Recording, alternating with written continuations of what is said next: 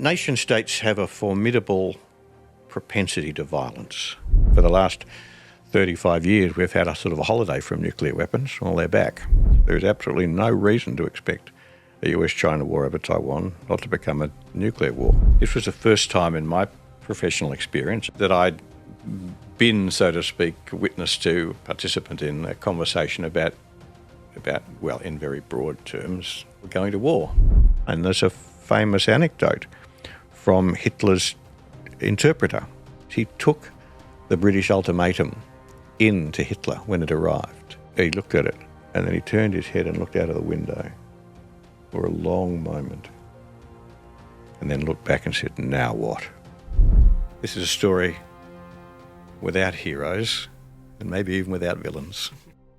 It's my great honour to be here with Hugh White. Hugh is maybe Australia's most prominent strategic thinker. He has been thinking about Australian strategic and defence policy for decades. He's held positions at the pinnacles of multiple different domains in government, the public service, journalism, academia, think tanks. He was an advisor for Kim Beazley when Kim was Defence Minister, for Bob Hawke when Hawke was Prime Minister. He is currently an Emeritus Professor at the Australian National University, and he's the author of multiple books and quarterly essays.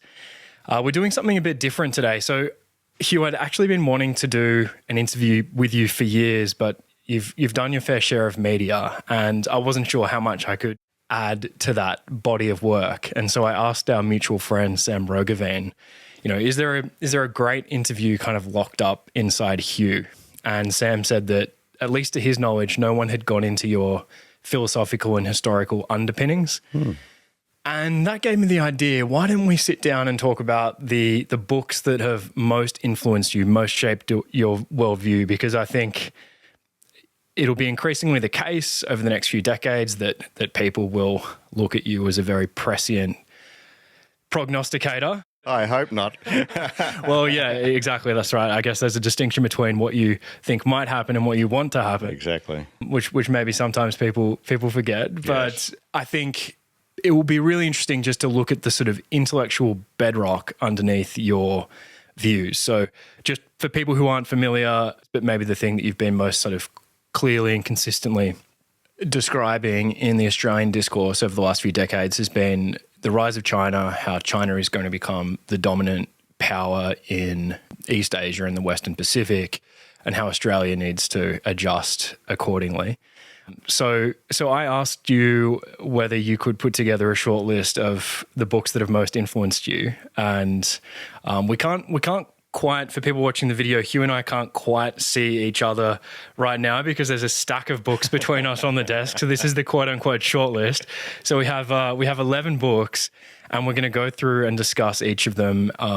I've endeavoured to read at least parts of all of these books, if not the whole thing, and we're going to talk about, well, I guess we're going to compare notes, and then we'll discuss some specific questions about each book, and then at the end I've got some general questions.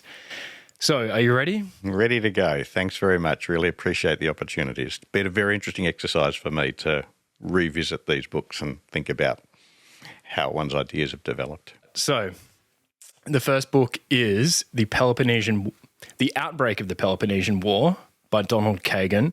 So for each book, I'll give a brief sort of background of the author, blurb for the book, just so our audience has context, and then we can start talking about it. So first published in 1969, the author is Donald Kagan. He was an American historian and classicist at Yale, specializing in ancient Greece, and he taught a very popular course at Yale for decades called The Origins of War. I think one of the most popular courses at the university period. So he wrote 4 volumes on the Peloponnesian War, and this was probably his best-known scholarly work. And this is book 1 of those 4 volumes. Yeah. And if I condense the thesis down into a sentence or two, for me, the question he's trying to answer is, at what point did war between the Athenian Empire and the Peloponnesian League become inevitable? So what was the threshold? Yeah. And he concludes, in contrast with Thucydides, that the war was not inevitable, it was avoidable, possibly right up to the last minute, potentially even after the Megarian decree, when the Second Spartan Embassy requested that the Athenians rescind that. Yep. We can explain what all that means, but my first question is, do you buy Kagan's basic account of the causes of the war? Yes, I do. I mean, what he's trying to do in the book, and the reason why he wrote a whole book on the Outbreak, as you say, as the first volume of his multi-volume analysis of the whole thing, is to interrogate this line in Thucydides, a very famous line in Thucydides, who of course was the Greek general who himself was involved in the war and wrote, in some ways, the first real history of anything. And a wonderful book in itself, and it's sort of perverse of me in some ways to have suggested Kagan rather than Thucydides as the book that is most shaped my thinking about these things. But what Kagan set out to do in the book was to interrogate the proposition that is in Thucydides. Thucydides said the rising power of Athens and the fear that caused in Sparta made war inevitable. At least that's the way his Greek is usually translated into. And there's obviously a debate around whether he meant inevitable literally or just as something like very likely. Exactly. And so the whole book really is an interrogation of that question. And in the process, what he does is to give a very detailed, I mean, considering we're talking about 5th century BC, astonishingly detailed account of what steps actually led to the war. And as you say, he comes down very strongly on the idea that it wasn't inevitable, that there are all sorts of points at which the war could have been avoided. It's a terrifically interesting analysis from my point of view, both because it is throughout history, since then, has always been seen as such a sort of quintessential example of strategic analysis. I mean, Thucydides' book is such a quintessential sort of primary example of strategic analysis. But also because it does seem to resonate so directly with the choices that we face today. People addressing the US-China rivalry have spoken very explicitly about the Thucydides trap, and not just the scholars. Xi Jinping, on a visit to the United States a few years ago, specifically in a speech in Seattle, specifically spoke about the Thucydides trap. Is war between a rising power and an established power, a rising power like China and an established power like the United States, is war inevitable? And another US scholar, Graham Allison of Harvard, wrote a book which has become very famous, in which she does specifically analyse that question. So to go back to the original, to see Kagan's painstaking analysis of what was going on in 5th century Athens, what drove the slide to war, and which was indeed a catastrophic war for both sides in the end, the way in which he unpacks Thucydides' initial distinction between ultimate causes and proximate causes, the big movements in history in the background, and then the little things that they happen day by day. I found it when I first read it, which was sometime in the 90s, when I was starting to think about the implications for Australia of the rise of China and what that meant for America's role in Asia and so on. I found it a very compelling model for how you think about these questions.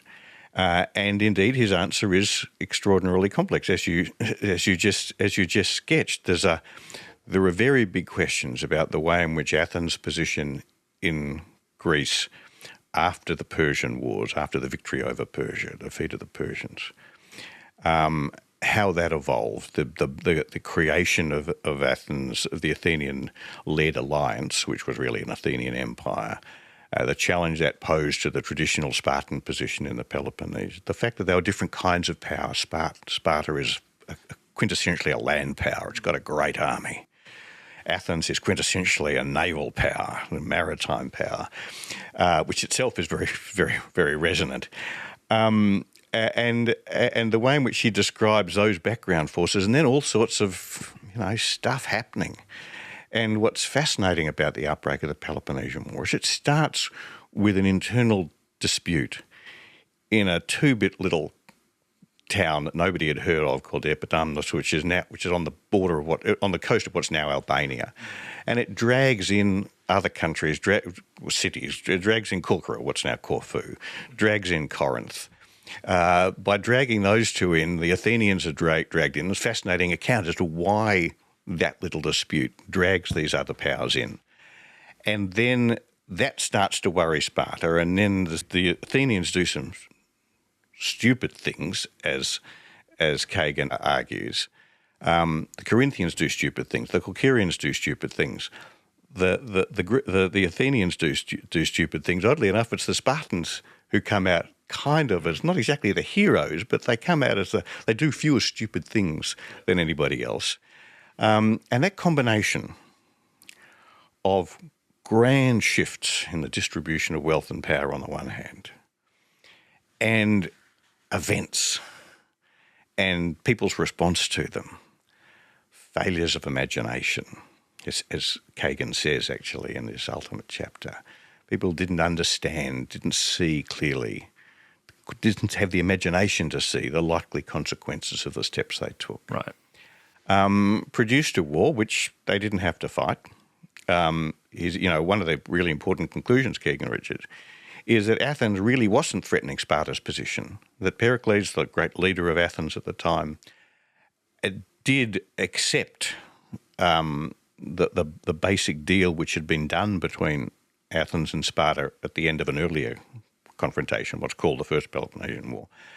And so Athens wasn't really threatening Sparta at all, and the Spartans probably kind of understood this, but somehow things got out of hand. And of course, when you tell the story like that, it feels very familiar and feels very frightening because, it does seem to offer from 2,500 years ago in an unimaginably different social and political and geographic and military setting, technological setting, a set of propositions which are scarily resonant to our present predicament. And, if you study the plays, the great plays, or you study the great philosophers, the dialogues of Plato, the Socratic works and so on, you can't help but not just be familiar with it, but in a way to love it. And so the sense of, 5th century Athens, this was one of the most amazing moments in history, and yet they couldn't avoid these screw-ups. Yeah, yeah. The same community that could produce Sophocles and Euripides and Socrates and Plato could produce these mistakes. That's a warning. Yeah, so many analogies to be drawn. I mean, you can think of Epidamnos as like Taiwan, yes. But there are plenty of analogies to World War I as well. Absolutely, Epidamnos is Taiwan, or it's Serbia. It's the assassination of the Archduke. Yep. And the analogy there is in many ways quite precise. And this is the point about the Thucydidean distinction between ultimate and proximate causes. If we look at the origins of the First World War, I guess we'll come to that, that all sorts of stuff was happening, centuries-long, decades-long fundamental transformations in the nature of the international order, or at least the underpinning distribution of wealth and power. But then a whole lot of little things happened, and in some ways, the analogy with the assassination of the Archduke in 1914 is not so much with Epidamnos, because that happened a few years before. That's more like the Moroccan crisis, for example, or the Balkan crises of 1909 and 1911. All sorts of bad things happen in which bad choices were made, and then finally one happens which sets the whole thing off. And those bad that might things, be the Megarian Decree. Yeah, exactly. That's the last thing to say. Why did they do that? Yeah, yeah. So there's this city kind of in the middle of Attica, Megara. I think it's still a. Oh yes, No, it's still yeah. And Pericles issued a decree. I think the pretext was that the Megarians had violated some sacred land, killed the Athenian diplomat who went in the aftermath of that, and also given safe haven to some Athenian slaves who fled Athens. But probably the real reason was to punish them for their involvement in the Epidamnian affair. Yes. And it was essentially one of the first instances of economic warfare, right? What they did was slap trade sanctions on them. Right. Sound familiar? Yeah, exactly. And this was obviously an ally of the Spartans. Yes. Thucydides de-emphasizes the role of that event in his account, but Kagan kind of elevates it again. Yeah. Let me tell you what I didn't like about this book. Right. And then, I want your feedback. So Kagan disagrees, obviously, with Thucydides that war was inevitable, however we want to interpret that word. And whether Thucydides really thought that. Exactly.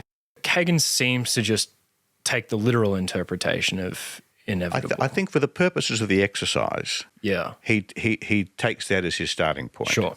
I think a classicist of Kagan's sophistication would probably understand, and just to be clear, I'm no scholar of ancient Greek, but I understand that the word which is usually translated as inevitable means something more like very bloody likely.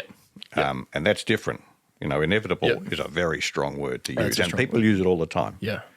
And so I think in a sense he's taking that traditional translation of Thucydides as a way of setting up the argument, because of course Kagan, in a sense, is no more interested in what happened in 5th century Greece than we are.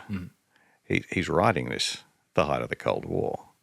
This is and he's very engaged. His sons, he becomes an active participant in contemporary debates. He became a leading neocon after the end of the Cold War. His sons, one of them in particular, Bobby Kagan, to whom this book is dedicated, become one of the principal advocates of the Iraq invasion, for example. And there's a very poignant passage in the book early on when he discusses the Athenian attack on Egypt, which is one of the contributing, a completely unnecessary, stupid attack on Egypt, which has some resonances with the American invasion of Iraq. So Kagan was deeply interested in contemporary strategic affairs, and in the end, I think he's choosing to take Thucydides' proposition about inevitability as a starting point for a conversation about how wars happen. And so I think if you actually quizzed him as a linguist of ancient Greek, he'd acknowledge that inevitable is not the best translation of that formulation, but it's a great way of setting up the argument. Yeah. And Thucydides probably was being hyperbolic if he was using it in the literal sense. Well, I put it this way. I've always thought he was far too good a historian and far too good a strategist to make the mistake of imagining that anything in human affairs is inevitable. Right. There are always choices. Yeah. And, in a sense, the great drama of this whole subject, and it's worth making the point, I guess, the subject is how do countries find themselves going to war? Particularly, how do they find themselves going to war in really big wars against really formidable opponents? Deciding to go to war against weak countries is easy. Not very nice, but it's easy. Deciding to go to war against a major adversary is a very big step indeed. And so the question is, how do countries reach this kind of decision? And I think, Kagan is setting out to really interrogate that question. Yeah. And it's a very important question. Yeah. Let me tell you, though, what I didn't like about it. So let's take inevitable as just meaning very bloody likely. Kagan says that there were pre-existing conditions that made the war possible or narrowed the choices of statesmen. Yes. But it was this sort of concatenation of mistakes and errors of judgment by statesmen on all sides who lacked imagination that caused the war to start, that provided the spark. Yeah.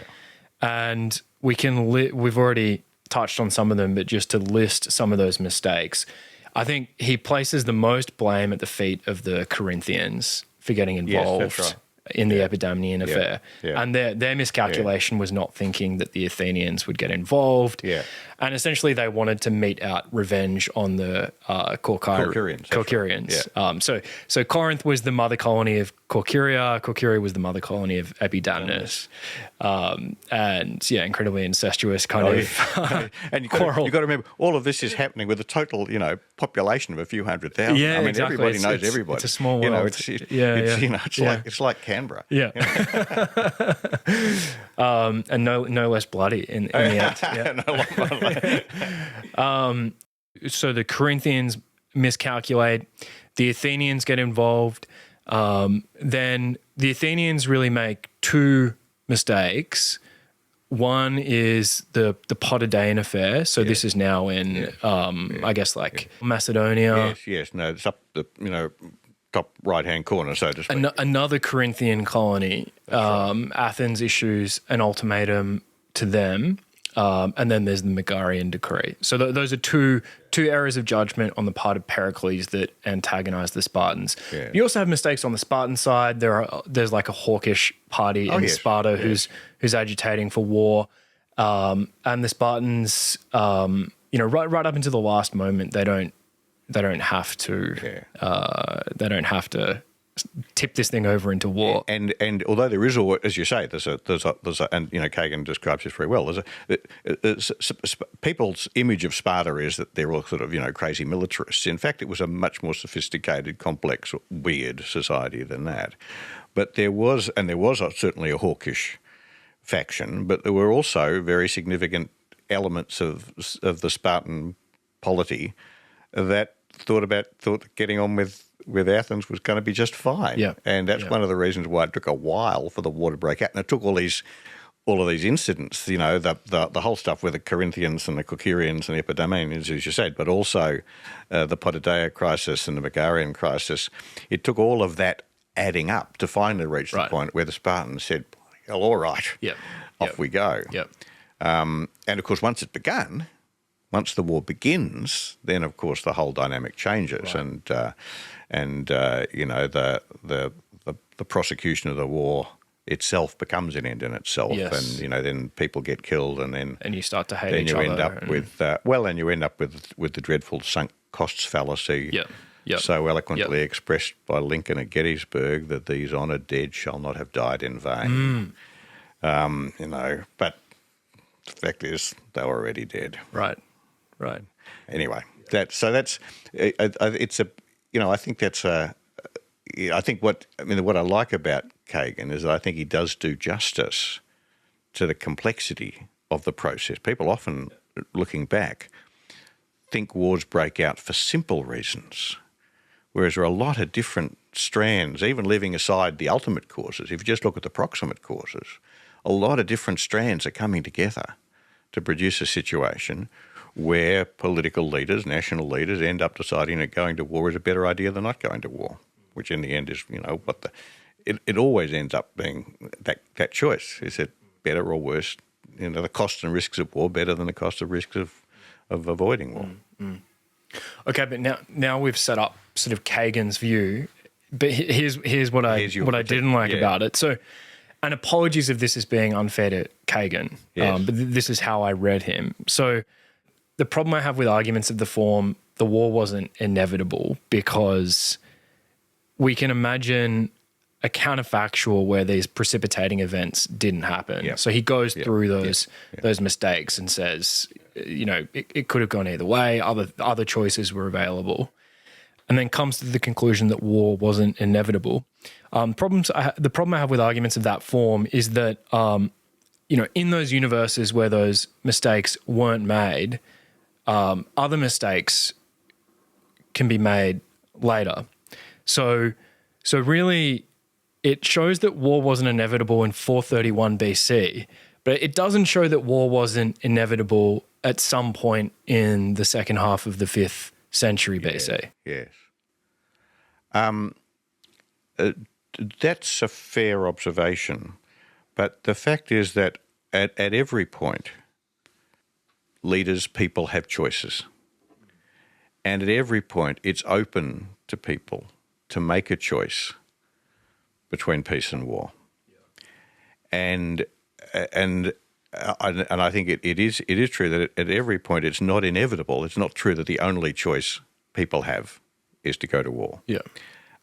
People often say in connection, for example, with the non-hypothetical question as to whether Australia would support the United States and go to war against China if China attacks Taiwan. People in this town often say, we would have no choice. That is wrong. We would have a choice. Now, there'd be costs for choice not to go to war in support of the United States. But But we could choose to accept those costs rather than choose to accept the costs in war, and being very self-conscious, very reflective, very analytical, very cautious and prudent about how you weigh the costs of one side against the costs of the other, making yourself very aware of those choices that you're making. It seems to me to be terribly important as a piece of policy. And so I would defend Kagan's interpretation, because even if a different set of circumstances had arisen, even if the Corinthians hadn't misjudged Athens' support for Corcyra, even if Pericles hadn't gone in so hard against the poor old Potidaeans and not torn their wall down and one thing and another, even if he hadn't got vindictive towards the Megarians, or even if so to speak, the peace faction in Sparta had been more powerful and the hawkish faction had been weaker. And so even if war had not broken out when it did, then the next time similar set of circumstances arose, and they almost certainly would have, then the Athenians, the Spartans, everybody else involved still would have had choices, and they still could have chosen not to. And I think to ever surrender to the thought that under whatever circumstances war is inevitable, is to let ourselves off the hook, to make it to relieve ourselves of the responsibility for the choices we make, and putting our choices back into the middle, our choices, our leaders' choices, but in the end our society's choices, putting our choices back into the middle of the mix, asking ourselves, do we really want to choose this? Do we really think that going to war with Athens is a better idea than making some compromises, accepting what's gone on, accepting that they've screwed over the Megarians in a vindictive and frankly unjustified, from the benefit of a lot of hindsight, what Athens did towards Potidaea and what they did to the Megarians looks unjustified. But the Athenians, the Spartans, could have chosen to say, okay, now of course, when we view that, this point in history, in hindsight, looking back at what happened in 1938 and 1939, we think that answer is easy. We think that we have no choice. The Munich metaphor, we'll probably come back to that. But I think it's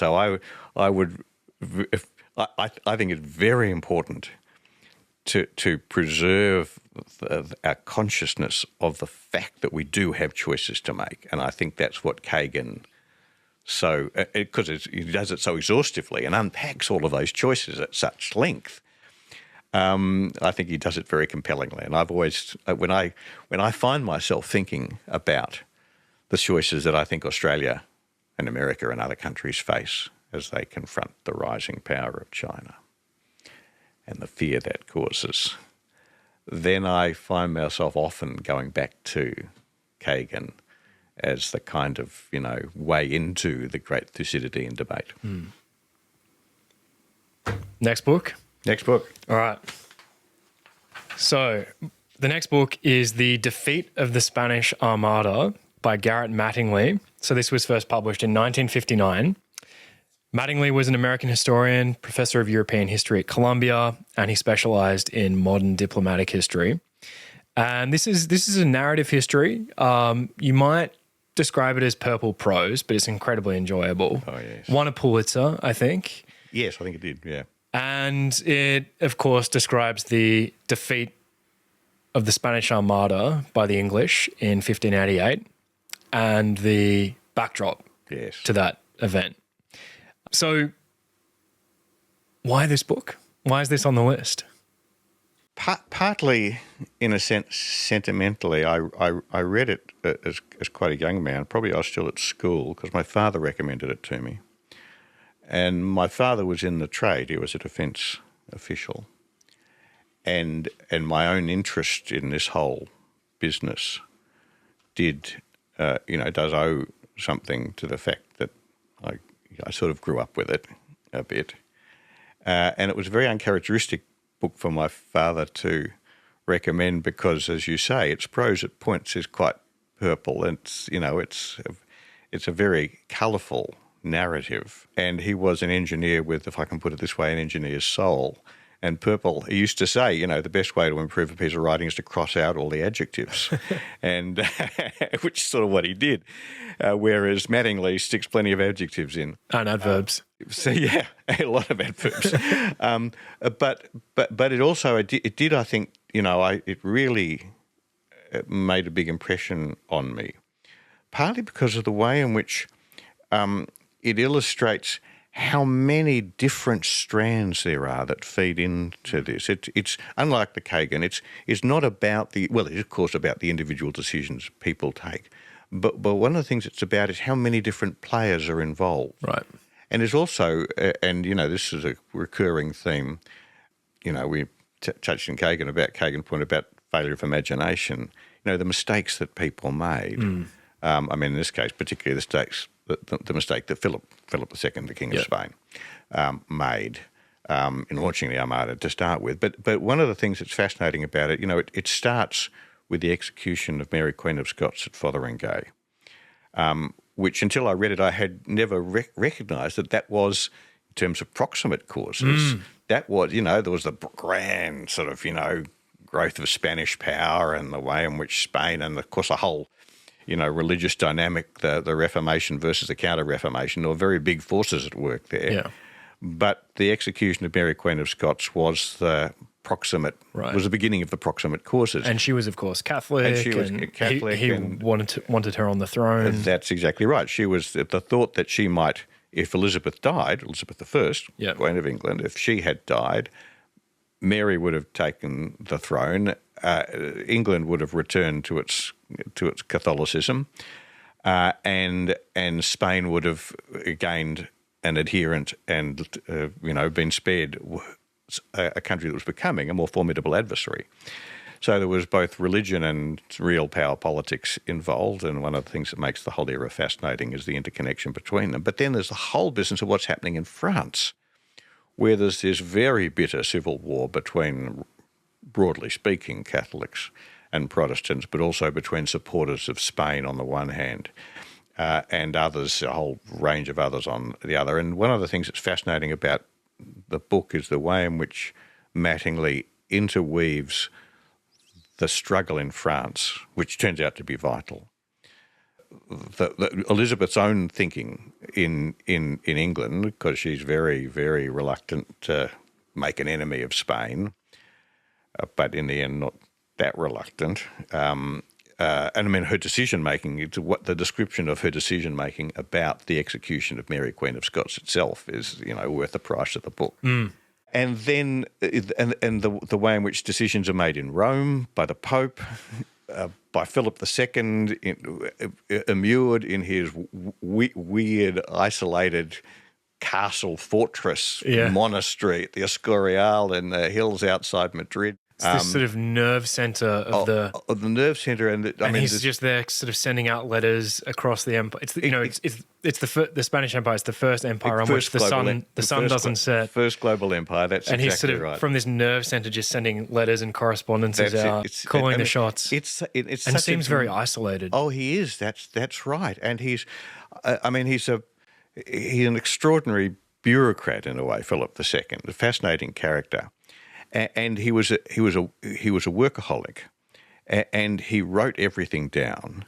And he I think Mattingly mentions it in that book. If not, it's in another by a bloke called Geoffrey Parker, called the Foreign Policy of Philip of Spain. But at any rate, he on the margins of, he wrote all this sort of stuff in the margins of the things. Right. At one point he writes, in connection with this, I don't understand what this person means. This is very confusing. What am I meant to think about this? And one of his generals or admirals is saying that it's going to be easy to defeat the English fleet in the Channel, and he writes, nonsense. Not exactly. Yeah. And so, you get this wonderfully vivid sense of this person, across the centuries. And in some ways, Philip II,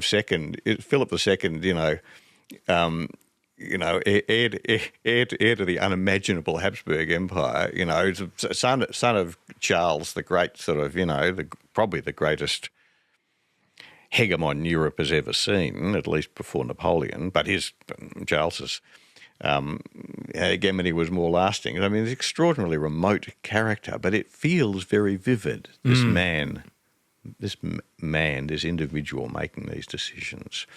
And in the end, although he was a very prudent person, getting it wrong. And Mattingly describes how he, pushed by events, pushed by the Pope, pushed by his own diplomatic representatives in France, who saw this as the Armada as a way of prosecuting Spain's agenda in France as well.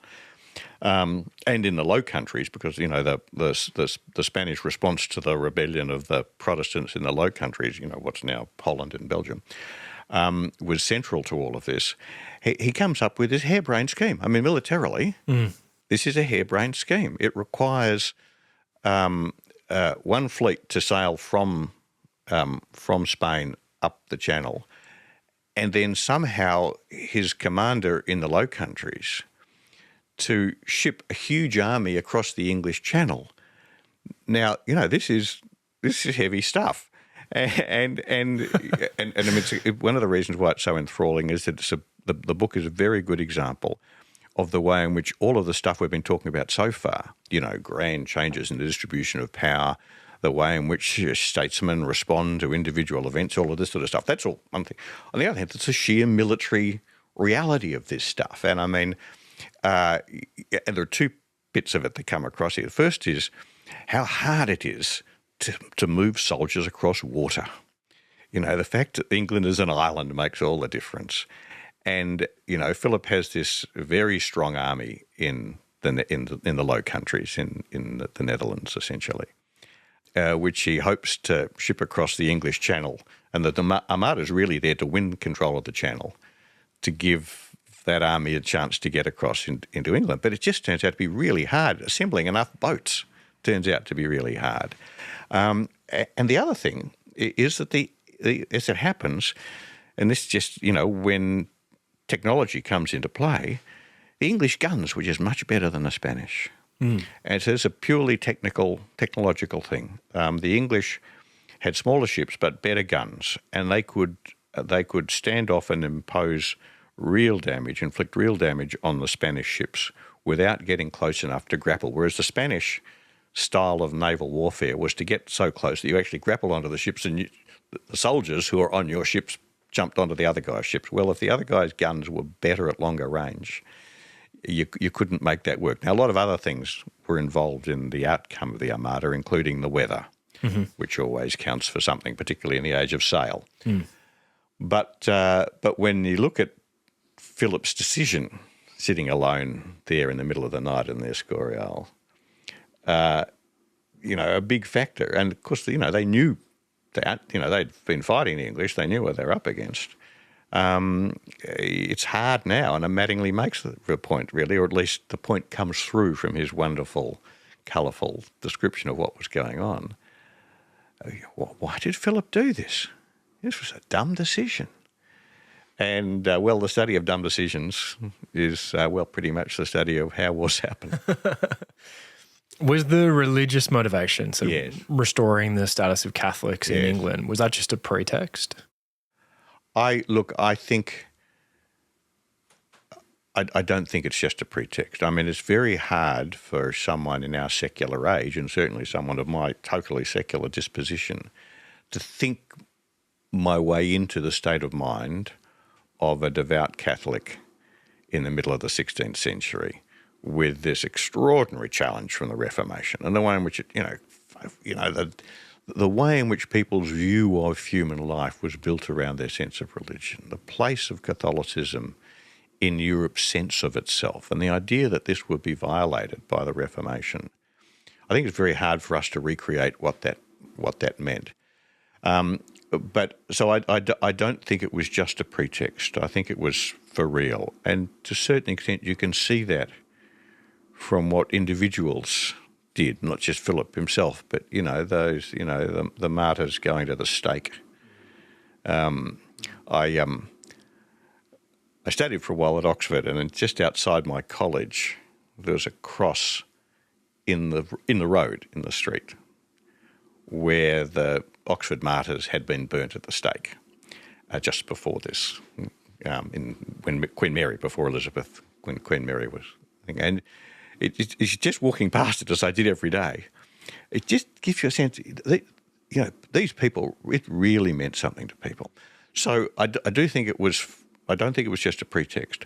On the other hand, it didn't run counter to Spain's strategic interests and to the Habsburg strategic interest. It directly reinforced it, bringing England back to the Catholic faith, brought England on Spain's side against its various adversaries, including, of course, against France. Where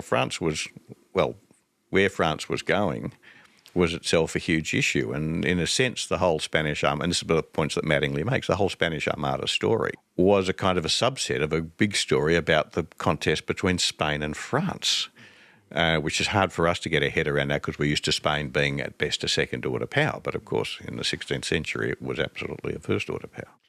Next book? Next book. Okay. But also, the thing about Mattingly, I just find it as a story, I just find it riveting. I go back and reread it every few years for the pleasure of it. Yeah. The chapters are pretty short and some of them are just gorgeous. They're like paintings or scenes. No, that's exactly right. And moving too. There's a description which seems in some ways to be obiter dicta, but a description of a battle between the Protestant and Catholic side in France within the French Civil War, which is one of the best descriptions of a battle I've ever read. And really? It's just why so? It was just so vivid and concise. He sets up, and it's always critical with any, and I'm not really a military history buff, I should say, but he sets up the geography of the battle with the Protestants on the defensive in the fork between two rivers and the Catholic royalists across the arc between them. And the sense in which of how the Catholics are supremely confident of victory, and they're fresh in the field. The Protestants have been campaigning all year. They're feeling weak and demoralised, but in the end, they win. And how that unfolds. Do you remember which chapter? Oh yes, I can find it for you very easily.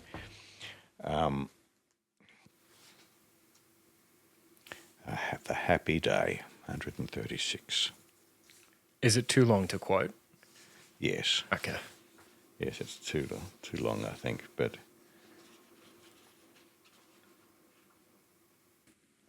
across the few hundred yards of open ground, the opposing horsemen had time to eye each other. The Huguenots looked plain and battle-worn in stained and greasy leather and dull grey steel. Their armour was only cuirass and morion, their arms mostly just broadsword and pistol. Legend was to depict Henry of Navarre, he was their leader, as wearing into this battle a long white plume and romantic trappings. But Agrippa de Aubergine, who rode not far from Navarre's bridle hand that day, remembered the king as dressed and armed just like the old comrades around him. Quietly the Huguenots sat their horses, each compact squadron as still and steady as a rock, etc. Opposite it, the line of the royalists rippled and shimmered. That's so good. He could really write this book. He could, yeah. And kind of, a little, no offense, but a little bit surprised. I mean, this guy's a historian and he just comes out with, he's a serious scholar. Oh, he's a serious scholar. And, for example, he wrote a book called Renaissance Diplomacy, which is, actually it's full of vivid little vignettes, but it's a very serious, dry, sober piece of history. When I, as I said, I was first introduced to Mattingly with that book by my father. And when I saw they'd written this thing around nations diplomacy, I said, "Oh, that'll be great." Yeah. It's actually very interesting, but it's a bit dull. Yeah. Okay, this is Jay. Joe. Jay works at Eucalyptus. I was trying to work out when it was that you and I first connected online. I went back and checked our Twitter DMs, and it was September 2020. That's crazy. You're one of the OG listeners, so probably back when there were about 2,000 listeners per episode on average or something. Yeah, wow. Back in the Jolly Swagman days. Some would say the golden days. Yeah, some may say the golden days. Honestly, like, I'm a little bit shook that it was 2,000 listeners then. My perception of you then was like very established. We finally met in person at one of my live events, and at that time you were working in the think tank world. You've been a policy researcher at various think tanks. Now you're working in growth marketing at Eucalyptus. Why the shift? Really, it was more of shifting from optimizing for, like, frankly, like intellectual status and loft towards a mindset around being a gun by 30. Like, I wanted to learn as many skills from like the best in Australia as possible. I was watching Tim doing a keynote speech at Sunrise, and then he mentioned offhandedly that he was currently trying to hire someone who'd written an essay online about taste. And I thought, that's got to be Jay. Am I right in thinking that that essay was what put you on Tim's radar? It was. It was a response to a sort of disassociating and insufferable discourse around taste and culture emanating from Silicon Valley tech types. One weekend, I finally decided to just write the rant down and then shipped it on Substack. Tim saw it on LinkedIn, his favorite platform. And then, he reached out from there. Why do you think it is that Eucalyptus selects on writing ability? The marker of like a good generalist today is your writing ability. I think if you can write, you can think. And then if you can think, you can do most jobs. What would you say you've learned here that you wouldn't have learned in the think tank world? Joining a startup is great to sort of see ambition realized with respect to speed and velocity and also autonomy. That's super refreshing. All right, Jay, thanks for joining me on the podcast. My pleasure. This is where I see whether I can spell eucalyptus. You can check out Eucalyptus's open roles at eucalyptus.health/careers. That's EUCALYPTUS.health/careers. Cool. They call me One Take Walker. Let's go. Done. My man can spell. Okay, next book. The Struggle for Mastery in Europe. Yes. 1848 to 1918. So this was first published in 1954. The author is Alan John Percival Taylor, AJP Taylor, eminent English historian who specialised in 19th and 20th century European diplomacy. So this book is a diplomatic history of the struggle between Europe's great powers from the democratic revolutions of 1848 to the end of the First World War.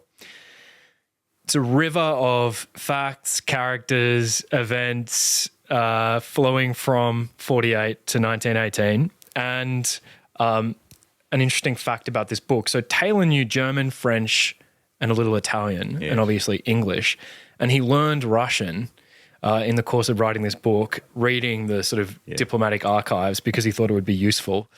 He started writing it in 1941 during the Second World War, interrupted it to complete the course of German history, one of his other books, which was published in, I think, 45. And then so he came back to this and finished it in 1953. So for more than a decade, he was working at this book. And what a decade. Yeah, what a decade.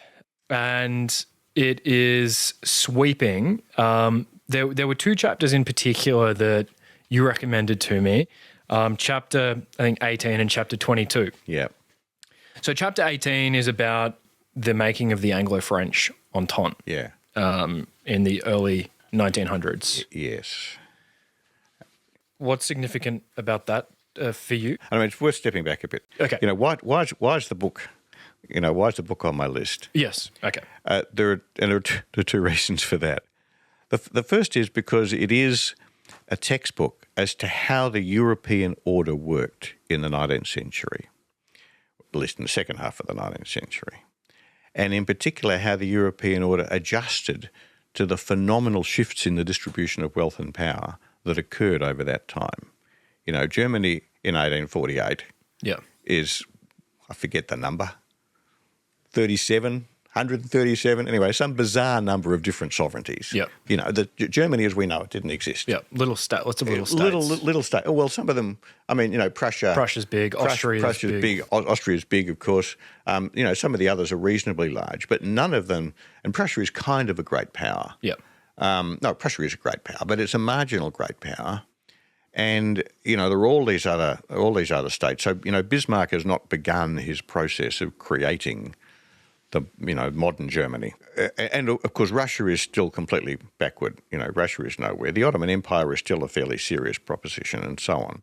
And so the distribution of wealth and power, the underlying structures, international structures, which created 1914, were still then a long way off.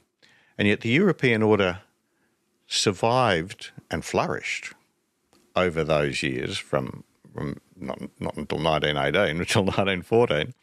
And so it's a textbook for how a very complex multipolar order in an extraordinarily dynamic era. I mean, we think we're living through an era of change, but you think of the changes that occurred in Europe. I mean, apart from anything else, just off the top of your head, railways appeared. I mean, talk about, you know, steam navigation appeared.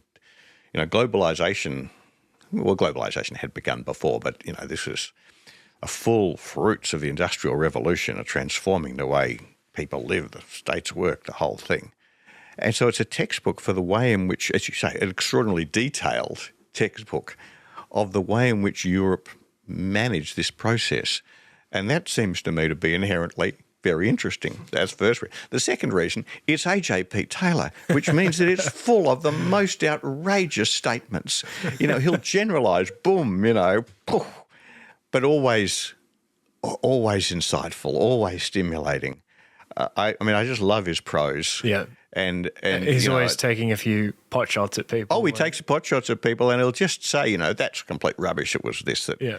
And you know, sometimes one will disagree, but most of the time you just, so to speak, savour the texture. I mean, it's a little bit like reading Gibbon.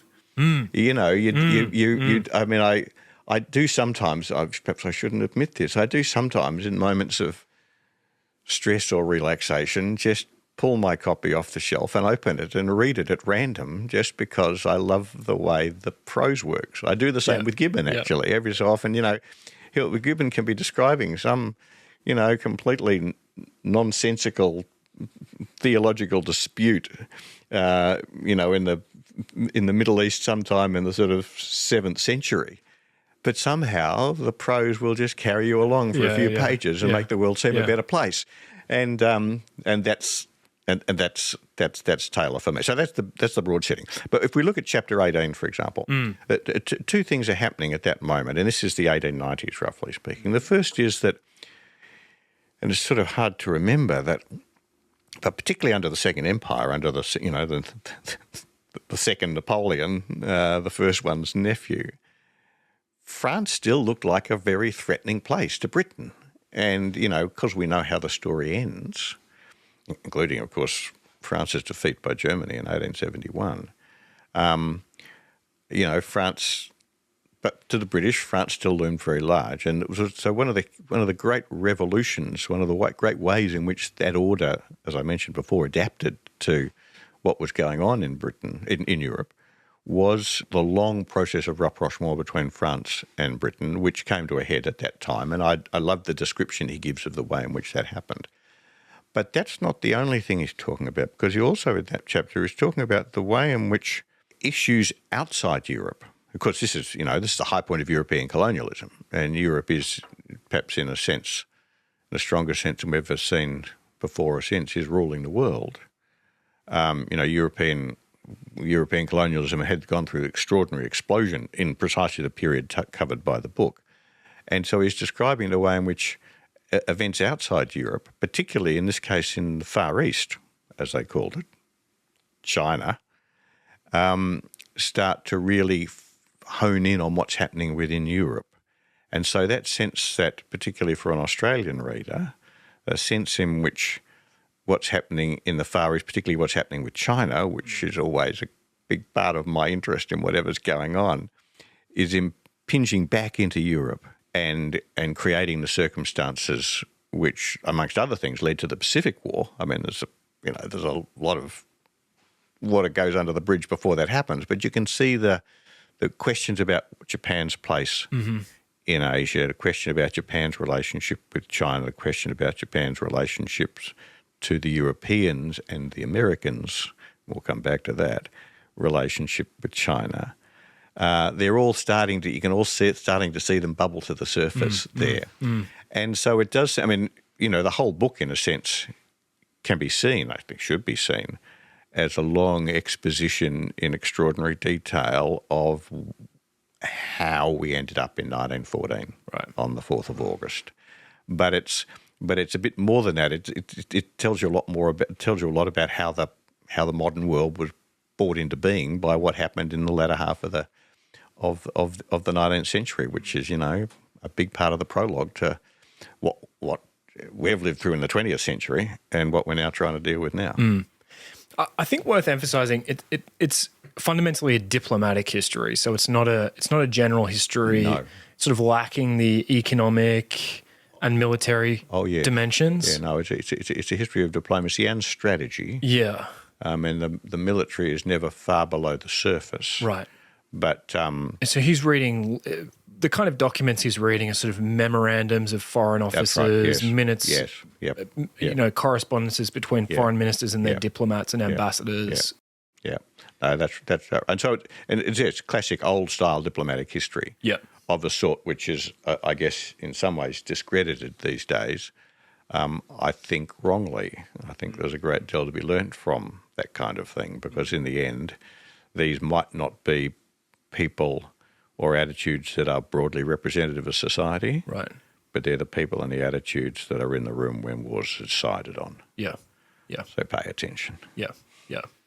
So chapter 22 is on the build-up and then outbreak of the First World War. Brings it right down to the moment. Yeah, exquisite chapter. Yeah, I've got about 3 pages of notes on it, but I'm curious what you took from that chapter, if you can distill it.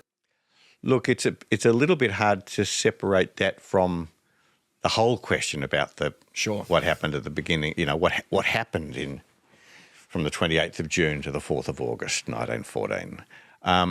But one of the really critical questions about that moment is how far did the various participants intend? Right.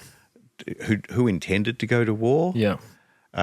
In particular, did Germany want to go to war? There's a strong argument, particularly in Germany itself after the Second World War, there's a strong school of thinking that the Germans really planned the war.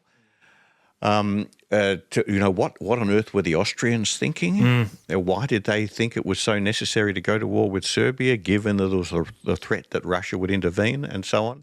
And so, what I really take from the French and the British, what I really take from it is, first of all, because that chapter draws its, so to speak, has its roots in all the previous chapters, and therefore connects what happened in those weeks, but from the 28th of June to the 4th of August, connects that with all that's gone before, back to 1848. I think it makes it very powerful. But he also has some really important propositions. He gives a very compelling argument that the Germans, but you've got to be very careful of the collective nouns here, because decision-making, actually one of the things about what happened in those weeks is that in Germany, in Austria-Hungarian Empire, and in Russia, and to some extent in France, the decision-making was very fractured. I mean, in the first three, you had these weird, these are modern states with modern economies. This is a world we can kind of relate to when we look at it economically. But they're still governed by these absolute monarchs. The Kaiser is really the commander-in-chief. Yeah. He's mad as a meat axe. Yeah. The Tsar. Yeah. Really, I mean, even more than the Kaiser. I mean, the Kaiser at least has to deal with the Parliament, but in St. Petersburg, the Tsar really is the boss. But he's completely ill-equipped to perform this function. And the Franz Joseph in Vienna, in the head of this weird polyglot empire, which hardly makes any sense at all. And so the deep, and not just in Taylor, but I mean the whole books, some very good books written about what happened in those few weeks. But one of the things that comes clear, and Taylor touches on this, is how confused the decision making is, because the structures are so poor. And in some ways, the only one of those capitals in which you get a sort of a halfway sensible analysis of the choices is in London, and thereby tanks a Taylor in itself. But one of the things I really like about Taylor's account is that he does a very good and actually quite concise job of adjudicating the question as to whether the Germans wanted to go to war or just went along with going to war. And there was certainly a strand of German thinking that said we're going to have to fight eventually, and particularly their fear of Russia. Yes. I think in our present understanding, we underestimate the extent to which the real rising power in 1914 was not Germany but Russia. Yeah. Russia was coming out of nowhere and industrialising really fast, and so it's traditional. It had always had a place.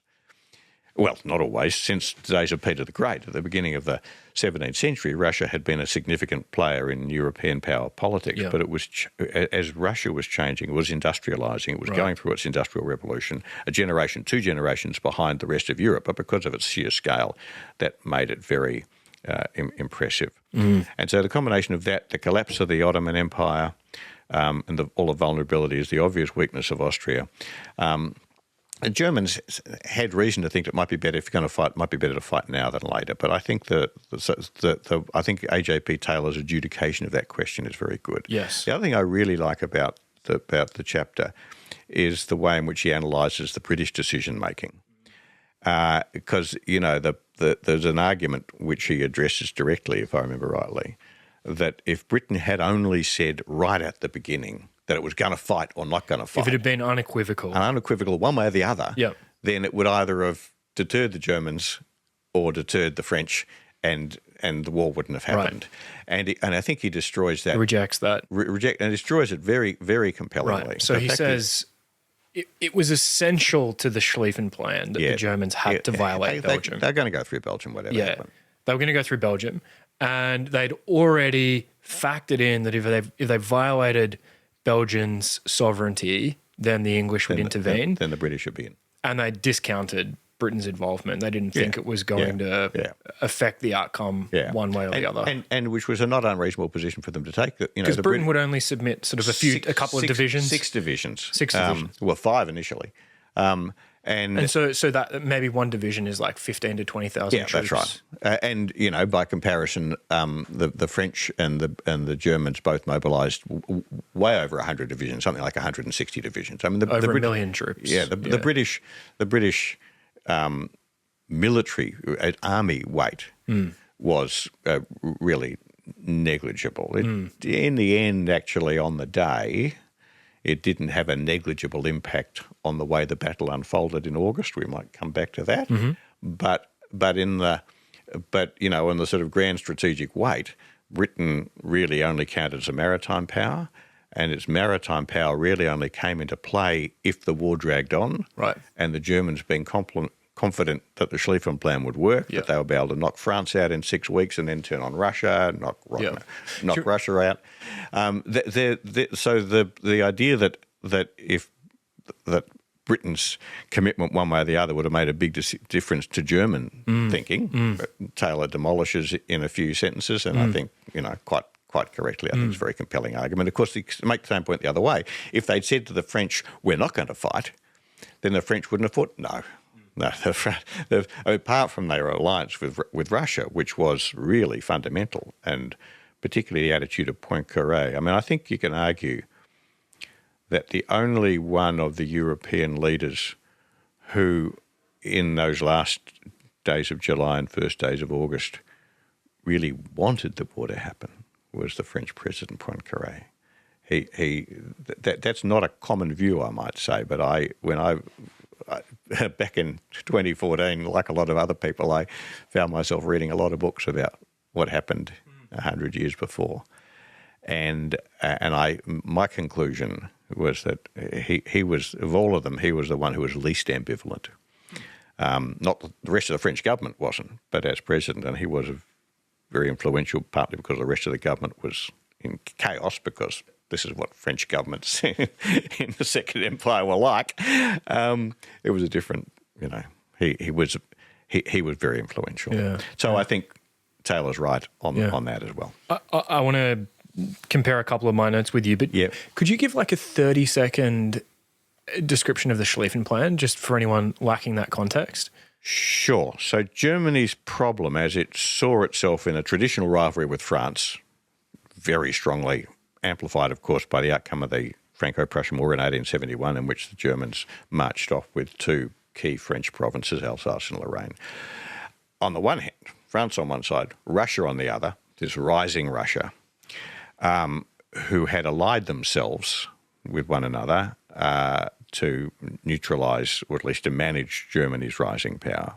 So Germany's problem in the event of a European war was that it faced the potential for war on two fronts. And in order to manage that problem, Schlieffen, who had been their overall commander in the late 19th and the very early 20th century, formulated a plan in which Germany would defeat France in 6 weeks, and then swing all its forces against Russia. And the way to defeat France, given that the French had very strongly fortified the border in the middle part of the border, was to go through Belgium. A huge army swinging through Belgium and then swinging round to Hawke behind Paris, and then drive the French forces, enfold the French forces in a giant encirclement. And it was it involved the violation of Belgium, and Belgium, when it was established as an independent state in the 1830s, it was neutral, and its neutrality was guaranteed by all of the key European powers, including Germany. And this, therefore, involved a violation of what was seen as a really fundamental principle of European order. So the German war plan, if they were going to go to war with Russia, they had to go to war with France, and if they were going to go to war with France, they had to invade Belgium. Because of the entente between... The problem was they couldn't go to war with Russia without assuming that France would go to war with them, because they knew that that's what France's commitment to Russia entailed. Yes. And this was not a wishy-washy alliance. It had a lot of substance to it. It wasn't as substantial as NATO, where NATO kind of distorts our view of the way alliances work. But the French had, for example, poured, in contemporary terms, billions of dollars into helping the Russians build the railways that would ship Russian troops to the front against Germany. So, this was not just a piece of paper. This was very practical strategic cooperation. And as it happened, Poincaré, as president of France, visited Russia at the end of July. I mean, he was there when he had just left Russia. Yeah, him and Viviani were on the way back. Exactly, and with his foreign minister, Viviani, then the Austrians delayed the issuing of their ultimatum to Serbia. Until they were at sea. I mean, Yeah. Like I say, the people in the room. That's right. So on the Schlieffen Plan, Germany knew that if it was to fight either France or Russia, then had to fight both. Yeah.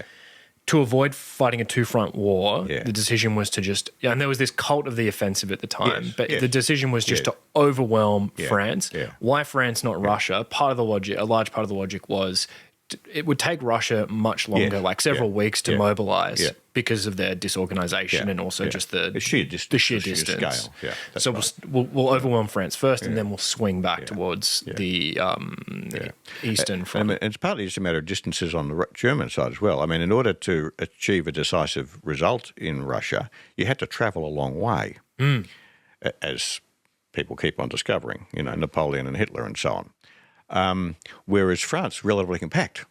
You could get from the German border to Paris in a few days. Right. And so it was a quicker war to fight because the distances were not as great. But the German troops, as they came down, they came through Belgium and then headed south down towards Paris, and at the last moment, so to speak, they swerved to the east, to the left of Paris, viewing it from their line of march. But at the closest point, those German troops could see the Eiffel Tower. They could see Paris in the distance, but they swerved away for reasons which one of our other books goes into at great length. Yeah. And produced the debacle, which produced the Battle of the Marne, which produced the Western Front that we all know about, and that claimed so many Australian lives. But it nearly worked. Yes. It's the story of the Sleepwalk plan.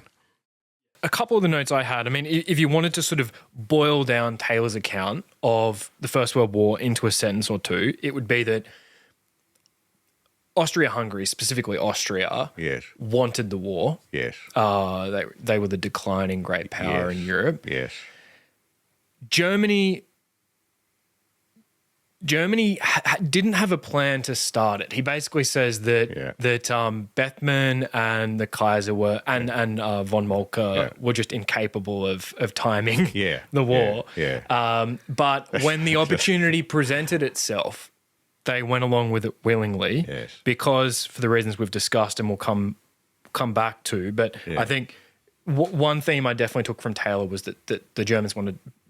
In the background, there was this strategic need to fight a preventive war against Russia. Yeah. So Germany went along with it. Statesmen on all sides succumbed to military timetables and military planning. Yes. So these sort of things like the Schlieffen Plan that were already in place, that once that process started, it was very difficult to stop or reverse it. Yeah. And then the Allies fought for defence. Yeah.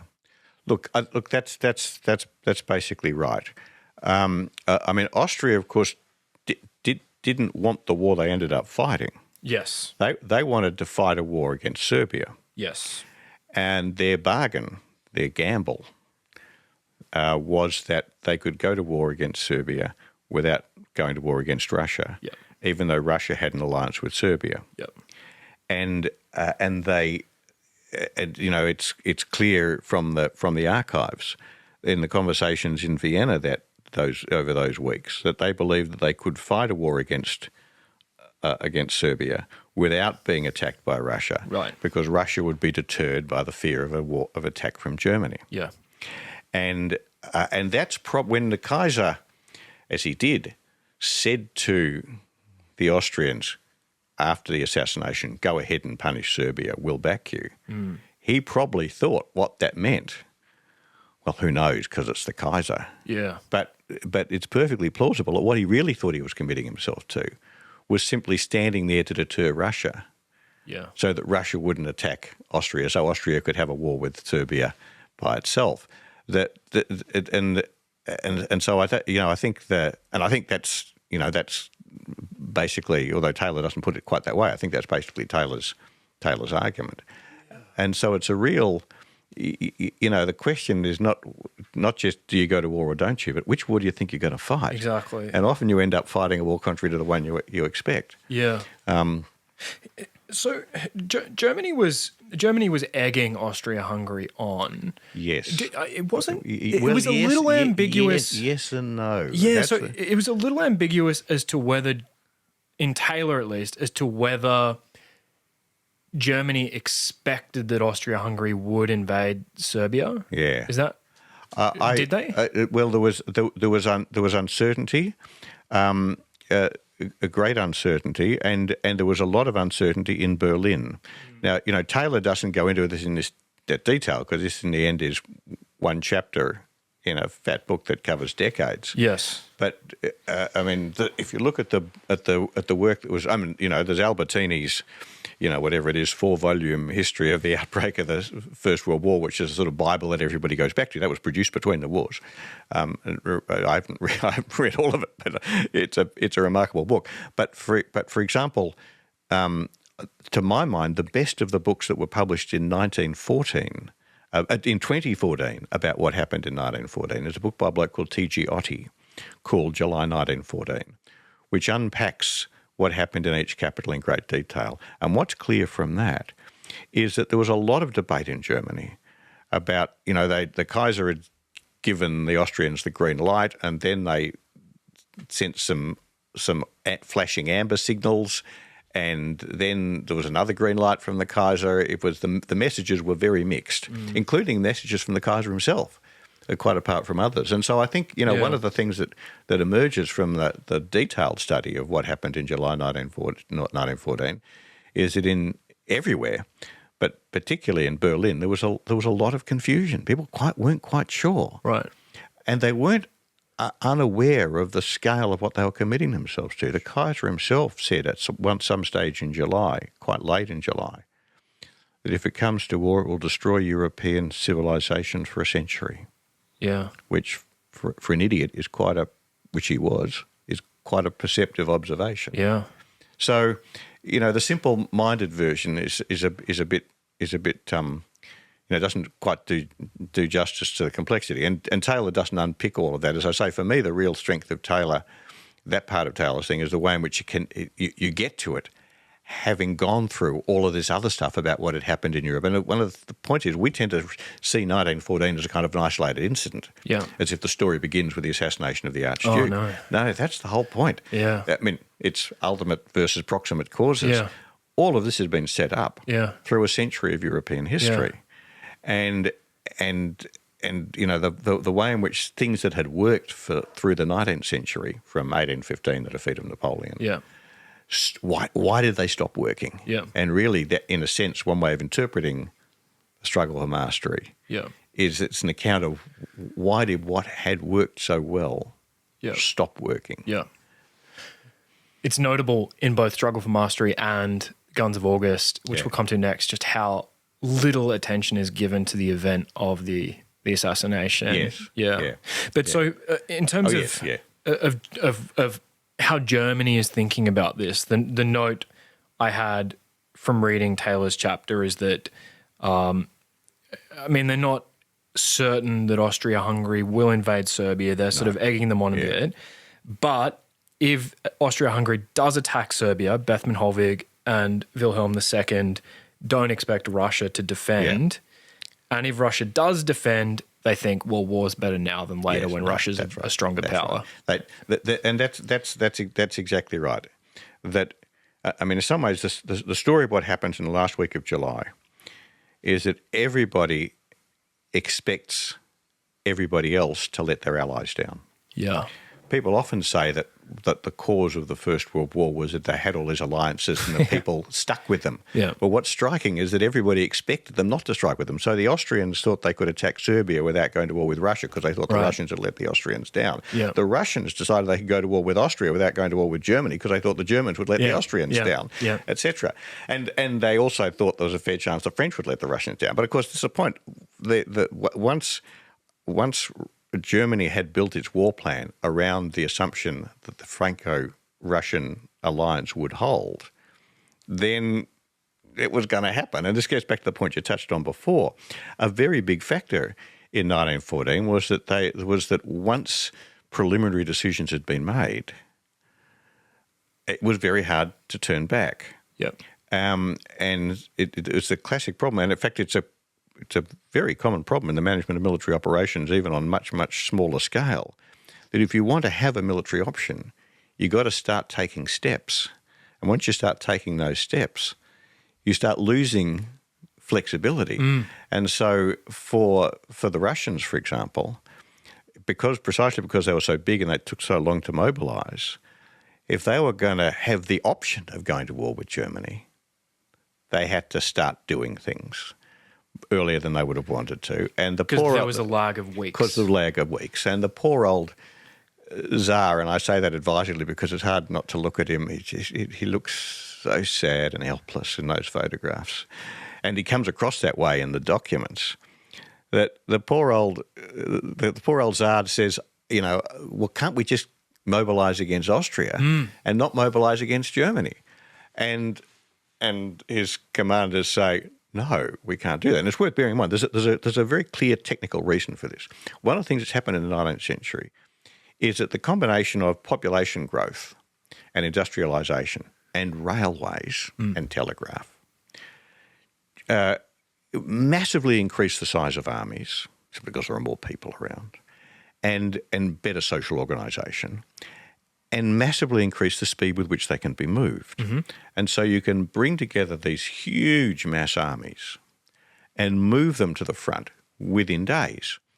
And vast amounts of energy and imagination and so on are devoted to perfecting the concentration and deployment of these forces. But it required, I mean, I think that, the stories, I think Tuchman touches on it. You talk about, another railway train going over the key bridges every 7 minutes, 24 hours a day for weeks. And so once the thing is so detailed and so sophisticated and so complex that you can't change it. Right. So at one point, the Kaiser, right at the last moment, I think on the 1st of August, maybe the 31st of July, says to von Moltke, his commander, well, can't we just go to war with Russia and not against France, just as the Tsar has said, can't we go to war with Austria and not against Germany? And in both cases, what the commander says, no, we can't, because if we do that, the whole plan will fall apart. We lose the optionality. And it's well, exactly. I mean, it's chaos if you start disrupting the thing. It's not as though the whole thing falls apart, and so people often think, well, that's just the fault of the boneheaded military commanders who didn't have any imagination. Actually, they were themselves prisoners of the particular way technology had evolved, which produced these massive armies that had to be moved by railways with great speed, with great precision, which required incredibly elaborate forward planning. Yeah. And, of course, we do face our own version of that today with intercontinental ballistic missiles. Mm-hmm. Things move very bloody fast. Mm-hmm. And they were so I don't blame – you can blame the military commanders for an awful lot of what happened between 1914 and 1918, but I don't blame the military commanders for the predicament they found themselves in the last week of July and the first week of August 1914. That was something that the technology had imposed on them. Yeah. Just back to Russia quickly. Yeah. So Russia wanted to mobilise only against Austria-Hungary, but they weren't capable of that. The Tsar did. The Tsar did. So yeah. They had to do a general mobilisation instead. But it wasn't – at that point their intentions or their expectation wasn't to fight a war. It was to raise the bid. Yeah. And Germany asked them to stand down. Yeah. They didn't. And then – Well, that's right. Everybody – as I said, everybody hopes that they can deter the other guy from fighting. And the great attraction of that is that you achieve your objectives without paying the costs of war. Mm. And it's worth bearing in mind that everyone is trying to preserve their place in the European order. You have a European order with 5 great powers that emerges from the end of the Napoleonic Wars, and with the addition of emergence of Germany as a unified power, which is a fundamental change. But you still got those 5 great powers in 1914. And Austria-Hungary is hanging on by the skin of its teeth. And Germany is not even sure itself that it's got the power that it deserves to have. Mm. France is fundamentally weakened by demographic problems, some economic problems, some political problems, and so on, and the fact that it's just losing out in the race with Germany and then with Russia. Britain is having big doubts itself. Britain's been the world's biggest economy forever, but it's been overtaken by America, probably sometime in the 1880s or 1890s. And so everybody is unsure of their position in the international system. And when 1914 comes, all of them see it as a test of their status as a great power in that system. And they all hope they can preserve their position without going to war because the other side will back down. And so the Austrians hope to preserve their position as a great power by being mean to the Serbians and hope that the Russians will back down. The Russians want to preserve their position as a great power, having been humiliated by Austria a few times in the past by threatening to go to war and hoping that the Austrians will back down, etc. And so everybody is trying to, strengthen their position as a great power, but none of them want to go to war to do it. Mm. They all hope that they'll strengthen their position by the other side backing down. Yeah. Now, just to foreshadow, that's what both America and China think about Taiwan. Yeah.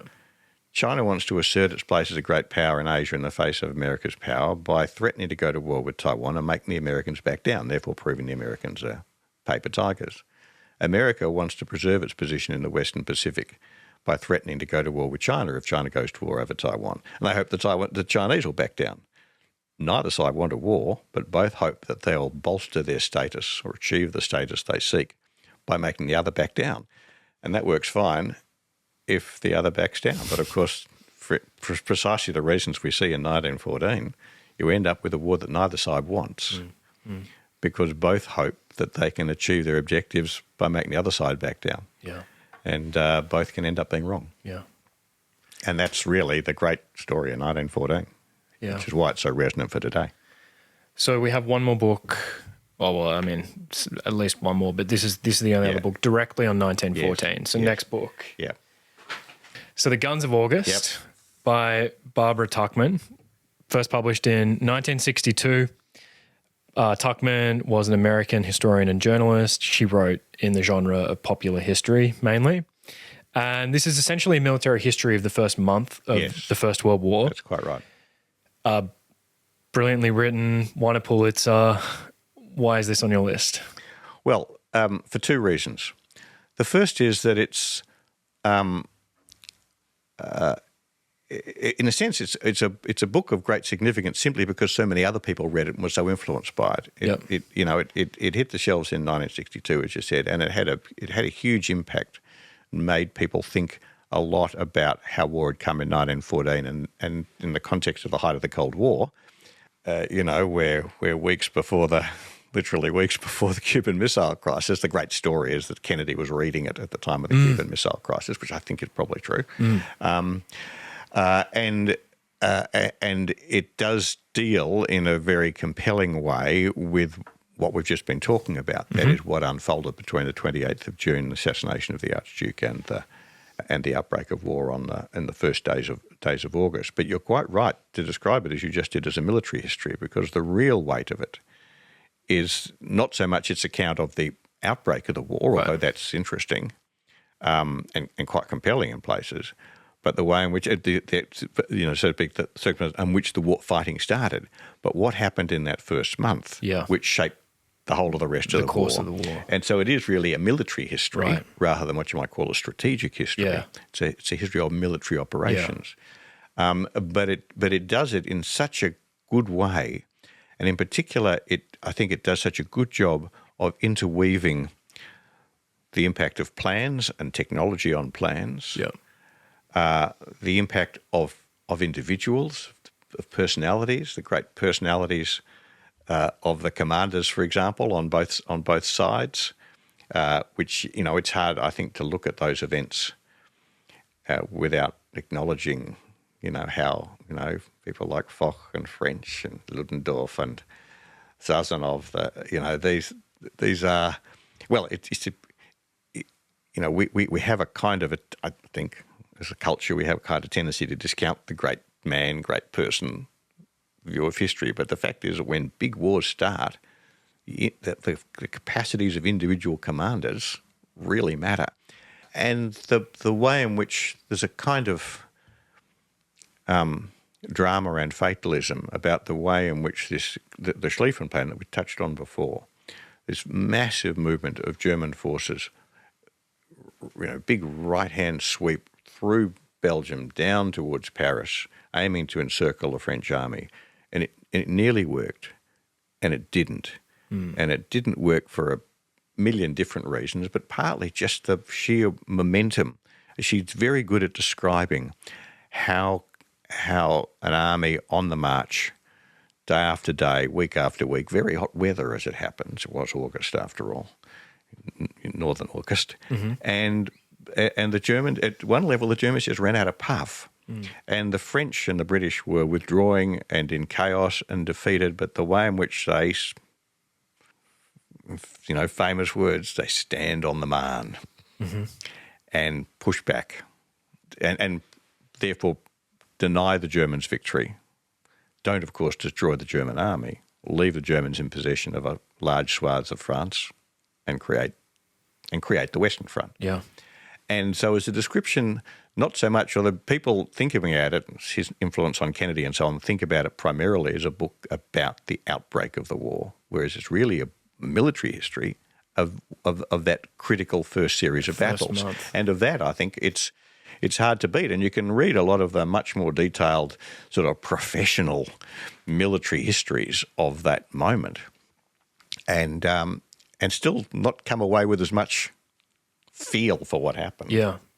As she provides in this. So but the other thing about it is that I came to it early. I mean, I first got interested in the First World War at the age of 11. I can be quite precise about it because in 1964, to celebrate or to mark the 50th anniversary of the outbreak of the war, the BBC did a television series called The Great War, which 22 parts or 24 parts, something like that, which went to air in Australia on the ABC every Sunday night at 6 o'clock.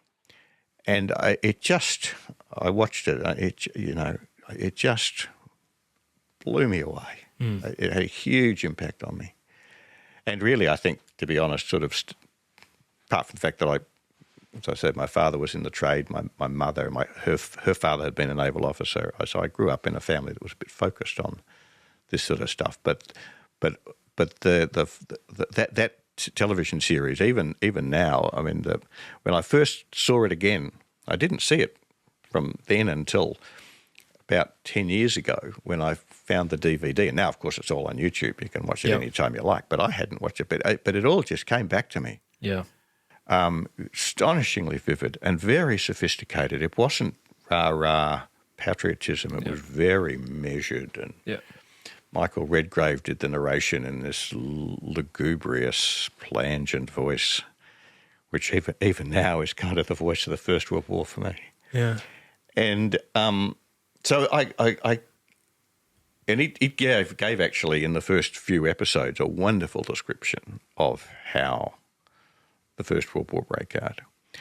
And then a bit later at school, actually, I came across a small book on the origins of the First World War that I read probably at the age of 15 or 16, which really interested me, and because of the impact that this television series had. But then I came across this in a moment of enforced idleness in Kathmandu, of all places.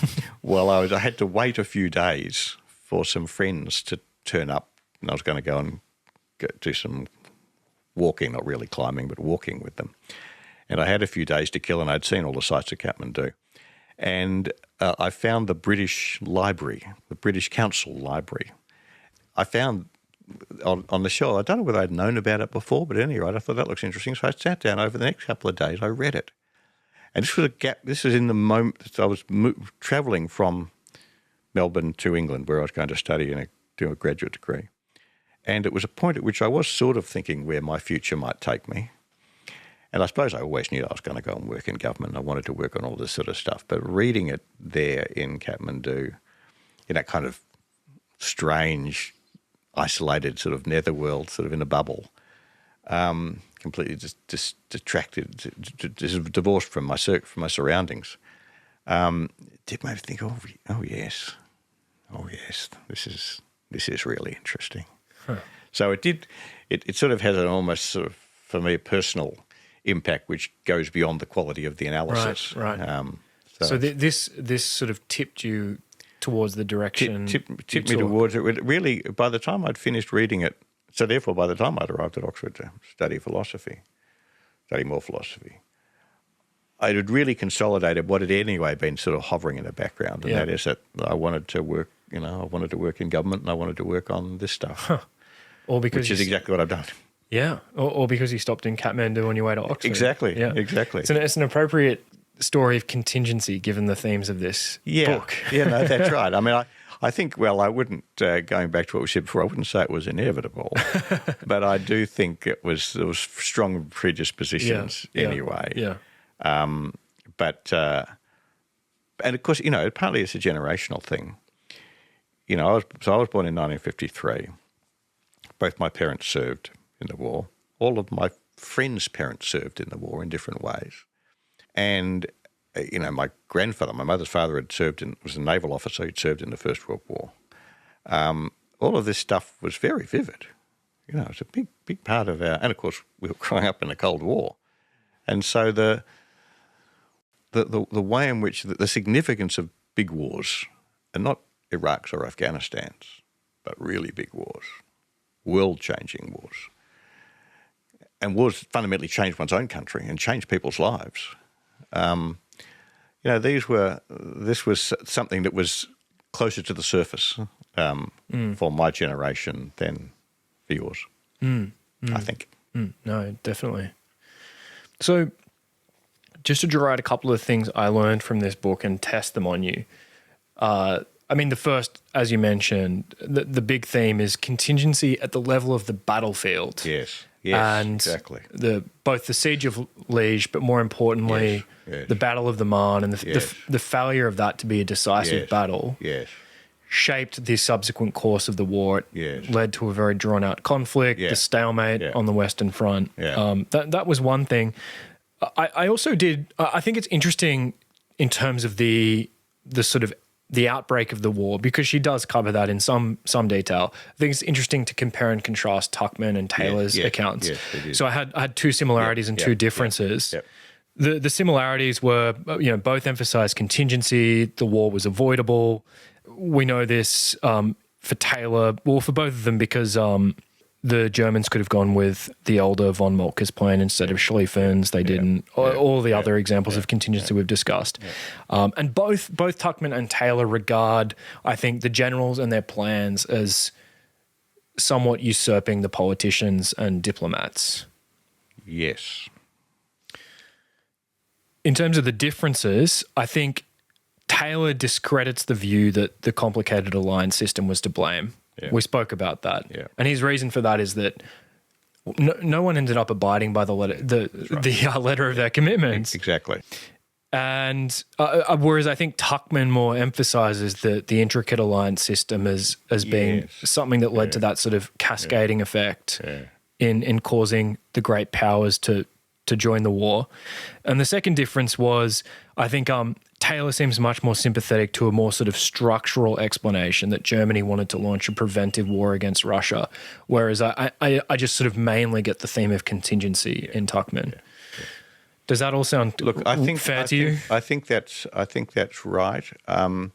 Yes, I think that the point about the alliances not driving the war, the way Tuchman tends to sort of assume, is right. I think Taylor does take the different view on that. I think that aspect of Tuchman is really, in a sense, taken over from the very strong presumption that people made in the interwar years. Between 1918 and 1939, there was, of course, a huge focus on the causes of the war, and the idea that there had been all of these alliances made, these secret treaties that somehow imprisoned politicians, and the idea that the soldiers too had usurped the role of the commanders by of the political leaders by producing these enormously detailed plans.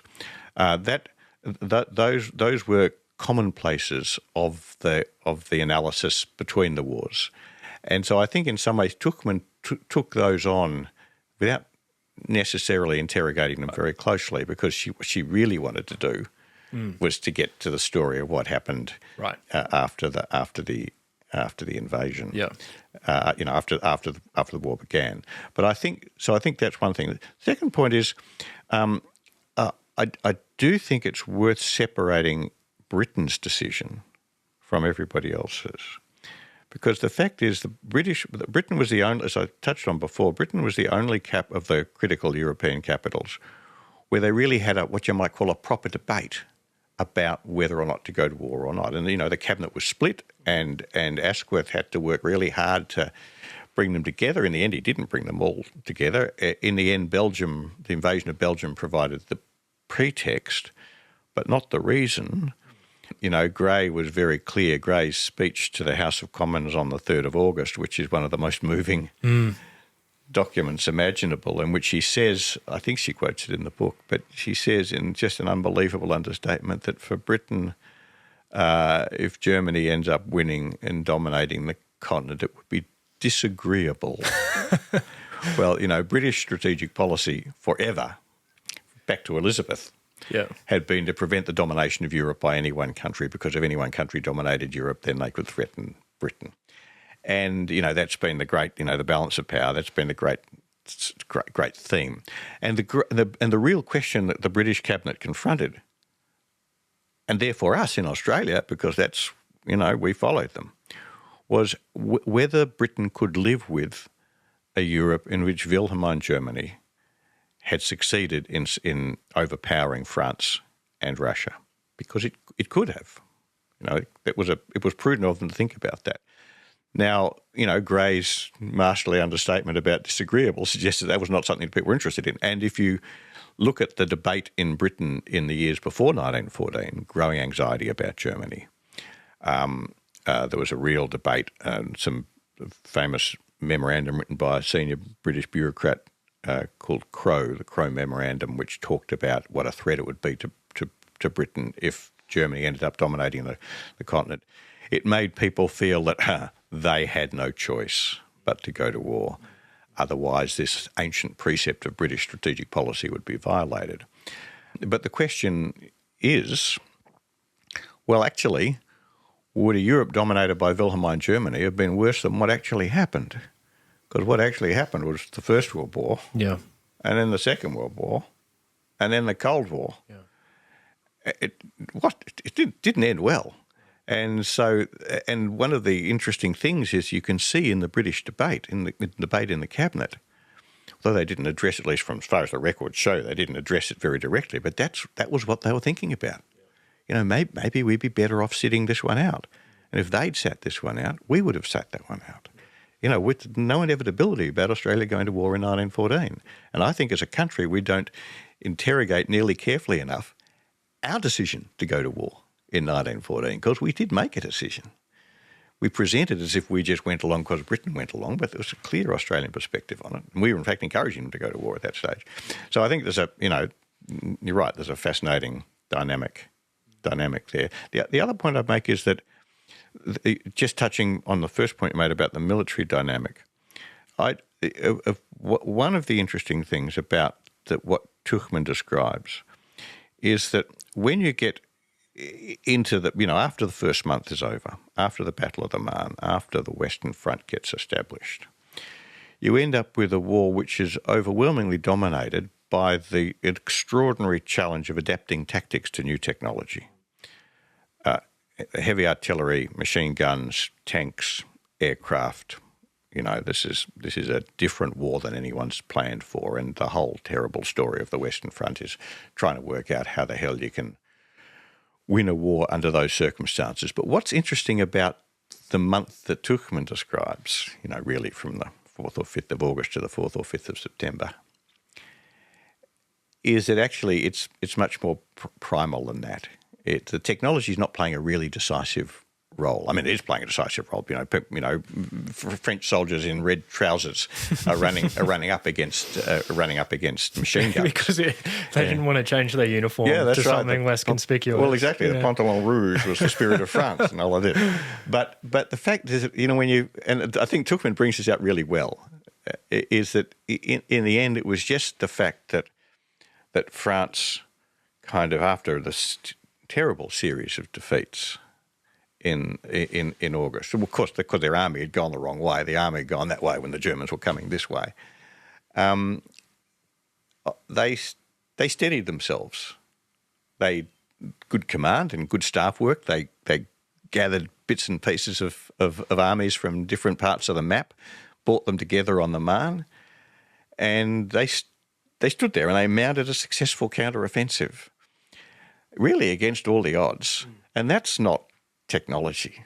That's good old-fashioned, courage or leadership or elan, maybe. But it's of course, it's not the only time you see it on the Western Front, because when you look again at what happened in 1918, when the stalemate is broken, first by the Germans with their spring offensives, but then by the Allied counter-offensive spearheaded by Australian divisions. I mean, that is That is the point at which the Anzac myth is actually pretty right. There was an astonishing performance by the Australian divisions already.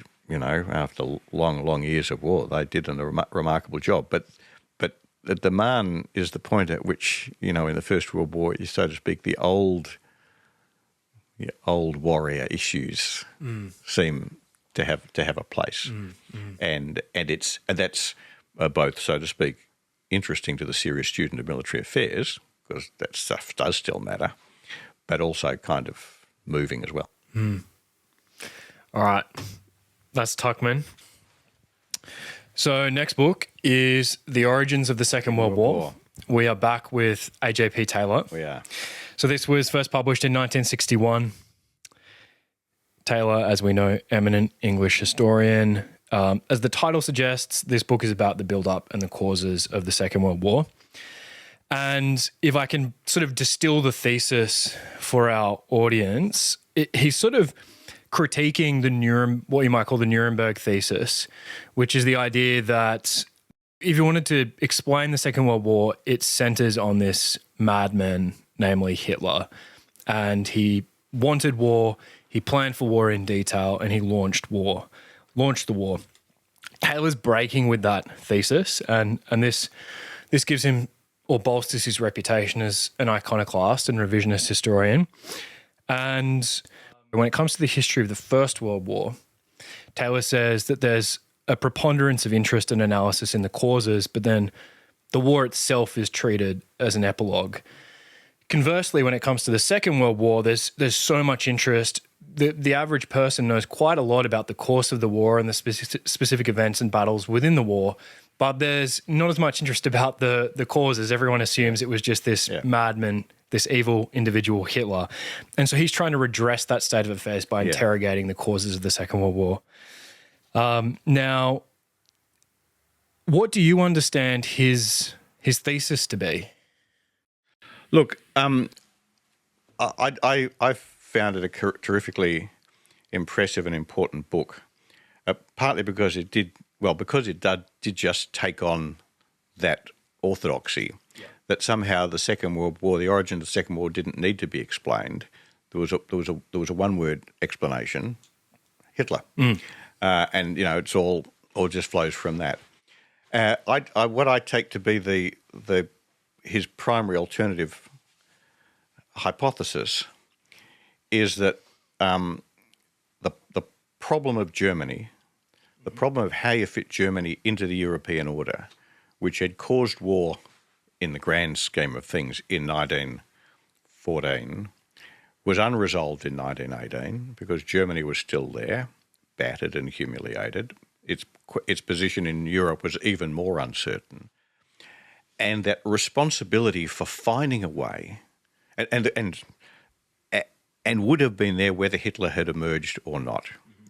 Whatever happened, the problem of Germany and how you fit Germany, particularly post-1918 Germany, into a European order, had not gone away and had to be solved. And it was a collective responsibility of European leaders, and you might say European populations behind European leaders, to find a solution to that problem. And that they failed to do so. And he says, I think more or less in these words, that the most powerful countries in Europe in 1918 and in the decades after 1918 were Britain and France, and therefore the primary responsibility for finding a place for Germany in Europe lay with them, and they failed to fulfill that.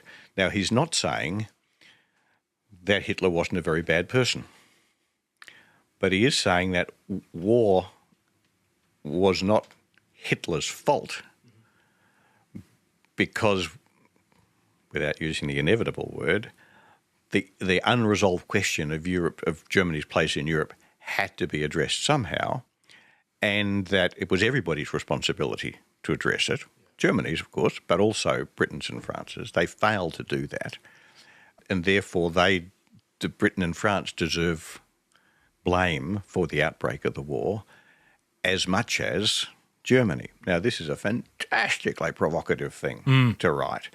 It created a firestorm understandably. Taylor was expelled from the British Academy, I didn't for know that. example. Yes, I mean, it was a real deal. He was really... But I think there's a very valuable, and I don't, it's A.J.P. Taylor, so it's some pretty wild stuff in there. But I think underpinning the wild stuff is a very important thought, and that is that it's everybody's business to manage the international order, and that when we ask ourselves, viewed from 1918, thinking where should we go from here, and not just at Versailles, though obviously the Versailles outcome contributed to the whole problem, but the task of building a stable and effective European order that could accommodate Germany's power, and one might also say accommodate Russia's power, which is a very important part of the story as well, failed. And I think that's, it's a very important antidote to the idea that you can explain what goes wrong by saying there are bad people out there, and the bad people have just got to be stopped, which is essentially the kind of rhetoric about, sort of orthodoxy about what happened in 1939. And there's a terrifically provocative sentence in the end of chapter 1, I think, in which he says something like, so mine is a story without heroes and even perhaps without villains. And I think that's such a valuable... You don't have to agree with the whole proposition, because obviously, and I don't think he doesn't deny this, obviously Hitler was a uniquely bad person, and the Nazi regime was a uniquely bad regime, and it's pretty important to remember that in light of some of the other issues that are kicking around at the moment. But the fact is that Hitler would not have been able to do the worst things that Hitler did. I mean, the Holocaust wouldn't have happened if the Second World War hadn't happened. Right. And France and Britain failed to stop, and you might say Russia failed to stop the Second World War. And so the war was not inevitable, but very creative statecraft to reframe the European order to accommodate Germany was necessary, and it made war very bloody likely. Right. If that wasn't achieved, and that's what France and Britain failed to achieve. Now, the bulk of the book unpacks that by rebutting the argument that Hitler had a grand plan from the beginning. He says that Hitler is a guy who made stuff up as he went along. He's sort of an opportunist. And I think there's a lot of strength in that analysis. I'm not sure that I regard myself as a sufficient expert on every detail of that history to definitively adjudicate the correctness of his analysis at every point. But it's a pretty compelling story. And I think overall, even if you disagree with him on particular issues, the reoccupation of the Rhineland and the Anschluss and so on, I think the overall story that Hitler was making it up as he went along, and therefore, if the Allies had found a different way of responding, a more effective way of responding earlier, it could have been stopped. And that the traditional vision that you just had to stand up to Hitler, the criticism of appeasement, that it just had to go like that. It doesn't get you nearly far enough. It's a much more complicated question than just trying to push Germany back into a box. Yeah. So should I read Taylor as saying, if we ask this question, what was Hitler's role in the war? If you subtract out the sincere and virulent anti-Semitism, if you substituted most other German leaders of the time for Hitler, they probably would have done the same things. So we mightn't have ended up with the Holocaust, but we would have ended up with World War II. Well, I think that's right. I don't think one can dismiss the anti-Semitism of the Third Reich just as Hitler, personally, if you know what I mean. There was obviously something much deeper going on in German society there. I think that one point he makes on that is the difference between sort of Hitler and the average German in terms of their sort of prejudices was Hitler's literalism. Yes. Like he took the prejudice of the common German, Yes. and then enacted it. Yeah. No, look, I think that's right. And I don't, nothing in this argument should for a moment suggest that what Hitler and the attitudes of his regime, of the Third Reich, were not incredibly evil. The difference is that he was put in a position where he could operationalise that evil in unimaginably evil ways because the European order broke down. And whether or not there's no sense in which a war like the Second World War was inevitable, because the whole underlying premise of Taylor's argument is that Germany's position in Europe could have been accommodated. Actually, in the end, it was accommodated after 1945 in the context of the Cold War and the end of the Cold War. And there's no particular reason, he would argue, that with good... And he doesn't say how, I might say, which is a shortcoming of the book, but his basic proposition is that it was a responsibility of the other European... Well, all of the European powers together, including Germany, but above all France and Britain, because they were the strongest powers, to find a way to accommodate Germany's power. And by doing that, to avoid a conflict and therefore avoid the situation in which Hitler was able to do the terrible things he did. Now, that doesn't in any way lessen Hitler's responsibility for what he did. Sure. But it does suggest that other people carry responsibility as well. Yeah. And I think that's always an important lesson. It's very tempting to try and say that it's all his fault or it's all her fault. No, everybody's to blame when things go pear-shaped. And that's important because if you too simple-mindedly attribute all the blame to the Germans in 1939, then you let yourself off the hook. Yeah. And you don't want to let people off the hook. You want to focus people. And this is not irrelevant to today. We all have responsibility for thinking about how to manage the international order, the evolution of the international order, to accommodate the new distribution of wealth and power that we confront today in a way that avoids a conflict. Yeah.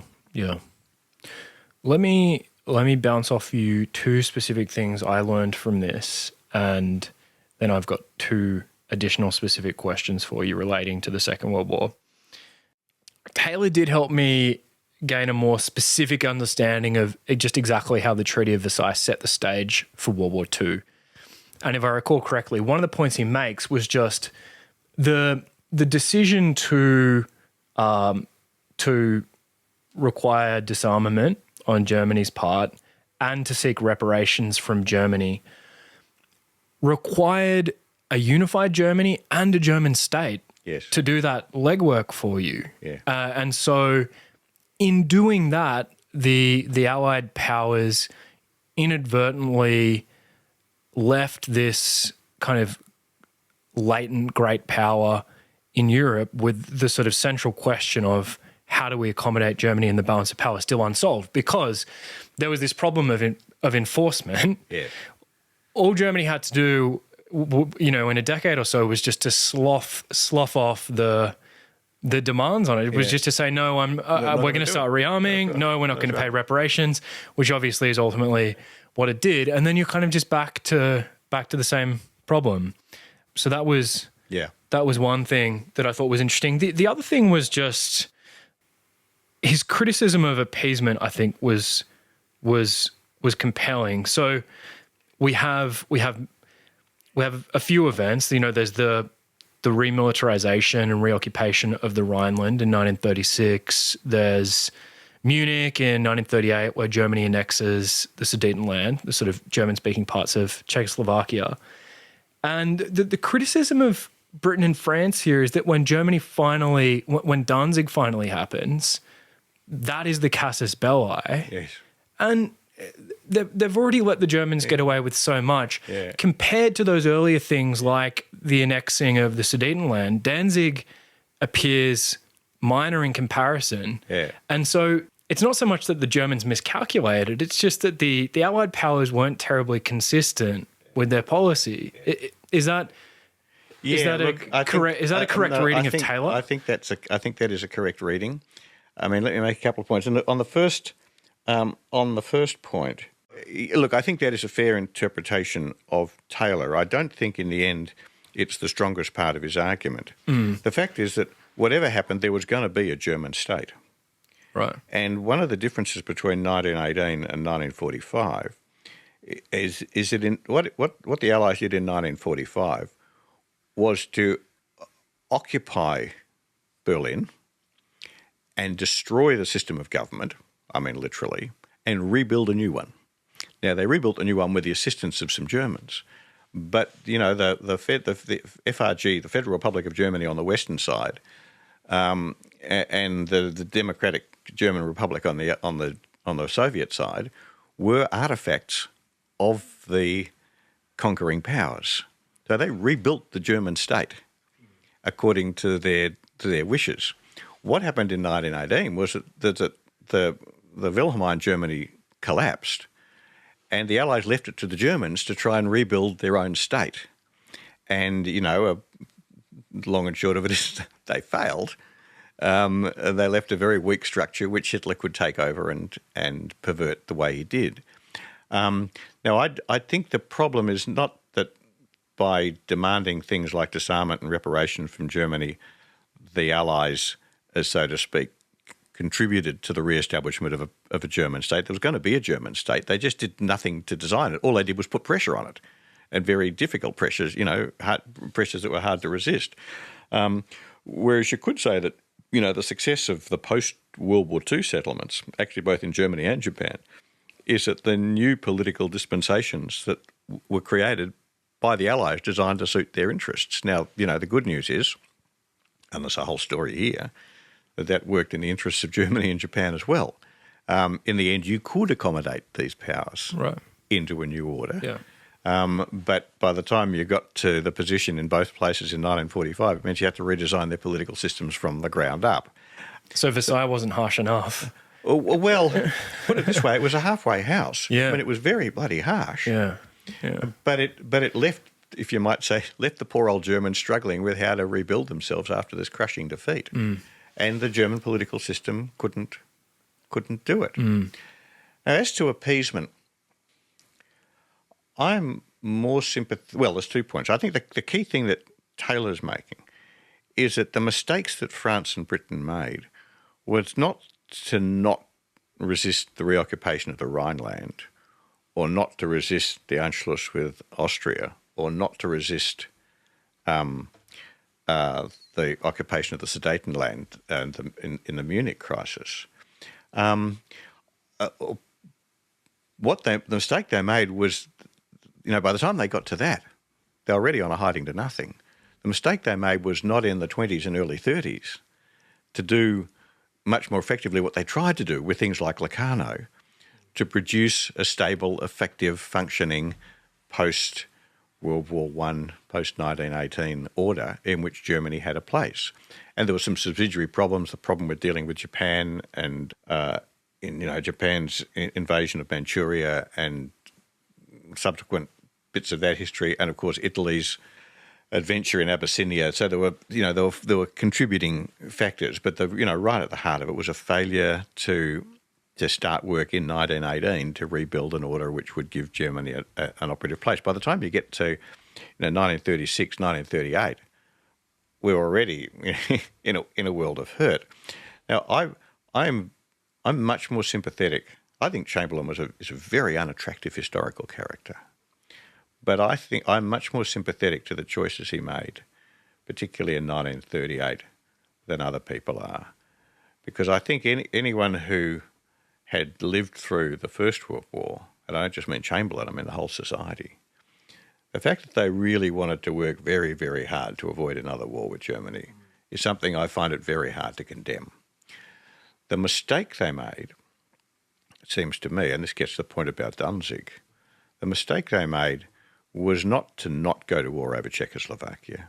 In the end, I don't think it was worth going to war over Czechoslovakia. A very harsh thing to say. But I'd also say I don't think it's worth going to war with China over Taiwan. Harsh thing to say. But in order to reflect on that judgment, you have to see what's on the other side of the equation. And what was on the other side of the equation was the Second World War, and we know what that was like.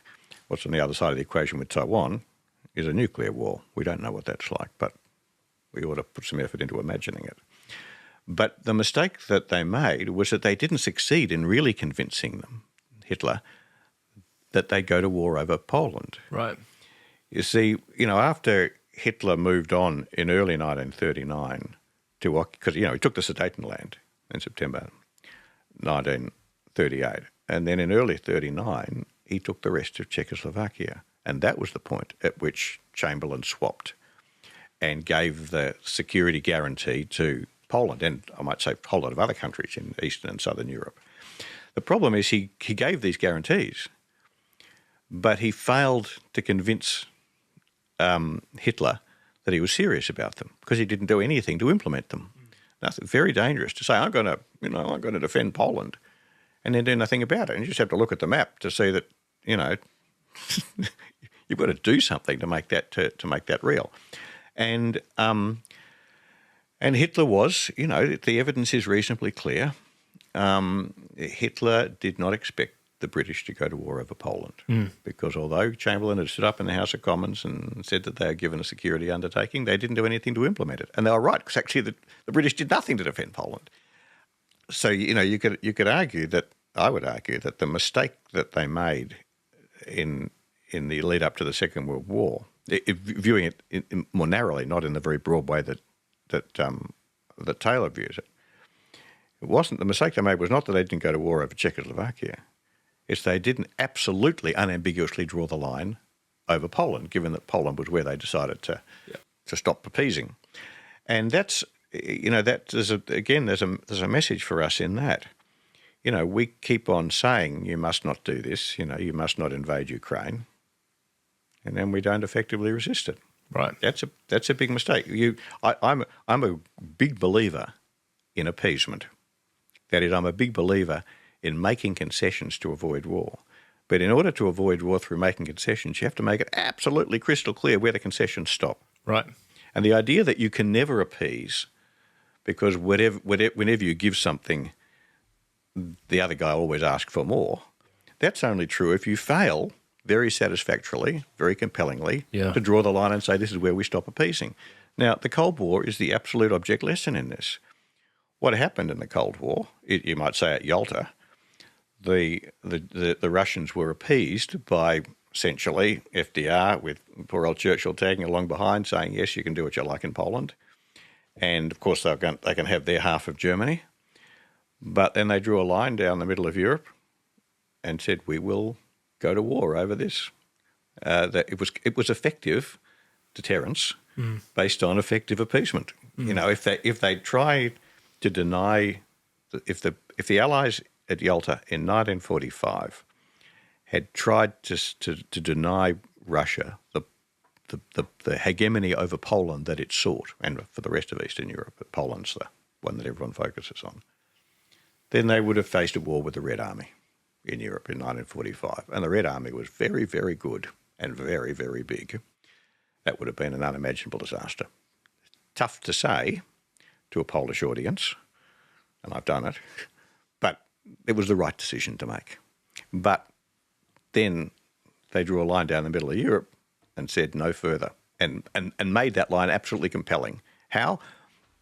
By sending hundreds of thousands of American troops to garrison it, and by backing them up with an unimaginable nuclear arsenal.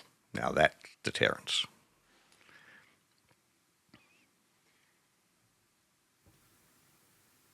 What was the correct policy at Versailles? So if you were in charge, what would you have done? What are Hugh White's 14 points? Well, good way to ask the question, because it's not the 14 points. The Wilsonian approach, and we'll come to this, was to imagine a world governed by laws and upheld by American power, backed by American power. It was a surprisingly modern vision, if I can put it that way. and that wasn't going to work. You couldn't, so to speak, legislate the problem of Germany away. You had to actually manage Germany as a powerful sovereign entity in the heart of Europe.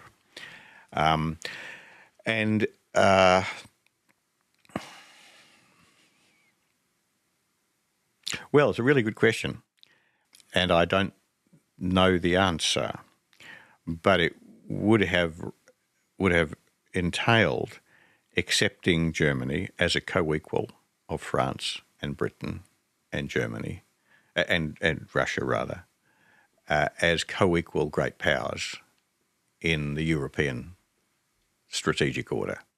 And that was, of course, an extraordinarily hard thing to do at the end of a very long and bitter war, and also at a time when Russia had disappeared from the European state system temporarily because of the revolution and because of the civil war that was then raging in Russia. Russia wasn't part of the picture. Russia wasn't at Versailles, of course. And so one of the things that stopped the European great powers in 1918 building a European order that would have accommodated German power peacefully was that one of the key players wasn't there. And even if it had been, what kind of role it would have played is anybody's guess.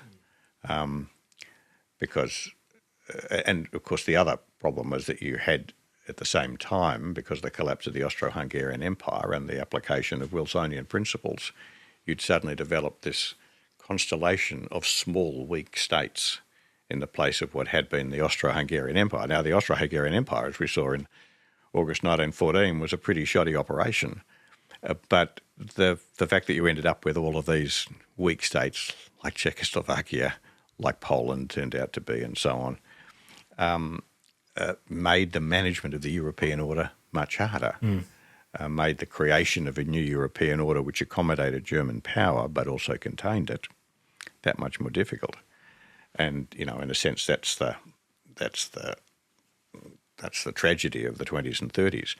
I don't have a model as to what exactly that would have looked like, but it's going to look a bit like what happened in 1815, because the great story of 19th century Europe is that after whatever it was, 23 years of incredibly bitter, complex warfare between everybody in Europe and France during the long revolutionary and Napoleonic wars, the victors got together at Vienna in 1815 and, after they defeated Napoleon a second time, invited France to join them and restored France to something like its old borders and acknowledged France as a great power in Europe. Now, this took astonishing...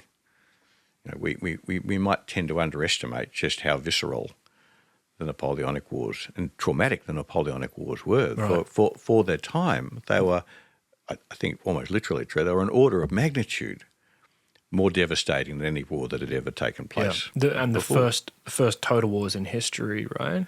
Well, or the first modern total wars? Well, total. Put it this way, more total because more industrialised. I mean, not total comparable with the First World War. I think that the disconnect between the Napoleonic Wars and the First World War is still very great because of the astonishing transformations that happened in the intervening 100 years. I mean, railways, apart from anything else. I mean, there was a limit to how many men you could draw out of the population and put under arms, how many muskets and bayonets and pairs of boots you could produce to equip them with, and how you could move them and supply them. Simply because you didn't have railways and you didn't have modern logistics systems and so on. By the time you got to the First World War, actually via the American Civil War, the American Civil War is the fascinating midpoint in that transition. If I'd thought longer and harder, I would have put Bruce Catton's book on the American Civil War onto my list. It's a fascinating book which had a huge influence. I read it very young, but it's but still, so I wouldn't put the Napoleonic Wars in the same category as the First World War, but it still was, for an entire generation, extraordinarily dramatic and extraordinarily demanding. And so the fact that at the end of it they invited France in and re-established France as a great power, meant that you had the foundation for a European order, which, and this is the Concert of Europe, the Congress of Vienna model, which lasted for 100 years, and that was 100 years in which Europe ruled the world. Yeah. It was the best 100 years in Europe's history, you could almost certainly argue. Yeah. A lot better than the 20th century anyway, where they found no place for Germany. So I guess my short answer is that what they should have done in 1918 was to go to Vienna instead of Versailles. So I'm clear, are you implying the problem with Versailles was that it sort of wounded German pride? Or what was the what's the mechanism there? Well, I think when one says wounded German pride, it makes it sound a bit trivial. Sure. But the fact is that status in the international system turns out to be incredibly important for But powers. am I understanding you correctly in that being the difference between Versailles and Vienna is Yes. how the status accorded to the loser? Yes. Okay. In 1815, the loser was accepted and re-established as a great power in the European system. Yeah. And in 1918, Germany wasn't. Yeah. And that sounds a bit glib when you put it like that, because it's not just a matter of giving it a label. Yeah. You had to actually think of a whole European system that would accommodate it. But that's what they invented in 1815, and that's what they failed to invent in 1918. And it was partly because inspired by the 14 points, or rather failing to dodge the 14 points, they ended up with a structure which was too legalistic. Yeah. And insufficiently backed by force. Yeah. And it's the point about building it, the point about the model of 1815 is not just that everyone was nice enough to say to the French, okay, you can join us at the conference table as a great power. What underpinned that was an absolutely ironclad understanding that if any power, including France, sought to dominate Europe, all of the others would unite against it. Yeah. It had the Congress of Vienna was not just nice diplomats in powdered wigs dancing waltzes with one another. There was a very strong strategic underpinning to it. That is, we will treat you as a great power. We'll treat everyone, the five around the table, as great powers. Yeah. And we will respect your status as a great power, and we will respect your vital interests. Yeah. But if you try and dominate, then the rest of us will gang up and defeat you. Yeah. And that was a deterrent. The mistake at Versailles was neither to accord Germany that status, nor to resolve on the deterrent. And that's one of the points that Taylor makes, that the various attempts to impose a robust deterrent on Germany failed. And were failing long before the reoccupation of the Rhineland. You can build a balance of power. I mean, there was plenty of power in Europe to frame and balance Germany's power. Harder without Russia, and the fact that Russia was first of all out of the picture, and then when it came back into the picture, it came back into the picture in a very complex way. So Taylor, so Russia kind of withdraws after the First World War. Taylor says, like, you can think of the sort of gravity of power in Europe is shifting from Berlin to the Rhineland after World War One. Yeah. No, well, that's right. And then when Russia comes back in, as it does in the 30s, there's a the French and the British think very hard about bringing Russia back into the picture to counterbalance Germany as part of the process of establishing a balance of power against Germany. But they keep on being very ambivalent about it because they're so ambivalent about Bolshevism. And there's the failure of Britain's and France's various attempts to call Russia in to help contain Germany is a big part of the tragedy of the late 30s, and in some ways a bigger part of the tragedy of the late 30s than the betrayal, inverted commas, of Czechoslovakia.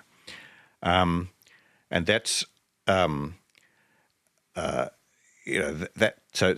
Russia eventually became part of the picture, but it wasn't, and this is one of Taylor's criticisms of them, that they weren't prepared to really take the Russian option seriously. Mind you, it was made harder by the fact that the Poles were very resistant to Russia being a guarantor of their security as well, for reasons one can well understand, but the Poles had a choice between being monstered by Russia or being monstered by Germany. That's their position in history. The lot of Poland. Yeah, exactly. Yeah.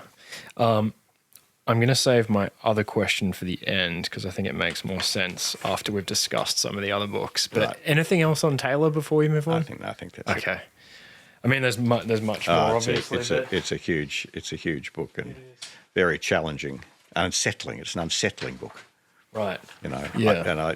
It's a disturbing book. It's a disturbing book. Yeah. It's not a book, unlike the Struggle for Mastery. Yeah. It's not a book that you just pick up and read for fun. No, it's a bit. It's dark. It's edgy. I find it edgy, but that's one of the reasons why I like it so much. It really challenges you to think about things, but also it just does push you back to the big question about the choices that countries face, about how to manage changes in the international system. Yeah.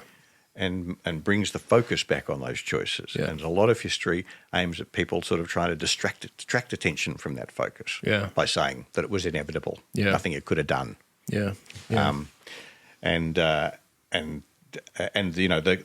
so to speak, the orthodox account of what happened in the lead up to the Second World War is a version of that. Yeah. That once Hitler came to power in 1933, the war was inevitable. There's nothing he could have done to stop it. And that's a laziness and a complacency that you want to fight against. Okay, next book. 20 Years Crisis. The 20 Years Crisis, 1919 to 1939. Yeah. So the author is E.H. Carr.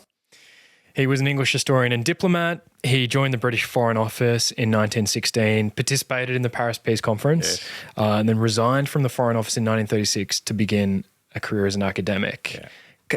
A little bit, sort of a parallel to your career in that sense, right? I don't think I'll accept that. So this book was first published in 1939. Yes. Now, before September. Before September, yes. So he's writing the preface around the time Germany's invading Poland, with Britain and France declaring war a couple of days later. So this is the foundational realist text in the international relations sense, and he obviously critiques the utopianism of the liberal idealists, exemplified by Woodrow Wilson. Just a random question before we go into the substance. So I first discovered Carr in high school. We read What is History? History, yeah. Yes. He's also famous for, so probably his biggest scholarly work was the history of Russia. History of the Soviet Union. Sorry, the history of the Soviet Union. He thought that was his magnum opus, but this is probably the most influential book. Right, so it's funny how authors themselves aren't always good at predicting which of their books are going to be the most successful. I think the thing about Carr is that he really did. The history of the Soviet Union was it's 5-6 volumes. It's a major, and it was the major attempt in English to sort out exactly what had happened, and I can see why he thought it was his magnum opus, because of course at the time he wrote it, the Soviet Union was a very big deal. Yeah. Now it is a kind of historical curiosity. Yeah. And when I was when I was in my late 20s or early 30s, I read the whole thing. Oh, really? And it seemed, well, people did. Yeah. It seemed important. Back in the days when people read books. Back in the days when people read books, and back in the days when people thought that what the Soviet Union was all about and where it was heading, and therefore where it had come from, seemed really important. And that now, I still have got in fact, a couple of volumes are probably in here somewhere, but I've forgotten most of it. And so I think it's whereas the questions he was addressing in this, the questions about, same as in Taylor's Origins of the Second World War, they're really books about the same subject. What went wrong in what he calls the 20 Years Crisis from 1919 to 1939, that we find ourselves, Britain found themselves back in the terribly perilous position they were in 1939, even before the war broke out. And that I mean, it had, if you like, two waves of influence. It felt very relevant in the Cold War, and it feels again, I think, very relevant today, because it's all about how you manage the international system to accommodate powers and avoid the problem of war. Yeah. And he does that in a very different way from Taylor, by looking at less at the diplomatic machinations, which of course is what Taylor writes about, but at the sort of intellectual, conceptual and ethical foundations. Yeah. And as you say, he starts off with, not just starts off, really the whole book is a critique of the Wilsonian model of an international system governed by laws and ideals, essentially, as I think he says somewhere in the book, the whole story of what happened in the decades after 1980, an attempt to apply American ideals of sociology to the international system. So transferring individual morality, the kind of morality or ethics that would operate at the level of a society, onto the international system. Yes, though not just ethics. We might want to come back to that. Yeah. But more the idea of almost the sort of political culture, that is, that you have a system of rules that people sign up to, which they more or less most of the time voluntarily submit to because it's in everybody's mutual self-interest. Yeah. And where they stray off the beaten path, then somebody slaps them back into line. Right. It's a pretty conventional model of how domestic societies work, and it was a very natural thing, particularly if you're an American with a very comfortable feeling about how your domestic society works back then, that you'd apply that model to the international system. And Carr's, the bulk of the book really is a critique of that, but in the process, which I think is accurate, in the process, as you say, he articulates an alternative, which people call realism. The realism he articulated, got picked up after the war particularly by a series of American scholars, and I think somewhat perverted. The realism as it emerges with people like Morgenthau, who was one of the great sort of 1950s post-war theorists of international relations, and establishing a tradition which is carried on these days by people like John Mearsheimer, is called realism, and people often call me a realist. I think it's actually a misunderstanding of what Carr was about and a misunderstanding of the way the world works. I don't think of myself as a realist in that way at all. I think they have quite a different view of these things. I do have a version of realism, but it's not theirs. It's much closer to Carr's. So can you tell me your understanding of Carr's realism? Right at the heart of Carr's argument is the idea that you have to be, not surprising for someone who's writing in about those decades, you have to be extremely conscious of the costs of what you're trying to achieve. You don't want to abandon hopes for a more orderly and disciplined international system, a more peaceful international system.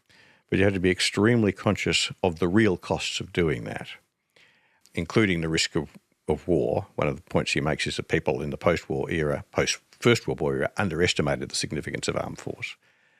In particular, as you contemplate the management of change in the international system, you have to put a very strong priority, not an overwhelming priority, but a very strong priority on the imperative to manage that change peacefully.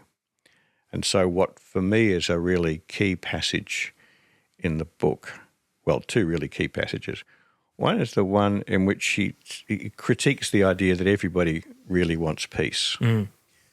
And of course, at one level, he's right, everyone wants peace. Mm. But in the words of Jackie Fisher, the British admiral who built the Royal Navy before the First World War, who thought about this stuff, Jackie Fisher said something like, "Oh yes, peace.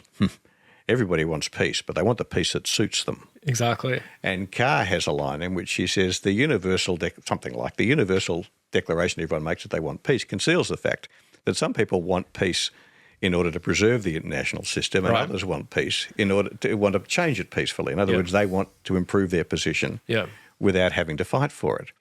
And so, what he's stressing is that the idea that it's going to be easy for us all to agree on an international order which we're all going to be happy with, it's just not realistic. There's the first point about realism. The second is that when confronted with a force, a country that wants to change the international order, there's a kind of presumption and for someone writing just before 1939, this is a very big thing to be saying. So there's a presumption that somebody who wants to change the international order must, by definition, be in the wrong, and that it's always right to fight to preserve the international order and always wrong to fight to change it. But actually, change is natural, and that in some circumstances it might be as wrong or wronger to fight to preserve an old order that is to produce a new one. Now, it's probably obvious why I think that's an important set of judgments, because that's where we are right now. As we ask ourselves, should we go to war with China over Taiwan? Not a hypothetical question. Clearly, we're facing a China who wants to change the international order. The question is, are we so sure that the international order that we like, that we're used to, that we support, which tellingly we call the rules-based order, the image of the rules-based order that we have, that we say, I think, ahistorically emerged after 1945, is an image, really, it's a very Wilsonian image. The image of a world basically run by American ideas. Not that I've got anything against American ideas. I'd love it if this world worked. I just don't think it's realistic. But the idea that, we live in a rules-based order and that China is challenging the rules-based order, and therefore we're justified in doing whatever it takes, including, if necessary, going to war with China in order to preserve it, which is the orthodox view of the mainstream of American foreign policy, not the Trump administration, at least I don't think the Trump administration. It's also, I think, the essential underpinning of Australia's position on these issues, certainly the underpinning implied by AUKUS, for example. Well, that, we've got to ask ourselves, is that right? Are we so justified in thinking that preserving the existing international order is so important that it's worth going to war to preserve it? And of course, that judgment's got to be heavily based on a judgment about what kind of war we're talking about. Well, in this case, we're talking about a nuclear war, almost certainly. So I would say, and I think Carr would have said too, if he was alive and with us today, that we're much better off, going back to Taylor, trying to find a way to adjust the international system to accommodate China's power, rather than putting ourselves in a position where we find ourselves with no option but to fight to contain it. Now, the point about that second sense in which that's realistic, my sense of realism, is that doesn't deny the attractiveness of preserving the features of the current international order that we like, but it weighs them against the costs of doing so, the real cost of doing so. And if the real cost of doing so is fighting a nuclear war, then that cost is too high. And you've got to make a choice. It's a difficult choice. It's a choice between an order which in some ways is going to be less congenial to us, just as poor old Sir Edward Grey and his colleagues faced choice between a Europe in which Germany's strength and power would be disagreeable, on the one hand, or the costs and risks of a war that would make the First World War look like a picnic. Because I do think there is absolutely no reason to expect a US-China war over Taiwan not to become a nuclear war, unless America starts the war and then surrenders quickly, which is not the worst of all possible worlds. Nuclear war is the worst outcome, but whatever happens, you end up with a war that looks a bit like the First World War. That is, countries go into it hoping to preserve their position as great powers and end up destroying it. You mentioned how we call the current order the rules-based order. Yes. There's a section in the 20 Years Crisis called National Interest in the Universal Good, where he talks about how statesmen like to dress up national interest in this rhetoric of their interests as being good for humanity. But he says that international moralities really just perpetuate the supremacy of the dominant group. Yes. So there's this notion of the national interest in Carr, but it's not at this point, and obviously international relations is really at its beginnings as a sort of science. There's not a clearly defined concept of what the national interest is. Yes. What do you think nation states are maximising? Well, I think the most important conclusion to draw is that there's no simple answer to that. Nation states face very complex choices. But in the end, I think that one of the things that makes international relations an interesting, difficult, and occasionally tragic study is that nations behave very much like people. Thucydides, all the way back, said that wars are driven by three things: fear, greed, and honour. And the greatest of those is honour. Well, just to translate that into modern parlance, nations, like people, want three things fundamentally. They want to be safe, they want to be rich, or at least comfortable, and they want to feel good about themselves. And a lot of the tragedy of human life comes up because the last one overrules the first two. People make huge sacrifices for status in different ways, how they see themselves and how they see their place in society. And nations are just the same. And so when you look at a country making choices, you can see all of those factors in play. But most often, most destructively, it's the concern for status that really drives people. And people are surprised by this. There's a sort of a common, so to speak, pop cynicism that says, it's all just driven by economics, really. No. National relations would be a lot easier to manage if people were just driven by economics. Economics is often a factor, but countries make huge sacrifices economically in order to preserve what they see as being their status in the international system. And, really that's what 1914 was about. And that was the unresolved question about Germany's place in post-1918 Europe. So, you just do keep coming back to this question. And so I think states are driven by those things. And the question is, can leaders and behind them populations make intelligent, well-informed, imaginative judgments about how they balance one another? Yes, Britain wanted to avoid being somewhat further subordinated, losing some of its international status by confronting a disagreeably powerful Wilhelmine Germany in Europe, and therefore went to the First World War. But in the process, it destroyed its economy and killed most of a generation. In the end, was that price worth paying? Were they imaginative enough about what the price might be? And it's worth making the point that it's a very important point that the choices here, people often present a contrast between a realistic approach to foreign policy or strategic policy, which just looks at interests, and an idealistic approach or a Wilsonian approach, which looks at values. I very strongly reject that. In the realist analysis, as I conceive it, there are values on both sides. On the one hand, you might say that the values that are embodied in the rules-based order, and although I smile at the title, those values are real. On the other hand, there's the values of avoiding a war, and that's for real. Peace is a value too. And so to people who, as they often do, look at me askance when I say we should now declare that we would not go to war with China over Taiwan, they say, you're sacrificing our values.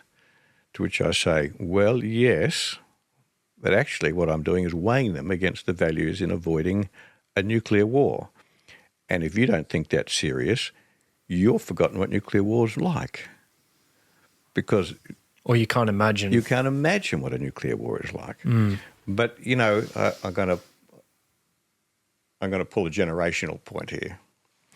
It does make a difference having grown up during the Cold War, even in Australia. It was the prospect of a global nuclear holocaust, as it was called, was real. And it could have happened. And I think people, this goes back to the point about imagination. People simply cannot imagine a nuclear war. And what they can't, and part of that is not imagining the reality that the machinery is all there right now as we speak. The missiles are in their silos. The crews sit at their consoles. The launch codes are in the safe on the wall behind them. The submarines are at sea.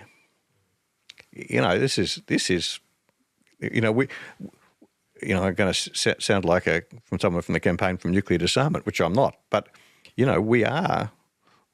The only thing that stops a nuclear war breaking out is the decision making from a very small number of political leaders around the world.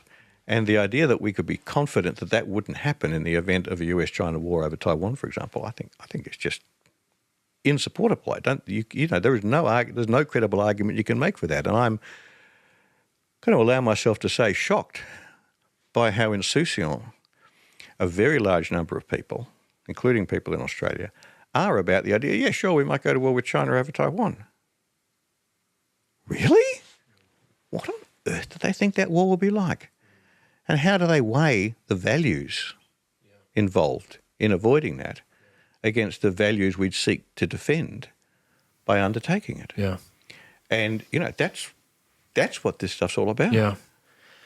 A lack of imagination is a great way to put it. And it's certainly a theme that has emerged for me from these books is just at different points, a lack of imagination on the part of statesmen, a lack of imagination on the part of Athenian and Spartan statesmen to think that this could ever turn out to be the 27-year conflict that it turned out to be. That's right. Yeah. A lack of imagination on the part of the Kaiser and the Tsar and the kings in 1914 to think that this would be anything other than the decisive battles that they were expecting. Well, and in that case, lack of imagination about the military realities, but also lack of imagination to recognise that their opposite numbers had exactly the same hopes that they did. They hoped that the other guys were going to back off, and they didn't think that the other guys were hoping that they'd back off. And you've got to think your way into the other side of the hill, see how the other guy sees things. Absolutely. So back to the 20 years crisis, the book. Carr infamously self-censored between the original edition in 1939 and an updated edition in 1946. And I think most of the substantive edits were made to that chapter 13 on peaceful change. And he tried to remove some of the stuff that was favourable towards appeasement. So, for example, in the original, the 1939 edition, he justified Munich as an example of peaceful change. Given everything we've discussed, did he kind of have a case ex ante? And the Allies just sort of spoiled his. You mean that he was right in 39 about appeasement, for example, about Munich? Well, I think there is a case to be made. I think, but there are two parts to it. The first is that by the time you get to Munich, by the time you get to 1938, you already have a Germany that has become extraordinarily difficult to accommodate. Perhaps not impossible, but extraordinarily difficult because of the nature of the regime. And, you do have to keep coming back to the fact that in some ways what happened in 1939 is a bad source of lessons about management of the international system, because most regimes, most of the time, are not nearly as bad as the Nazis. I mean, people, for example, looking at Putin's Russia today or Xi's China or sometimes the Ayatollah's Iran say, this is a very, very bad regime which simply must be, resisted at all costs. And they use the Munich metaphor. But the metaphor breaks down for several reasons, and one of them is that these countries have got their faults, but they're not the Nazis. So I think in some ways I'm not sympathetic to Carr, because I think in the end, by the time he got to Munich, it was all too late because we were already dealing with the Nazis. On the other hand, to be fair to him, in 1939, nobody knew how bad they were going to be. Nobody knew about the Holocaust. Nobody knew about what the German armies were going to do in Russia. Nobody even knew how they were going to behave as occupying powers in Western Europe. So, one can understand how in 1939 you might have thought that. The other point, though, is that, going back to something we touched on before, Munich could have worked if, when Hitler, in a sense, violated Munich by going beyond the Sudetenland to occupying Prague, if France and Britain had stood up then and said, we will guarantee the security of Poland by invading Germany from the west if Germany attacks Poland, and had deployed massive forces onto the German-French border, French forces and British forces. In other words, have done an analogue of what NATO did in the Cold War from 1948 onwards, then there's a fair chance that would have deterred Hitler. That's the point. Even then, even in March 1939, World War II could have been stopped. Had the British and the French really marshalled the forces required to impose real costs on Germany and convince the Germans they were prepared to impose those real costs.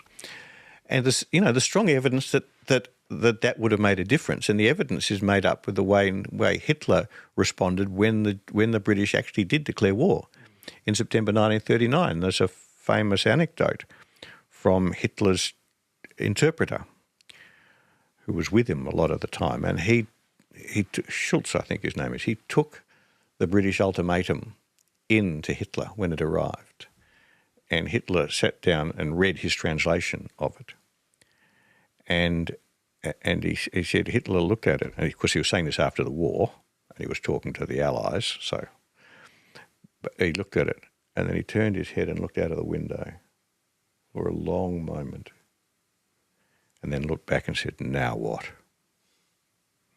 Now, that's a very poignant moment. So, the things that could have been done, but it required imagination, amongst other things. It required imagination to see that what was going to be required, and it was not just to say something, but to do stuff and to take the concrete steps which make what you say really credible. And that's what, that's why the Cold War never went hot. That's why that war didn't happen, because actually both sides did it. Both sides, both the West and the Soviet bloc, compellingly convinced the other that they would be willing to go to war rather than tolerate any change in the status quo. And they did it, not just by declarations, so the declarations matter, but by the deployment of massive forces on either side of the Iron Curtain. The old line about strong fences make good neighbours is creepy but true. And converse to that is, if you're not prepared to take those steps, then don't try and draw the line. You've got to you want to accommodate up to the point where you really are willing to draw the line. And I mean, this is not irrelevant to Europe today. The Europeans today face a choice as to where they're going to stop Russia.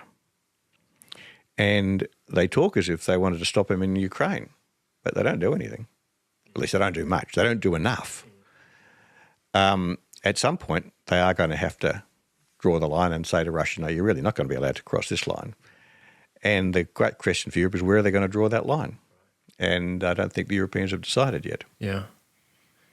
And will Russia view that as credible? Oh, well, they will if the Europeans make it strong enough. And in particular, what the Europeans have to do is to convince the Russians not just they're willing to fight a big conventional battle, but that they're willing to deter any Russian use of nuclear weapons, but with nuclear retaliation. I mean, that's the way these things work in the nuclear age. And that's, of course, what both sides did in the Cold War. And that's a terrifically formidable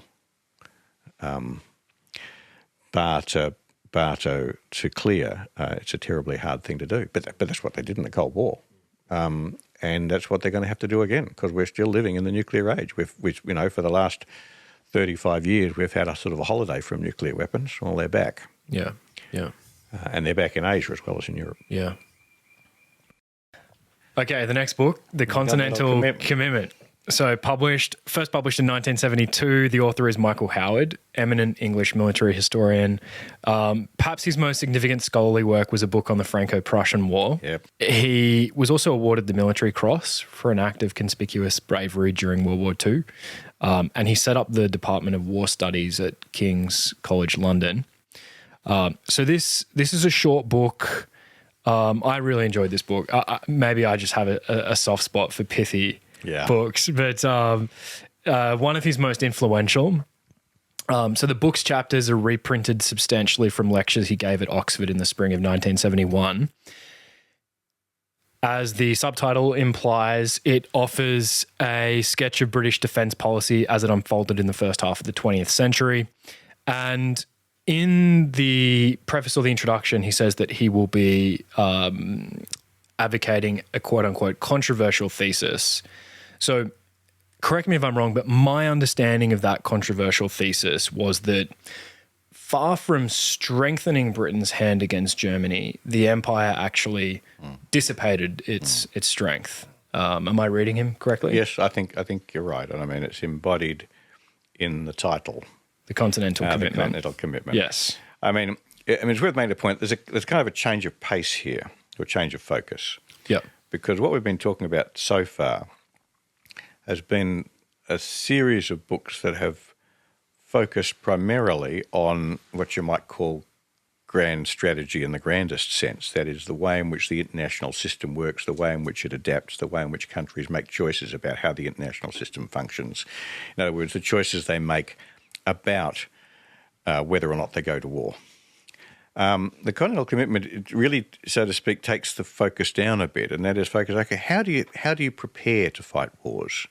Now, obviously, some of the issues are connected, but I often say my career has focused on two big issues. The first is what wars should Australia fight, and the second is what armed forces should Australia have. And you obviously hope the answers will be connected, but they are different. They are different questions. Now, this is really a book about the second.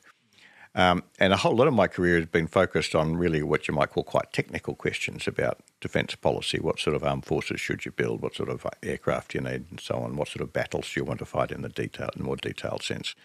And the reason why I've always loved this book is that it provides such a vivid, if you like, connection between the high strategy stuff on the one hand and the actual choices the governments make about how they spend their defence dollars on the other. And, in Britain, well, you might say all countries face big choices, but in Britain there's been a very particular pattern to the choices Britain faces. And indeed he outlines that pattern in a wonderful passage at the beginning of the first lecture, in which he says something like, the student of British defence policy looking back over the last 70 years will notice many issues coming back. The way you make your choices between defending the empire or defending one's interests in Europe, the way in which you make choices between maritime power and land power, etc.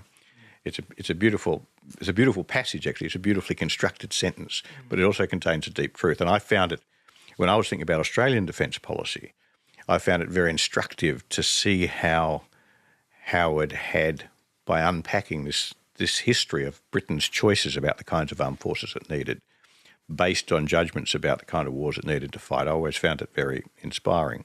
Now, you're absolutely right. The basic choice that Britain has faced, and you could say this goes back to the Armada, certainly to the early modern era, is the idea of Britain primarily as a maritime power, focused on its global empire, and just, so to speak, leaving Europe to one side on the one hand, which very strongly motivates it to spend most of its money on its navy.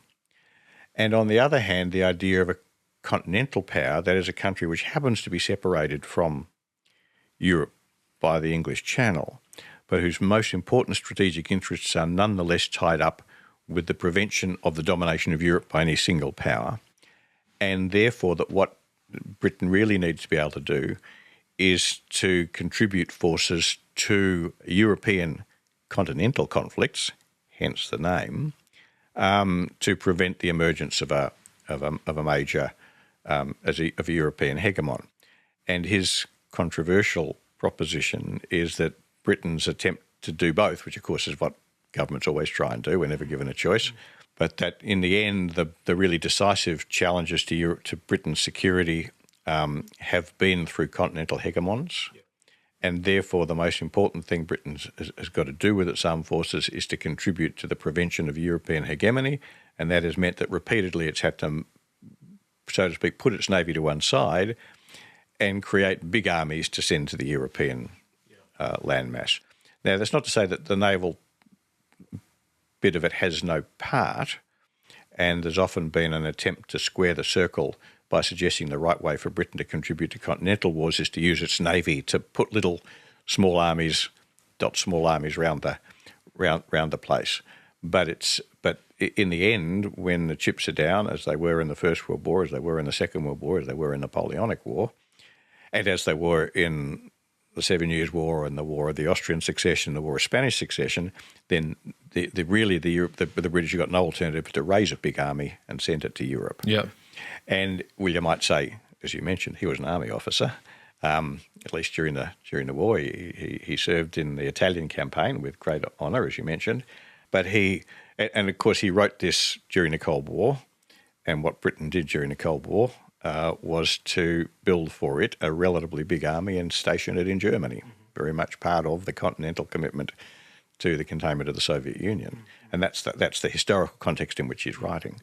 But in a sense, and I actually think that's the right conclusion from Britain's point of view. I think his argument for that conclusion is very compelling, but which has big implications for the extent to which one can depend on Britain as an ally elsewhere in the world. Very relevant to Australia. The fact is, in the end, committed as Britain always regarded itself as being to the security of its empire, right, when the chips were down, what happened in Europe really mattered. That's why what happened in 1942 happened. And that's why I think the idea that Britain is somehow going to help to defend us against China, which is sort of one of the underlying principles of AUKUS, is madness. And very ahistorical madness. But I might say I also like the book because I just love its style, if you know what I mean. It's beautifully, pithily. When you read something like that, I mean, when you read Garrett Mattingly, you couldn't say, I want to write like that because I'm just not in that business, just like I couldn't write like Gibbon. But I read that and I think, I want to write like that. I want that's how I want to sound. No, I'm with you on that. Very magnetic character, I might say. Did you meet him? Yeah, I met him a few times. Okay. And very engaging character. I wonder if it's something about the lecture format or something that translates well into that kind of style. Yes, I think it does, or particularly I might say his lecture format. Right. He was a very good lecturer. But it's also just his style. I mean, he wrote a lot. But for example, his Franco-Prussian War is an absolute pearler. Really? It's beautifully written. And I'm not, as I think I mentioned before, I'm not really a great fan of military history in the sort of tactical sense. C Company advanced 300 yards up the road and met a machine gun nest. It leaves me cold. The Franco-Prussian War is a detailed military history, but he writes it so well and focuses on the most interesting aspects so resolutely that it's a very compelling read. Yeah. So let me summarize a couple of the things I took from it and then just check them with your understanding. So obviously, over the course of the first half of the 20th century, British strategists and defense policy thinkers are kind of like dragged to finally accepting this conclusion that Britain's security lies with the European continent. And it's only by the end of, by World War II the end of World War II really, that they come to that, to fully embrace that conclusion. And until that point, there's been this sort of trade-off between defense of the empire and defense of the continent. Just to underscore how non-committed they were to the continent at the beginning of this period. In the first chapter, he writes about how, in the early 1900s, the main destination anticipated for the British Expeditionary Force was not the European continent, it was India, in expectation of a Russian invasion of India. And all the planning was around. So the British Expeditionary Force, that fought on the Western Front, etc., was really intended to fight in India with Russian troops pouring across the Oxus and so defending the empire. Which was always a long shot. Right. To put it mildly.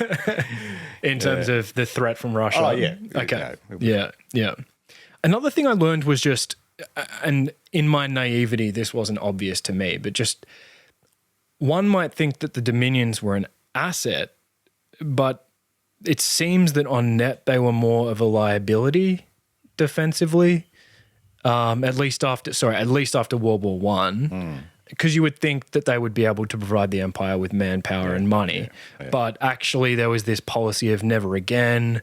Canada and South Africa, because they could afford to be, because of their geographic isolation. Well, they were isolationist. Australia and New Zealand were a bit different. They were worried about their vulnerability in the Pacific. But the sum total of that was this attitude of never again. And Australia and New Zealand also felt that Britain was indebted to them for Gallipoli. At the same time, the Dominions are expecting and demanding more autonomy. They don't want to sacrifice their own defence for Britain. So it does amount to this this kind of liability. Yeah, I mean this is maybe a little asinine, but just there was just a basic theme about sort of the reality of trade-offs in defence policy and how countries ultimately need to prioritise their vital interests. Well, of course that's not asinine. That's the heart of the issue. Sorry, that's the wrong word. It feels, when I say it, it feels a little obvious. Well, it is obvious, but that's not to say it's not worth saying, because in the end, defence policy is all about making choices between conflicting priorities.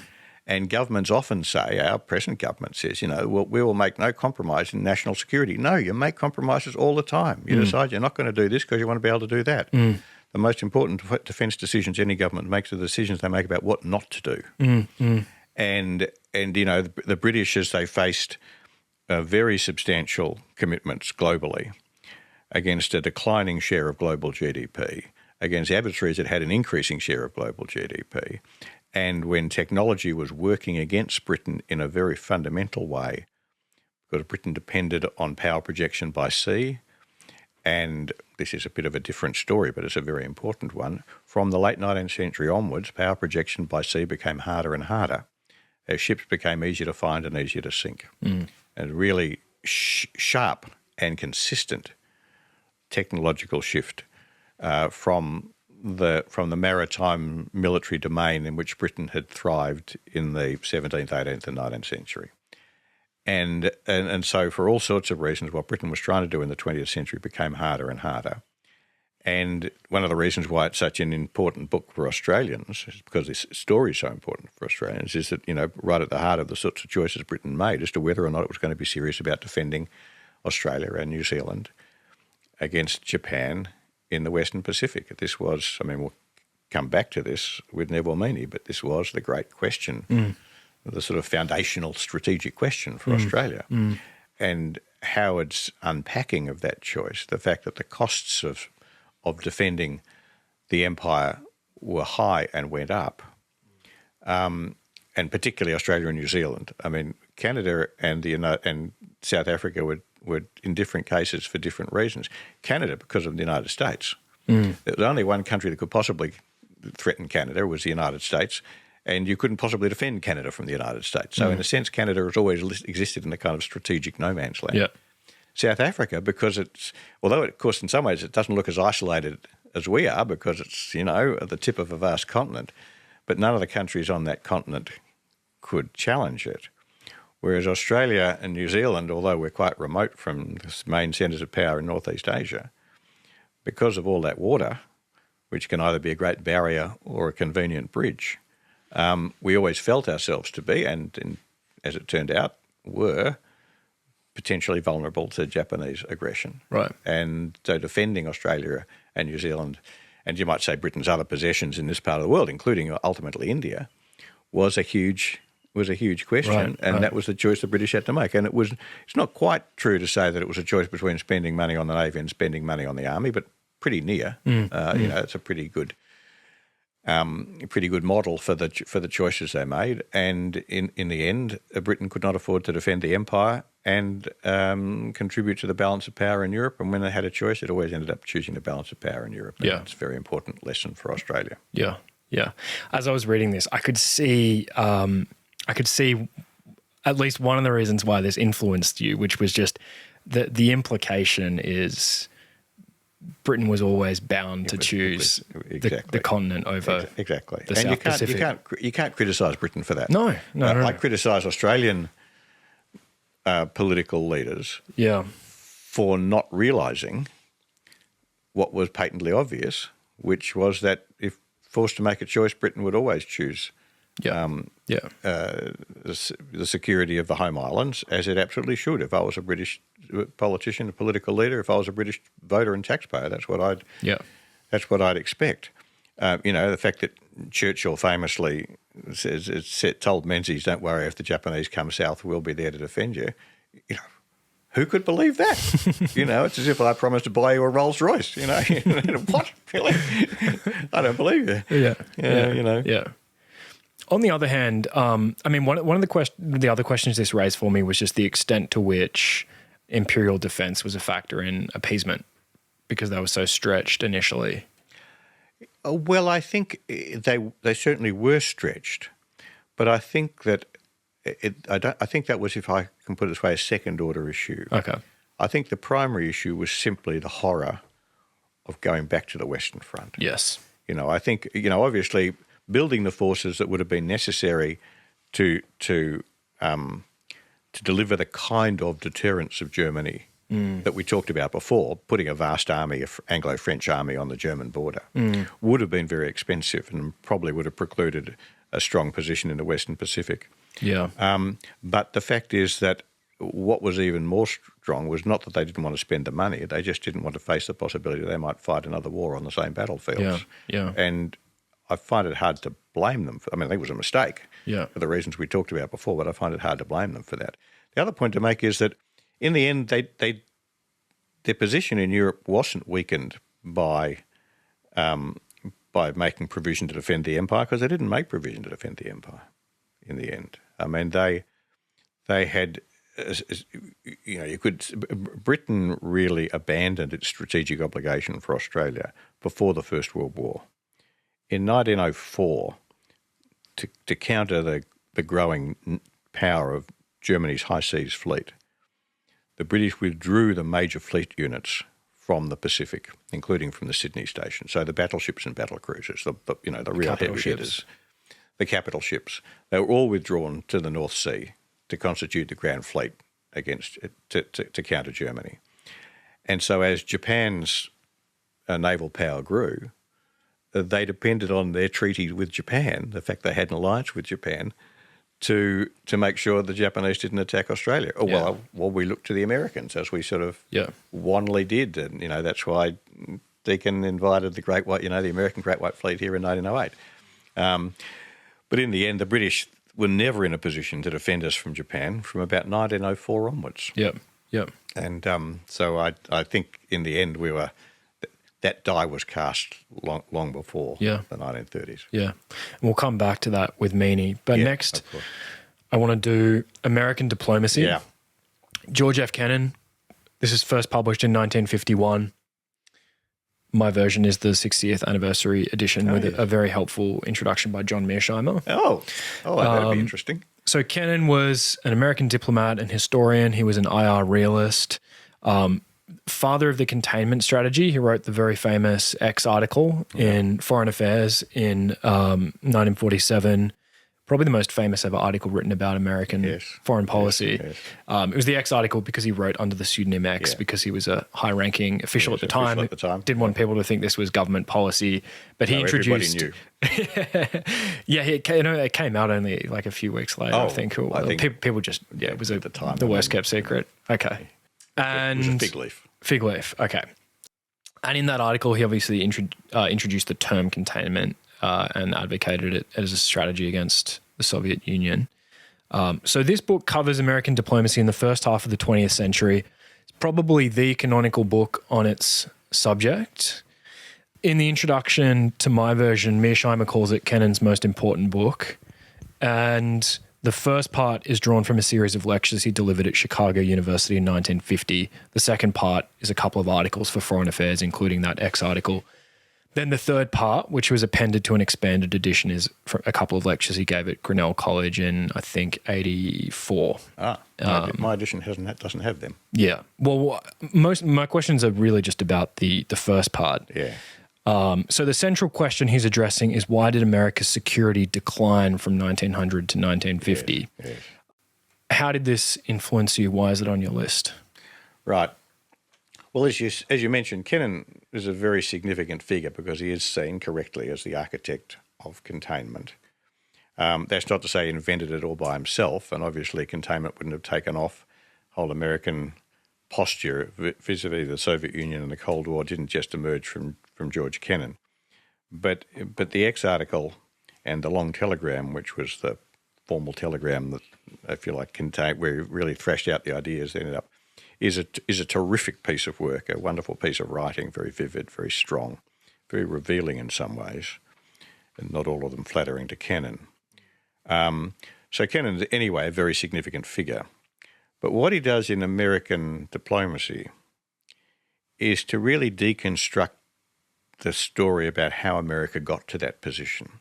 And the usual story, the orthodoxy, and still the orthodoxy today, is that the first half of the 20th century is a kind of a Whiggish story of natural progression as America, having absolved itself, so to speak, of slavery in the Civil War, having developed enormously economically in the second part of the 19th century, starting to engage globally in the very end of the 19th century and early 20th century, Spanish-American War, that sort of thing, having eventually got itself into the First World War and made a decisive contribution at Versailles, and then, after the mistake of failing to join the League of Nations, somehow got itself slowly and painfully through the 30s back into a position of global power and influence in the Second World War and emerged, so to speak, victorious at the end of the Second World War, only to confront the Soviets. But it's a positive story. It's a story of the American century, the famous loose image of America, and it's a story that still, if you like, underlies the reverence and faith that we in Australia, Americans, Europeans, have in the validity and durability of the US-led global order. Very much part of where we are today. Kennan completely turns that on its head. And he says, what the hell's gone wrong? As you said, in 1900, we're the most secure country in the world. And here we are in 1950. And remember, 1950 is an important year. The Soviets tested a nuclear weapon in 1949. When Kennan wrote the X article in 1947, Soviets didn't have a nuclear weapon. And nobody in America expected them to have a nuclear weapon for a decade. And in that, Kennan, at the end of the article, says, this containing the Soviet Union is going to be a bit of a big deal, but we can, this is a paraphrase, we can give thanks to Providence that America has been given this opportunity to prove our worth as a nation by facing this great challenge. Well, that was before the Soviets got nuclear weapons. He was much more sober after that, and he should have been. He was dead right. So what this book does is to go through it in a very critical way, say, what has America screwed up? And in many ways, it's, so to speak, the American version of Carr's 20 Years Crisis. But he goes back further. He talks about American policy in relation to China. A lot of it's focused on Asia, which makes it very interesting from our point of view. In fact, he does see Asia as the principal focus. But he talks about China. He talks about the deterioration of America's relations with Japan and the long process, various intervention in the First World War, the long process of decline of the relationship with Japan that led up to the Pacific War and so on. And he sees a lot to criticise.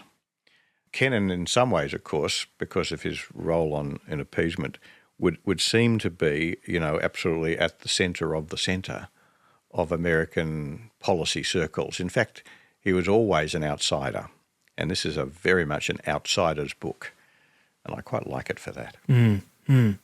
So I loved this book. It's almost, in some ways, it was a work of political philosophy as well.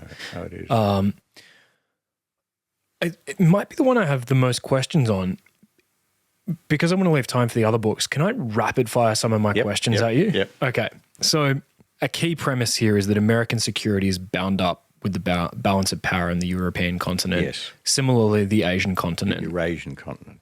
Yeah. I would say. Okay. So this is something I don't understand. Yeah. I know Kennan's nightmare was a single power dominating Eurasia. That's right. But he was equally concerned with the power dominating either Europe or Asia. Am I right? I don't think so. Okay. That's not the way I read him. Huh. I read him very much as focusing on the risk of a Eurasian hegemon. Okay. And this is an old idea, but I mean, he articulates it very, very strongly. That interestingly, Kissinger talks about this as well. But it's been the sort of the great organising idea of American strategy, going all the way back to George Washington, has been that the vast oceans, what Donald Trump calls the big beautiful oceans, on either side of the continent that separates it from Eurasia, keep America secure from any country that doesn't have the power to project power across those vast oceans. Now, that is a huge undertaking, particularly to project power across those oceans in the face of what America can do to stop you. Yeah. And the reason why isolationism worked for the United States all through the 19th century is that no power in Eurasia, and the only powers in Eurasia that counted in the 19th century were European powers, because of the distribution of wealth and power at the time, no country in Eurasia could possibly acquire that strength unless it dominated the whole of the Eurasian landmass. Yeah. Because if it didn't dominate the whole of the Eurasian landmass, A, it wouldn't have enough strength of its own, and B, it would face rivals closer to home, so that if it started putting all its energy into sending maritime forces across the Pacific or the Atlantic, their next-door neighbours would seize on them. So only a country that dominated the whole of Eurasia would have the power and the freedom of manoeuvre to threaten America at home in the United States. Right. And you can say the grand narrative of American strategic engagement in the 20th century was that 3 times that contingency threatened, and 3 times America intervened to stop it. The first was in 1917, after the Russians collapsed.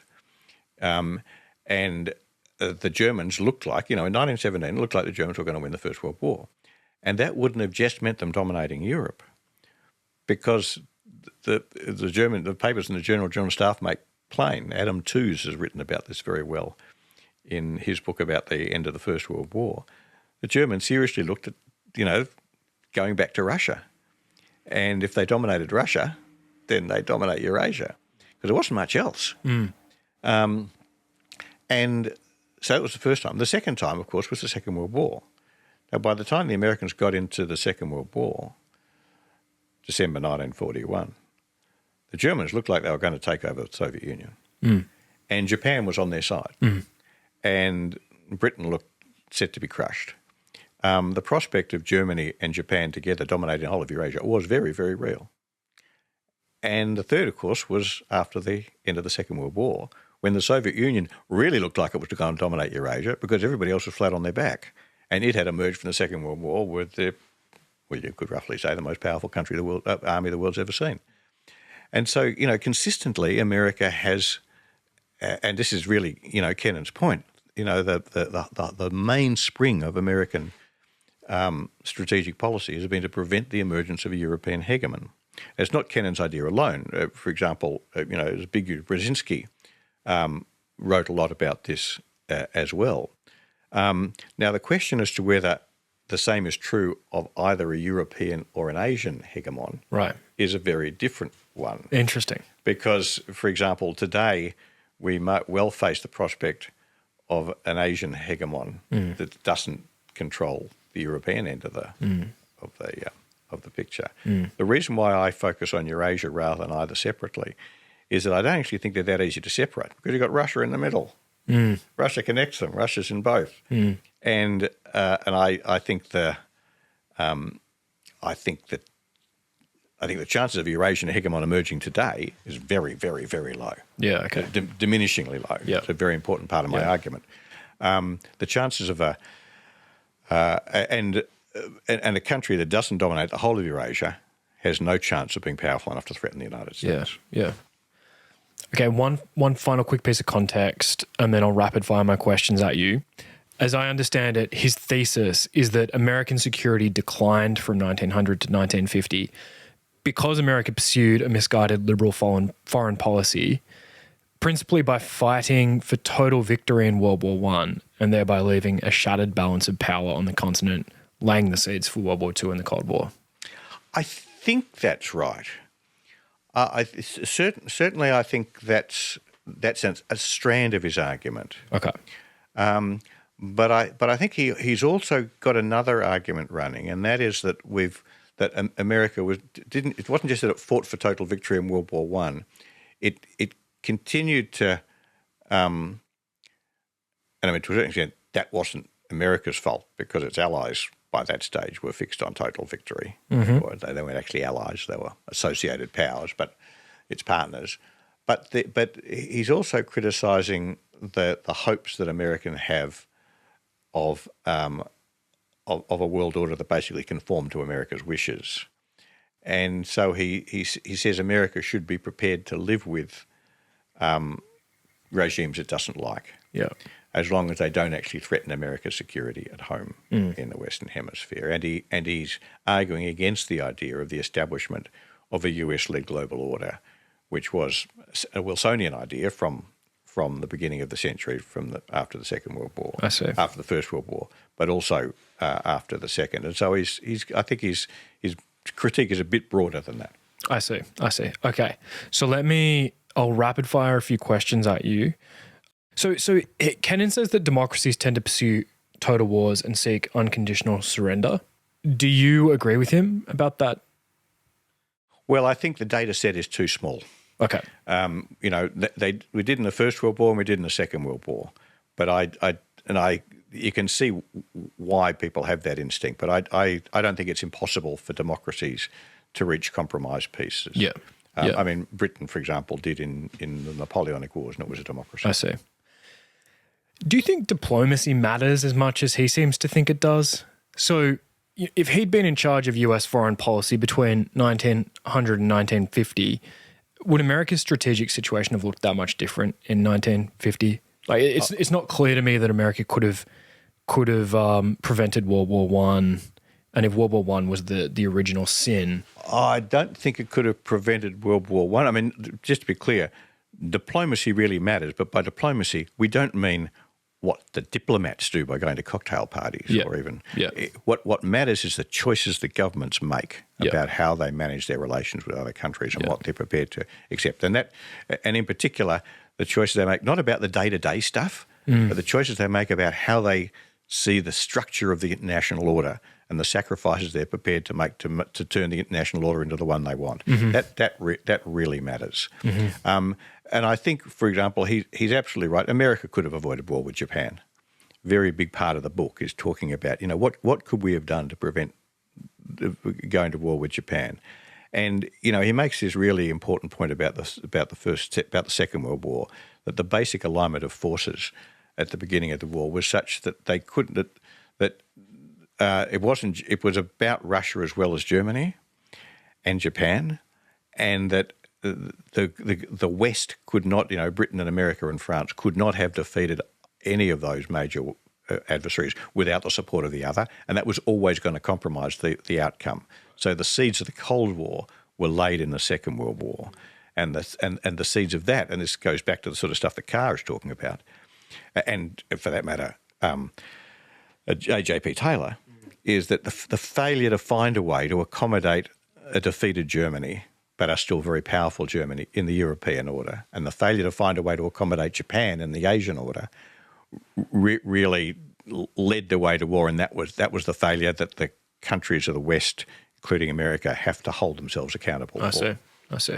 And learn lessons from. Okay. I have other questions. I think I'll skip them for now, and we'll go to Meaney. This episode is sponsored by Vanta. Trust isn't just earned, it's demanded. Whether you're a startup founder navigating your first audit or a seasoned security professional scaling your GRC program, proving your commitment to security has never been more critical or more complex. That's where Vanta comes in. Businesses use Vanta to establish trust by automating compliance needs over 35 frameworks like SOC 2 and ISO 27001, centralized security workflows, complete questionnaires up to 5 times faster, and proactively manage vendor risk. I have personal experience here. Startups I've worked at have used Vanta, and I've always found it reliable. Vanta can help you start or scale your security program by connecting you with auditors and experts to conduct your audit and set up your security program quickly. Plus, with automation and AI throughout the platform, Vanta gives you time back so you can focus on building your company. Join over 9,000 global companies like Atlassian, Dovetail, and FireAnt who use Vanta to manage risk and prove security in real time. For a limited time, get $1,000 off Vanta at vanta.com/Joe. That's VANTA.com/JOE for $1,000 off. Okay, next book, The Search for Security in the Pacific. Yes. So this is volume 1 from 1901 to 1914. Published in 1976, the author is Neville Meaney, an Australian historian specialised in the history of Australia's defence and foreign policy. He was a professor at UNSW and then at the University of Sydney. One of my favourite books. This is a history of Australian defence and foreign policy, as the subtitle says, from 1901 to 1914. The second volume goes up to 1923. So tell me how you encountered this book and why is it on your list? So this is the first book of the ones we've discussed that really talks about Australia. Yeah. And it's a bit perverse in some ways because Australia is very much the focus of my work. But one of the problems, if you like, about thinking about Australia's role in all of this stuff is that we tend to think of ourselves not as a player. We tend to think that all of this stuff goes on at, a sort of a stratospheric level and we just go along for the ride. And we kind of, in some ways, we kind of quite like that. We don't think of ourselves as having made a choice to go to the First World War or made a choice to go to the Second World War. We just sort of sign up and go along. Now, that is profoundly wrong. And I always had the sense that it was wrong and that therefore Australia shouldn't excuse itself from thinking very carefully about where its own strategic positioning and contribution to the wider debates led us. But I didn't have a, so to speak, a factual basis for that instinct until I came across this book. It was just after I actually started working professionally in this field. At that stage, I was a journalist, the Sydney Morning Herald. Kim Beazley had just become Defence Minister. I was in Wellington with Kim on a visit that was all about New Zealand's anti-ship visits policy, which had just been introduced. So this is 1984. And in a second-hand bookshop, I had a couple of hours off. I wandered around Wellington, which is a lovely city, and up a little lane running up from Lambton Quay to the terrace. There's a little lane and there's a little second-hand bookshop, and I can never walk past a second-hand bookshop without going in. So I wandered in, and there I saw this spine, Search for Security in the Pacific, 1901 to 1914. What the fuck's that, I wondered? What's that? So I pulled it out, and there it was about Australia's decision-making at this absolutely critical time in the lead-up to the First World War, how Australia saw its strategic situation. This is it. Anyway, I bought it, took it back to the hotel, and I literally stayed up all night reading it. I could not put it down. And it just provided a huge sort of frame for the way you think about how Australia fits into this stuff. Did you give it to Kim? Did he know about it? He knew about it. He knew about Neville, and was way ahead of me. The delight of working for Kim for all of those years I was with him. I mean, I wasn't working for him then, I was a journalist, but not very long after I went on his staff and was with him for 5 or 6 years, whatever it was. Yeah. And one of the delights of it was that he knew so much history. Mm-hmm. And I sometimes say that my years with Kim was just one long peripatetic seminar on strategic history of all descriptions. Sometimes it was, what the hell happened at the Battle of Blenheim, or why did Hitler go to the rescue of Greece, and a lot of the time it was focused on Australia, and he knew all about Neville. And actually later, Kim and I spoke at the launch of Neville's second volume, which was a bit of a privilege. But the really, the big point he's making is that far from that image of Australia being a kind of a strategic naive or even a strategic non-player, that the people who were instrumental in the establishment of the Australian Federation and who steered Australian foreign policy in that critical time were very sophisticated strategic thinkers, right, who thought very carefully about Australia's place. They absolutely did not take Britain's support for granted. In fact, the whole structure of their thought was a very prescient recognition that Britain's global position, its capacity to defend the empire, was declining. Yeah, for all the reasons that Michael Howard spells out, and that Australia absolutely could not take Britain's support for granted, and that we therefore needed to think very carefully about how we responded to that. Part of it was to develop our own forces. A big part of this story is the decision to develop our own navy, for example, rather than to contribute to the Royal Navy. To develop our own army, the question, do we build an army to defend Australia, or to send it overseas to support the United Kingdom? These were the big debates people were having, and thinking about what kind of threats might develop, which focused very strongly on Japan. Now, partly that there was a kind of, what you might broadly call a racial basis to that. But it didn't mean that, leaving aside the racism embedded in it, it didn't mean that there wasn't a genuine strategic concern there, as we saw in 1942. But the way in which these guys analysed Australia's situation and recognised the choices that we faced and made those choices explicitly, well, to put it politely, contrast favourably with the way in which Australia is debating and confronting the choices we face today. Right. This was out of nowhere, really, for reasons I have no explanation for. We found ourselves with a group of very sophisticated strategic thinkers.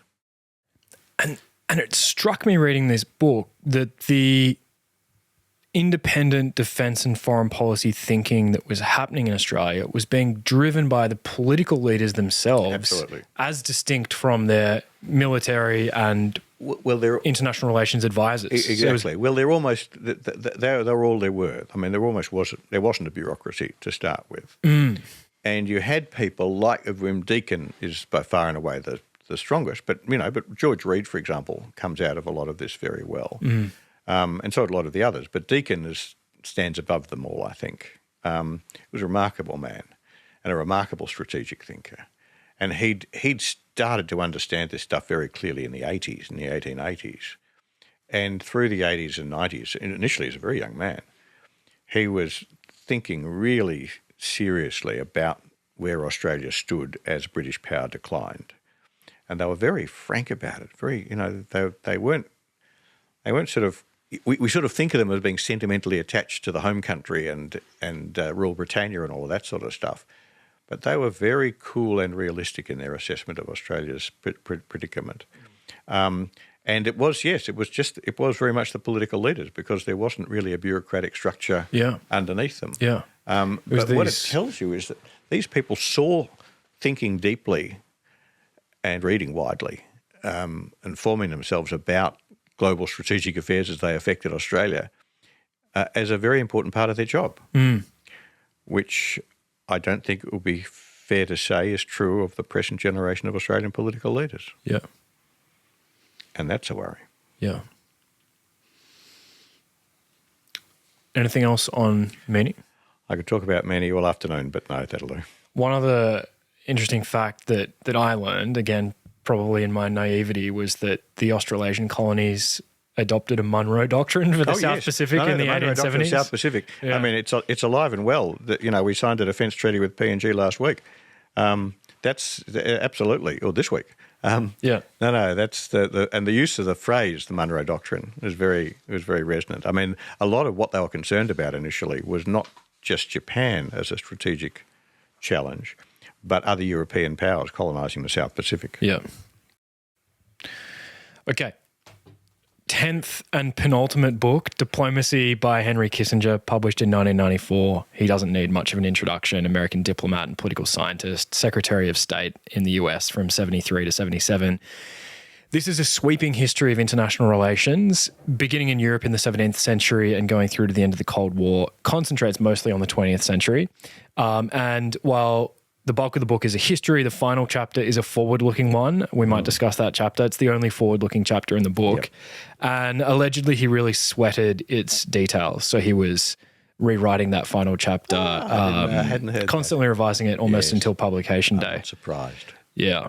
Okay. So how, if you could condense what you took from this book, how did it influence you? Look, Kissinger, you described him as a political scientist. I describe him as a historian. He wrote a lot in different ways about the management of international conflict, and it's important, I think, to separate Kissinger's capacities as a historian from his capacities as a statesman. Some of what he did as a statesman was reprehensible, but that doesn't mean he didn't have a lot of interesting things to say about the way the international system worked. And this book, in a sense, is a placeholder for a whole lot of other things that Kissinger wrote, including The World Restored, which was his book about the Congress of Vienna, which was all about how they built that international order after the Napoleonic Wars that we talked about before. But the reason why I mention this book is twofold. The first is because those earlier chapters he describes in a very neat and, compact and accessible form a lot of very complicated diplomatic history, particularly the history before the 19th century, from, because he really starts in the 16th century with the establishment of the Westphalian Order after the 30 Years' War and all the various terrible things that happened in Europe. And the way in which that evolved over the ensuing centuries, which I think is a really handy textbook. And then he gives a very good account of what happens in the 20th century. It's the counterpoise, if you like, to Kennan's account. And he's very good, although not, I think, always very honest, about highlighting the tension between what one might very crudely call the realist and the idealist wings of American foreign policy. He's always identified very much as a realist, but he's always very careful, I think sometimes misleadingly careful, to so to speak, salute the Wilsonian components. And he's forever, because he was not just an academic, but very much a player, and he's always trying to preserve his position in the debate. He's always trying to doff his cap to the Wilsonians so that he doesn't get himself presented as being too out of step with with the mainstream of American life, partly because, of course, he wasn't born in America. He was born in Germany. He was a teenager when his family fled Germany, Nazi Germany. So he always felt of himself as an outsider, and so he sort of had to talk his way back into the American mainstream. But also that last chapter is very interesting, and it's a pair with the Kennedy that we'll come to last. Yeah. Because what he does is to draw all of this together to say, well, what sort of world are we heading into? And what he makes, and this is 1994, so this is the high point of the end of history. America is the unipolar power that's going to dominate the world, and he just says, no, this is just history going on as usual. And he talks very explicitly about the evolution of a multipolar order. He says we're going to have a system in which there'll be a number of great powers, and America's going to have to learn to live in the system, and the great challenge will be to try and accommodate its Wilsonian instincts and values and aspirations with the reality that it's going to be living in a very complex and difficult world. And when I read it, when the book first came out, it wasn't the first time I'd thought of that. I mean, I've got to allow myself to say I've already thought my way through that point myself. But it did actually. It came to me. The book came out, and I read it only a few months after I had myself sat down over the summer of 1992-3, early 1993. I sat down and wrote out for myself what I thought the end of the Cold War meant for Australia's predicament. Do you still have that document? Yeah, no, I do. Have you ever published it? No, I haven't. I'd love to see that. Well, I've got a copy here. I'll send it to you. Thank you. I mean, it's very rough. I literally sat down over my summer holidays, and just in the intervals between going to the beach and things, I just what the hell does all this mean? Yeah. It was a nice moment because I'd been working for Hawke. Does it hold up, your document? Pretty well. Okay. Not 100%, of course. Overestimated Japan, actually, as Kissinger does. And Kennedy? And Kennan, yes. None of us predicted how far Japan, and underestimated China. But got the China story basically right. But it was a moment for me because I've been working in Parliament House for years, 8 years or something, and my last few years have been working for Hawke as International Relations Advisor. Very much at the centre of things and very exciting. Then Hawke gets the boot, Keating takes over, and I end up back in ONA in a job which was fascinating, much more quiet, but much quieter. And so I had a lot of time to think, and this was 1992. The Soviet Union had collapsed at the very beginning of the year. A few weeks later, I find myself in an office with the phone not ringing anymore, with that map on my wall, and with some very good and very knowledgeable colleagues. And I spent a lot of that year just talking to others and thinking to myself, what the hell does the end of the Cold War mean for Australia? But everyone's, thinks, this is fundamentally, Europe transformed, all the rest of it. What does it mean for us? And so the notes I wrote, Tathra notes I called them because we were at Tathra, was my sort of summary of all of that. Hey everyone, this is Joe. Hugh provided me with a copy of his Tathra note. We digitized it and he generously allowed me to publish it on my website so you can see how he was thinking about the shifting geopolitical landscape in 1993. To read the note, go to jnwpod.com. That's jnwpod.com, and go to the Hugh White episode page. All right, back to the conversation. When I read this and then got to that last chapter, it was both challenging and reassuring. I think, okay, yeah, right, that really makes sense, and had a big impact on the way I thought about our situation through the 90s when I was working in defence, and a lot of the policy that we developed in defence in the 90s, both under the Keating government and under the Howard government, did strongly presuppose, really took as its starting point, the idea that China's rise was the most important shift in Australia's strategic situation, far more important than the end of the Cold War. And I think, the way in which Kissinger comes to that conclusion on the basis of this very comprehensive history of the evolution of the international system, and with all of his other, drawing on so much of his other scholarship, and to a certain extent his experience in the Cold War. I mean, he wrote some fascinating books about the way détente works, for example. And détente is all about accommodation, appeasement, you might say, to avoid war. It just seemed to me like a very helpful summary of a very big set of issues. What's fascinating, of course, is that although Kissinger was this revered figure, nobody in the United States paid the least attention. The mainstream of American foreign policy was then and continues today to be based on the proposition that America is the world's leading power.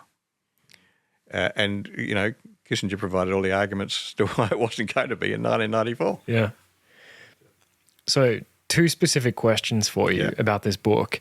The first is, toward the end of the book, he says that the most analogous period in history to the world in which America finds itself in 1994 after the Cold War is 19th century Europe, and American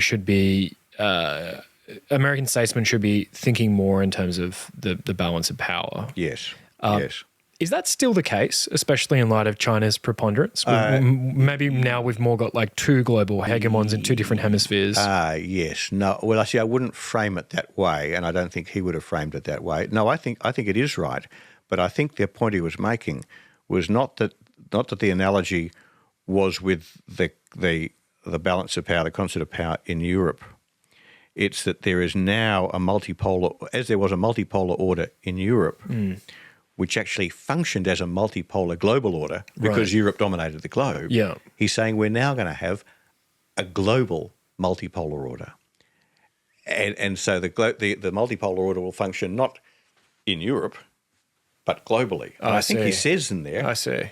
I'm pretty sure it's Kissinger who says in that last chapter that this is going to be the first time in history that we have a genuinely global international system. Yeah. In other words, that the world is so interconnected now that countries, great powers in particular, all over the world will affect will affect what happens everywhere. Now, of course, you could say we kind of had that after the Second World War in the bipolar order, which was a genuinely global order. But because there are only two of them, we've never had a global multipolar order. Yeah. And so I think what he was saying is the world in future is going to focus the way Europe is going to function as a multipolar system, the way Europe used to function.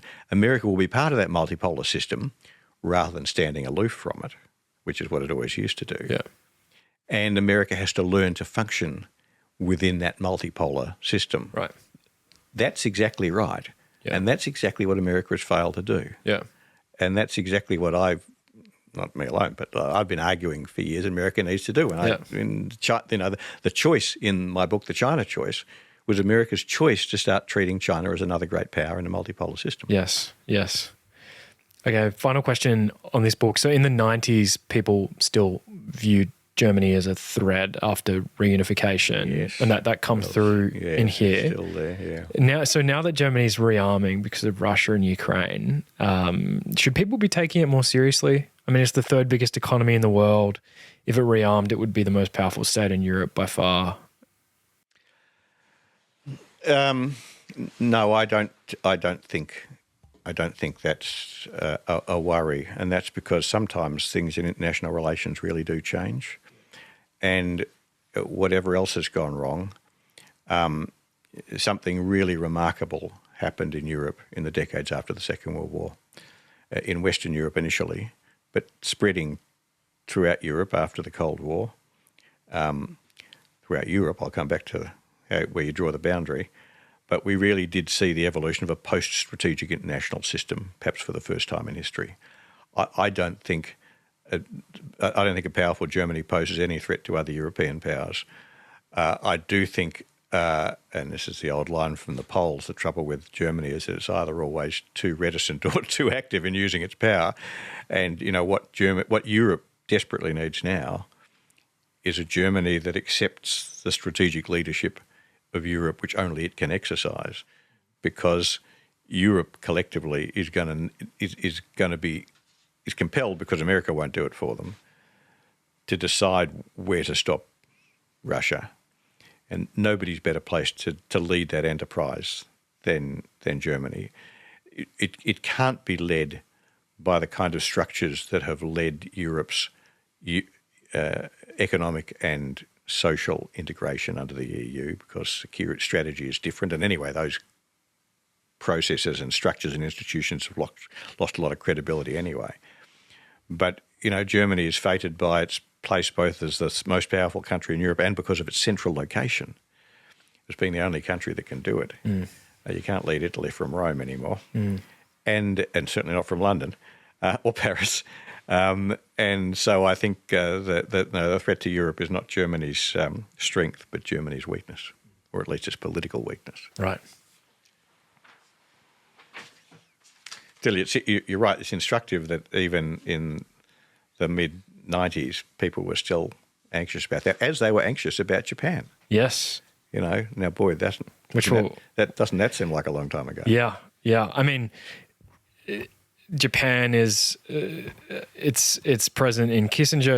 It's present in this next book we're going to talk about, but other books at the time, like there's the Lester Thoreau book, Head to Head. Yes, yeah. It was before the bubble burst. Its economic rise meant people extrapolated its military power. And it's worth bearing in mind just how big was the delusion that Japan could overtake the United States. Yeah, because and it's a cousin of the delusion that China wouldn't overtake the United States. People looked at Japan and serious people said, this country is a potential global competitor to the United States. Look, Japan has 1/4 of America's population. Right. For its economy to overtake America's, its per capita GDP would have to be 4 times America's. Now, America is an extraordinarily productive economy. It simply defies the laws of, so to speak, economic physics that Japan could overtake America 4 times. I mean, that's just, it's just out of the question. Japan's economy was never going to be bigger than America's because its population is so much smaller. Right. Yeah, you turn that coin over. People used to say, they said it to me all the time, say it less now, don't worry, China is never going to overtake the United States. I mean, look, that's what people said about Japan, and it didn't happen. To which my response was, well, the difference is that China's population is 4 times America's. Yeah. So it overtakes America's GDP when its per capita productivity is 1/4 of America's. Yeah. That's not hard. Yeah. Yeah. That's going to happen. Yeah. That's happened. Yeah. But the idea that people still say, oh, China's economy is lagging miles behind the United States. No, it's not. No, it's not. Which, of course, gets us to The Rise and Fall of Great Power. Yes, I can't believe it. The final book. So, The Rise and Fall of the Great Powers by Paul Kennedy, published in 1987. He was a British historian, specialised in the history of international relations, economic power, and grand strategy, professor at Yale. I think one of his thesis advisors was A.J.P. Taylor at Oxford. Oh, that'd be for sure, I think, yes. Yeah. So this is his best-known book, smash hit, maybe the most influential history book of the 20th century, sold... Oh, I wouldn't go that far. Okay, sure. yeah, that's putting it a bit strongly. You're right. But it sold around about 2 million copies. Oh, did it? Wow. So far, yeah, globally. The section at the end where he reflects on what all this means for America was included at his publisher's request. And that is what turned this into the hit that it became. Yeah. So his analysis is confined to the modern era, so post-1500, post-Renaissance, and he looks at the interaction between economics and strategy. We can talk about his thesis in a moment, but just one fun fact in terms of the influence of this book is that after Osama bin Laden's compound was raided in Abbottabad in 2011, US Special Forces found a copy of this among bin Laden's books. I didn't know that. Yeah. So why is this on your list? Well, because right at the heart of everything we've talked about is the way in which international orders change because of shifts in the distribution of wealth and power. Yeah. And that is the big story of our time and the big challenge we face. That is, how does the international system adapt to the rise of new powers, and how can it adapt peacefully? And we have lots of textbook examples of how it fails to adapt peacefully. I mean, you can say that the rise of Athens and the fear that caused of Sparta was the first example we've looked at. But the First World War was, in the long run, a response to the collapse in the old post-Napoleonic order in Europe, caused by the fundamental shift in the distribution of wealth and power between those countries. The failure to deal with that effectively gave us the Second World War. And you can say that because at the end of the Second World War, we ended up with just 2 powers worth of damn, Russia and the Soviet Union and America. We were still wrestling with that same set of problems. Now we have a completely new set of problems because out of nowhere, so to speak, we've seen the fastest, biggest shift in the global distribution of wealth and power since the Industrial Revolution. And one of the problems we have is getting our head around the scale of that shift. The rise of China is not just another day in the office, and for that matter, the rise of India is not just another day in the office. This is a really big historic moment. And the thing about Kennedy's book when it came out, which was still in the Cold War, was that it gave a really good, compelling, and I think broadly right, account of the way in which the distribution of wealth and power had shaped the evolution of the international order in, as you say, really the centuries since the collapse of the Habsburgs' attempt to dominate Europe.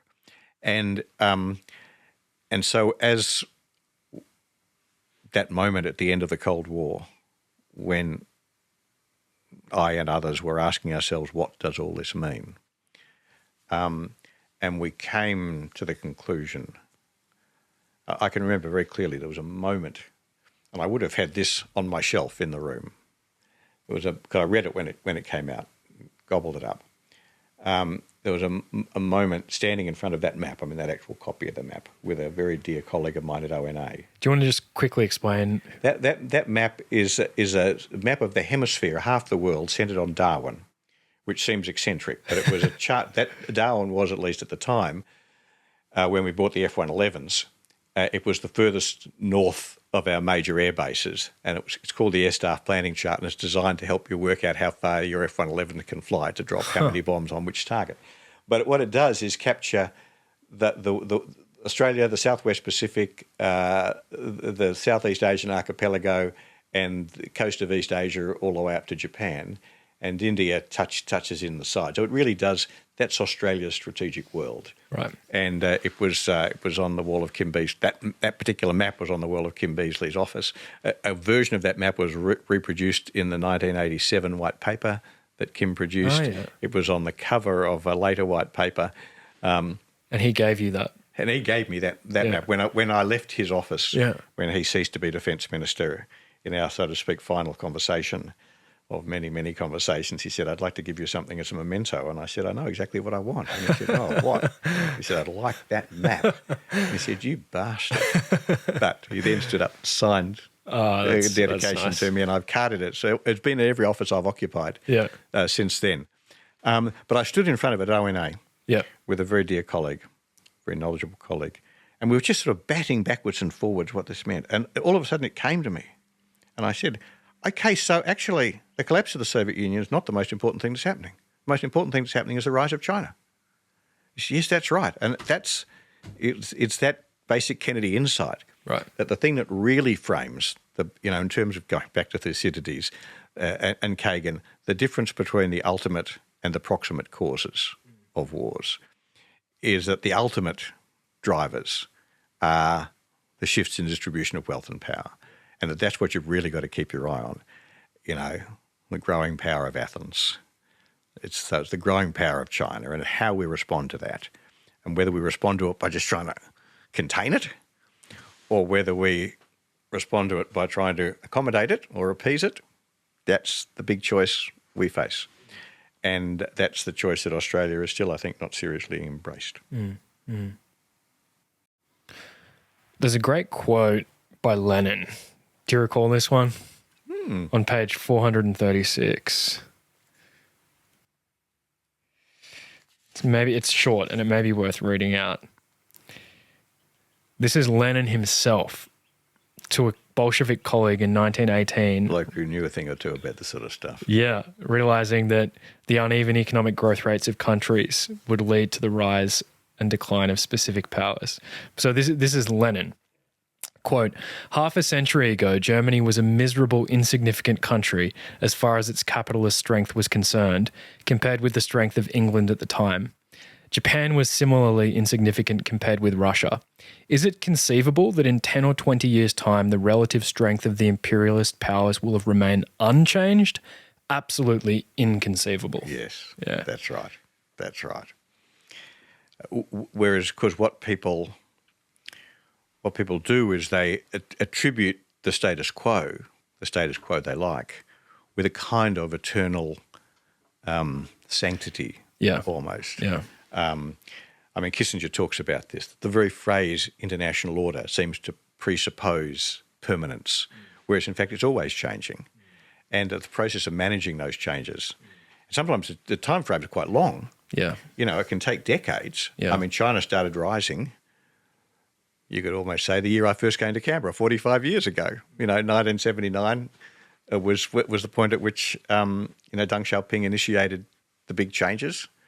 So it's been a 45-year story so far, not over yet. Yeah. But those sorts of, and adapting to those changes, recognising that change is happening. This is something that E.H. Carr talks about, that, change is not bad in itself, but we've just got to make sure we manage it to survive it as best we can.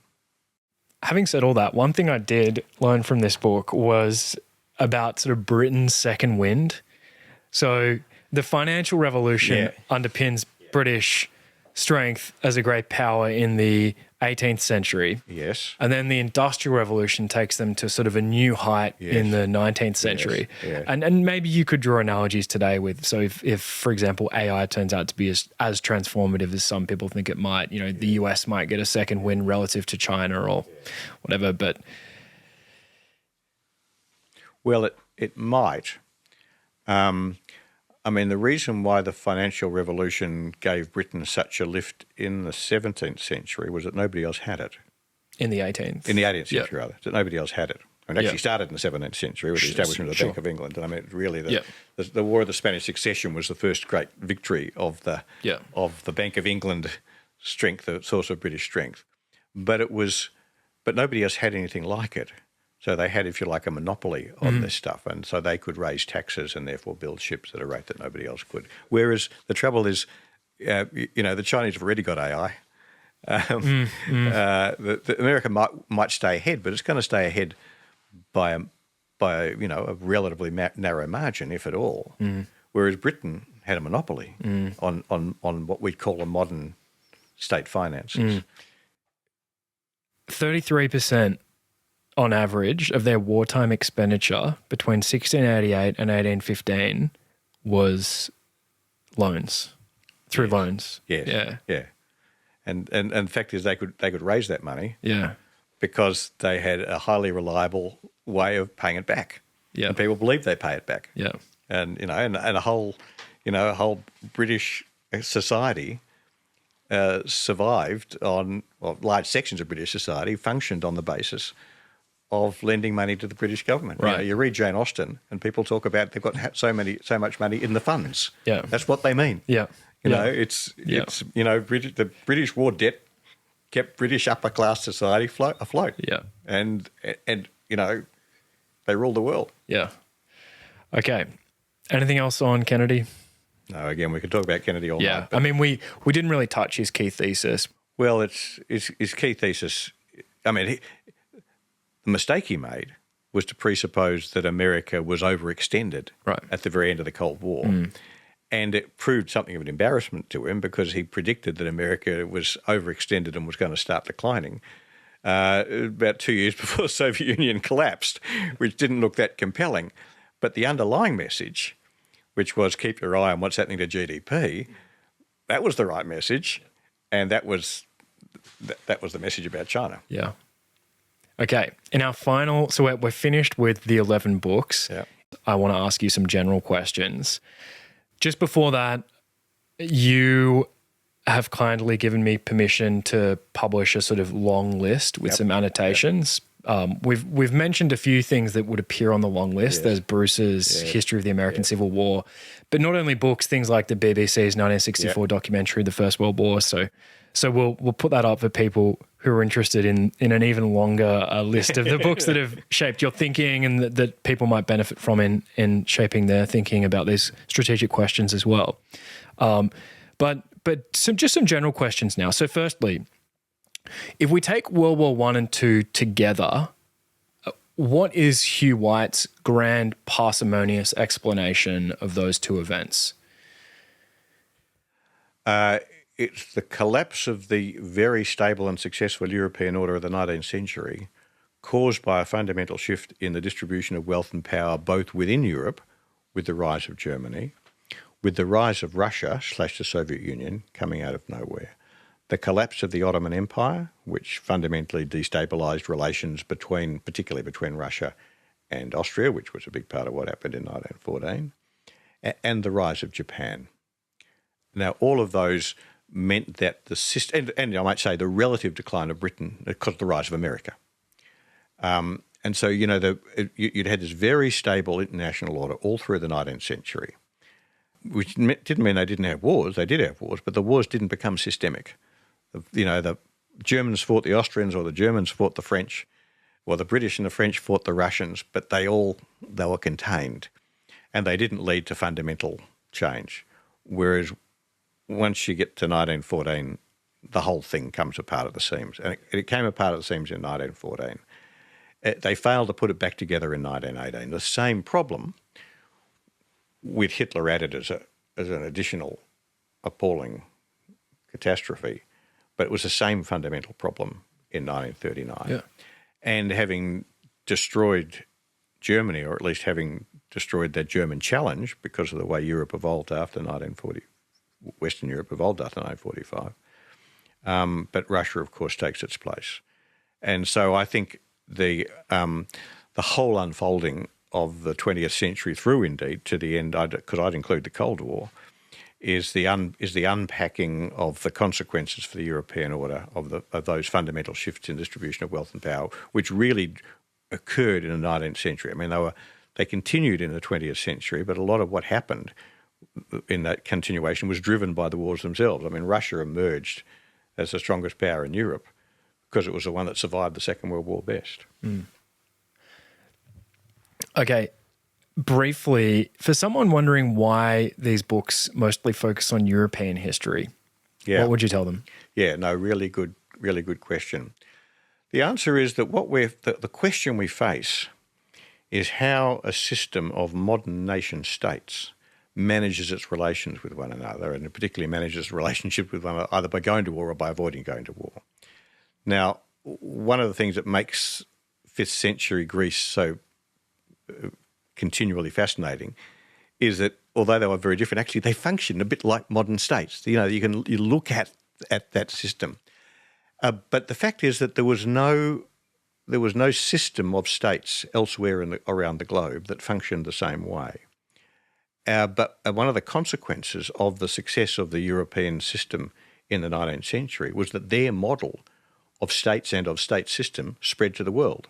So we now have states all around the globe, including here in East Asia, which function a lot like the European state system of the 17th, 18th and 19th century. And although the analogies are always imperfect, it's by far and away the best textbook we have for how these sorts of states interact. Yeah.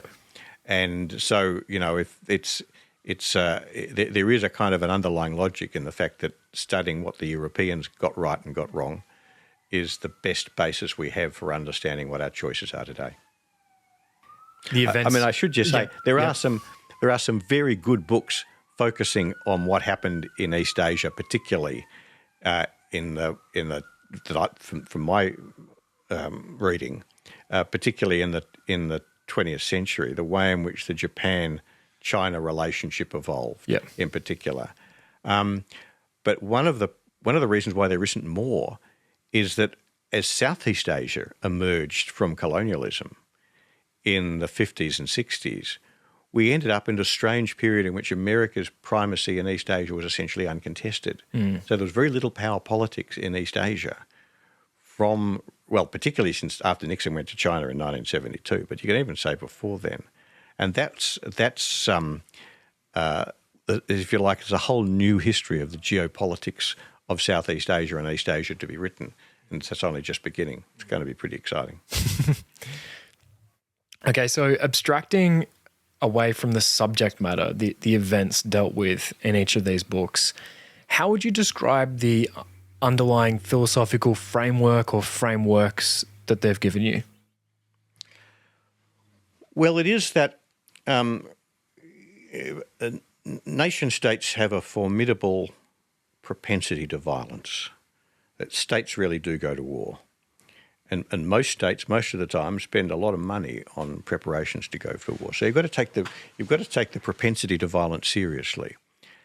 And it's worth bearing in mind that of all the terrible things that can happen to humankind, major war is the worst thing we inflict on ourselves. There are earthquakes, there are bushfires, there's global warming, there's famine, there's all sorts of terrible things to happen. There's pandemics, there's all sorts of terrible things that happen. But of all the terrible things that can happen, major war is the worst thing that we do to ourselves. And therefore, finding ways to avoid that. But one might also say recognising there are points where you probably shouldn't avoid it, deciding when not to fight and deciding when to fight, are amongst the most important decisions that societies can make. And, that was the sort of thing I think that enthralled me about the BBC's early episodes of the BBC's program, is that it sort of dramatised the fact that people made these choices. It wasn't a natural, it wasn't like an ice age that just happened to us. Something we did to ourselves. And that working out under what circumstances we should go to war, particularly big wars, because big wars are driven by major shifts in the international system. And so working out how we can manage international change, major systemic change in the international order peacefully, is one of the most important tasks we face. Now, we thought about this a lot in different ways during the Cold War. We stopped thinking about it at the end of the Cold War. We thought it was the end of history. Some of us did. And we're still not really thinking about that nearly carefully enough. And although our political leaders keep saying that we live in the most dangerous strategic circumstances since the end of the Second World War, which suggests they think they see something's going on, but they stop there. They don't then explain, well, why? What's happening? What's the cause of the danger, and what can we do to manage it? And when they even start venturing into that area, they just say, it's China. Well, no, it's not China. This is a story without heroes and maybe even without villains. If you could force every Australian statesman and stateswoman to read only one or two of these 11 books that we've discussed, which would you pick? Oh, that's a good one.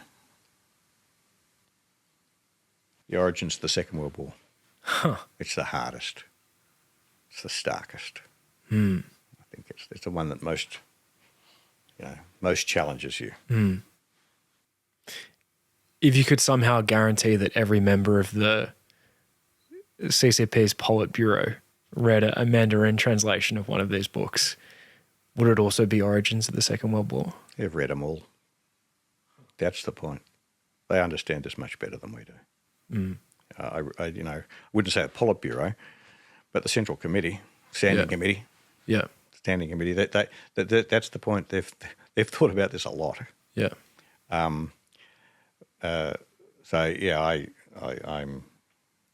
Our problem is not that they don't understand what they're doing.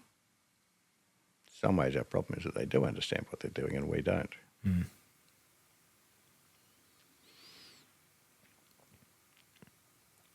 This next question feels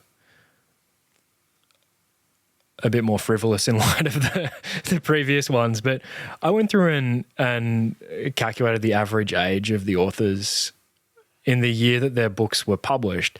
The average age is 50. So the oldest author was Kissinger. He was 71 when Diplomacy was published. The youngest was Kagan. He was 37 when The Outbreak of the Peloponnesian War was published. Both of those are interesting. Yeah. So the average age of 50. Why do you think that is? Does 50 seem old to you? I mean, in some other disciplines, the peak of your achievement might be in your 30s or your 40s. Yeah, even in your late 20s. Yeah. Yeah, look, I do think it's a good question. I do think this is an issue in which there's a kind of a sedimentary principle that the impact of ideas floats down and settles and then builds up. Mm. And I think, to look at Kissinger, for example, as the oldest of them, a bit scary, a year younger than I am now, but he started writing about this stuff in his 20s. Yeah. The World Restored was his PhD thesis. Mm. It's an astonishingly pretentious, courageous book. And as I said, it could have been on my list. It's always been very influential. But in the end, what he built up there was a lot. There's a lot more of his own experience stacked up there. So it's less brash, and it's a bit more measured and a bit more pessimistic actually. And I think a degree of pessimism is a pretty important component of one's mental equipment in this field, and I think people do become more pessimistic as they get older, or at least more attuned to how things can go wrong. Yeah, that seems true, and maybe this is a different way of making the same point, but because these are mostly history books, like maybe for historians, sort of crystal intelligence is more important. You're sort of accumulating a lifetime of facts and insights, and that's more important to something like history. I think that could well be. That's a good point. I guess that's kind of what I was trying to get to at the sedimentary thing. That there's these ideas sort of build up cumulatively over a long period of time. Right. It's not a matter of going out and trying to find a particular formula which links phenomenon A to phenomenon B for a physicist or something like that. It's a much more complex process. Mm. Okay, so two final opportunistic questions. These don't necessarily connect to the books we've discussed, but just because we're here and the mics are rolling and you're Hugh White, I just wanted to ask you a couple of things. So the first is, putting you on the spot a bit. Any anecdotes about your time, your your 5 years as Hawke's international relations advisor, or before that, working for Kim Beazley when he was defense minister. Any anecdotes you haven't shared publicly that you can share with me today? Well, I think one moment, and most days in the office when you're working for a minister are much like every other day, but sometimes something happens. And one of the most interesting moments was in May of 1987 when the first Fiji coup occurred. A Labor government has happened, Fiji Labor Party, been elected a week or two before, and the Fiji military pushed it out and tried to take its place. And I was working for Kim at the time. And Kim and Hawke and Garrett Evans, who was acting foreign minister, Bill Hayden was the substantive foreign minister, but he was overseas, gathered in Hawke's office and started talking about how to respond.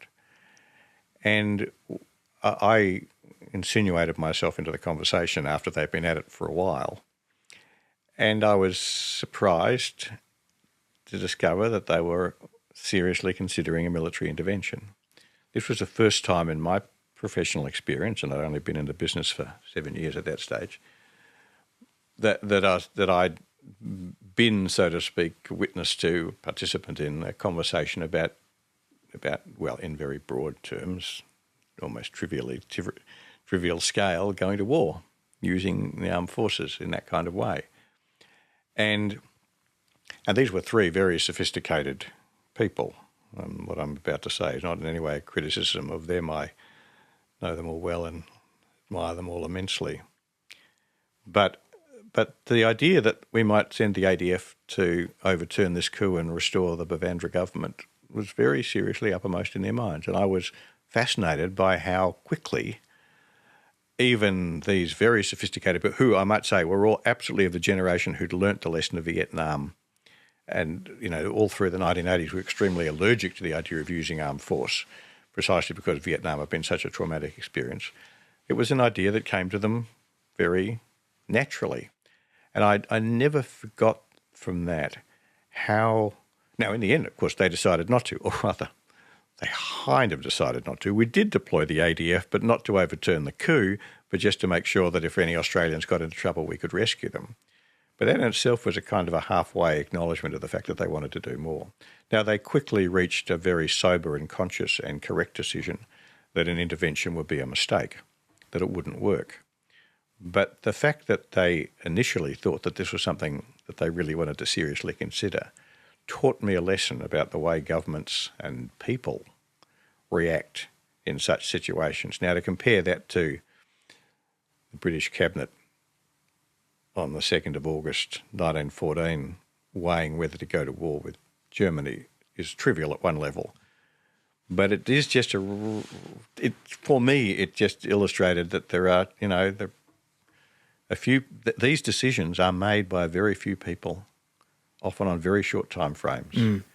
And, we touched before about the idea of, whether Australia would decide to go to war to support the United States in a war with China over Taiwan. If the Chinese do attack Taiwan, the decision confronting Australia will need to be made within hours. And it won't be made by the full cabinet. It'll be made by 3 or 4 people in the Prime Minister's office. And the question is, are they prepared to make that decision? Have they thought about it? Do they think they'll have long to think about it when the time comes? So that experience, as I say, trivial in itself, but that experience of watching ministers confront that choice of peace or war for the first time. And it was not the last time, because I was involved in other decisions about later conflicts later on, bigger conflicts, but that, it's always something about your first time. Was there anything particular that surprised you about it, watching them wrestle with that decision? Just that the idea of going to war seemed appealing. Right. It was a decision that they could make. It was a decision they could take. Yeah. A decision they quite wanted to take. Decided against it. And decided against it for the right reasons. As I say, I don't think their approach or their processes were inappropriate or illegitimate, and I think their decision was the right one. But it was striking to me that, and these were very sober people. These were not silly people. Yeah. Okay, final question. So I feel like I have a good sense of how you think Australia's defence and foreign policy should adapt to China's challenge. I'm curious though, do you have any thoughts, even half-baked ones, on how our domestic policy should adjust, even at a high level? So for example, one might say that a sort of populate or perish policy would be appropriate to increase our manpower, increase our GDP. That would be an example of a domestic policy shift in order to adjust. Do you have any thoughts? Let me start by slightly reframing the question. Sure. Because although I myself have spoken about the rise of China as the great dynamic in our international setting, which we and other countries have to adapt to, it's not just China. The real story is the end of the long era of Western, and I might say Anglo-Saxon, English-speaking domination of the Western Pacific. Ever since European settlement in 1788, the world's biggest economy, the world's primary maritime power, and the dominant power in this part of the world has either been Britain or America. And that has always framed and continues to frame our whole thinking about our place in the world. Now, that's what we have to adapt to. And what challenges that is China, of course, but it's also India. Never forget India. It's also Indonesia, which well before the middle of the century will have the fourth biggest economy in the world. Now, that's going to be different. And it will be the emergence of a whole new strategic order in Asia, including in East Asia, which will work completely differently from anything we've known. So that's what we have to adapt to. It's not just responding to China, although China's a big part of it. Now, what does that demand of Australia? Well, it demands of us that we find a way to make our way in Asia, which is no longer dominated, made safe for us by an Anglo-Saxon power, and we're going to be more on our own than we've ever been before. And that is, I think, frightening and certainly challenging. And that has big implications for our defence policy, because we do have to, I think about how we defend ourselves independently in a way that we haven't had to do before. And that in turn has implications both for our demographics and our economy, or the association between them. That is, the bigger our economy, the more we're going to be able to look after ourselves. I think it's a very straightforward thing. But anyway, you want your economy to grow. So I don't know that that's a sort of a new dimension for all sorts of reasons. You want the biggest economy you can have. But it is an argument in favour of I wouldn't quite put it as populate or perish, but it is an argument in favour of a bigger population. But I don't think that's the real issue for us. I think much more importantly, it's going to demand of us a rethinking of who we are. In the end, how you relate to other countries always depends on how you see yourself.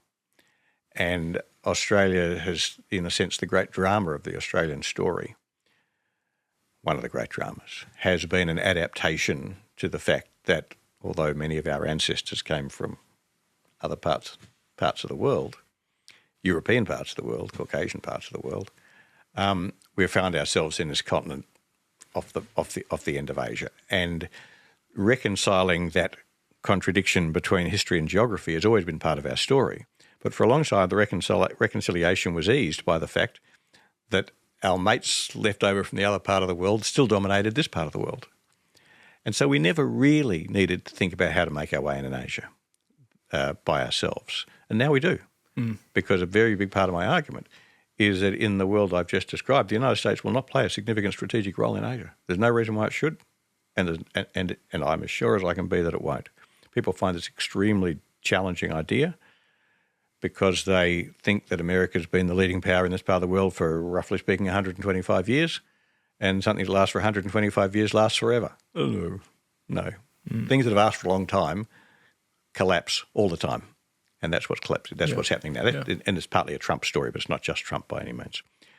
And that's going to require us to think of ourselves as Asians and to identify ourselves with our region. Now, Keating and Hawke used to capture something of this idea when they spoke about Australia looking for its security not from Asia but in Asia.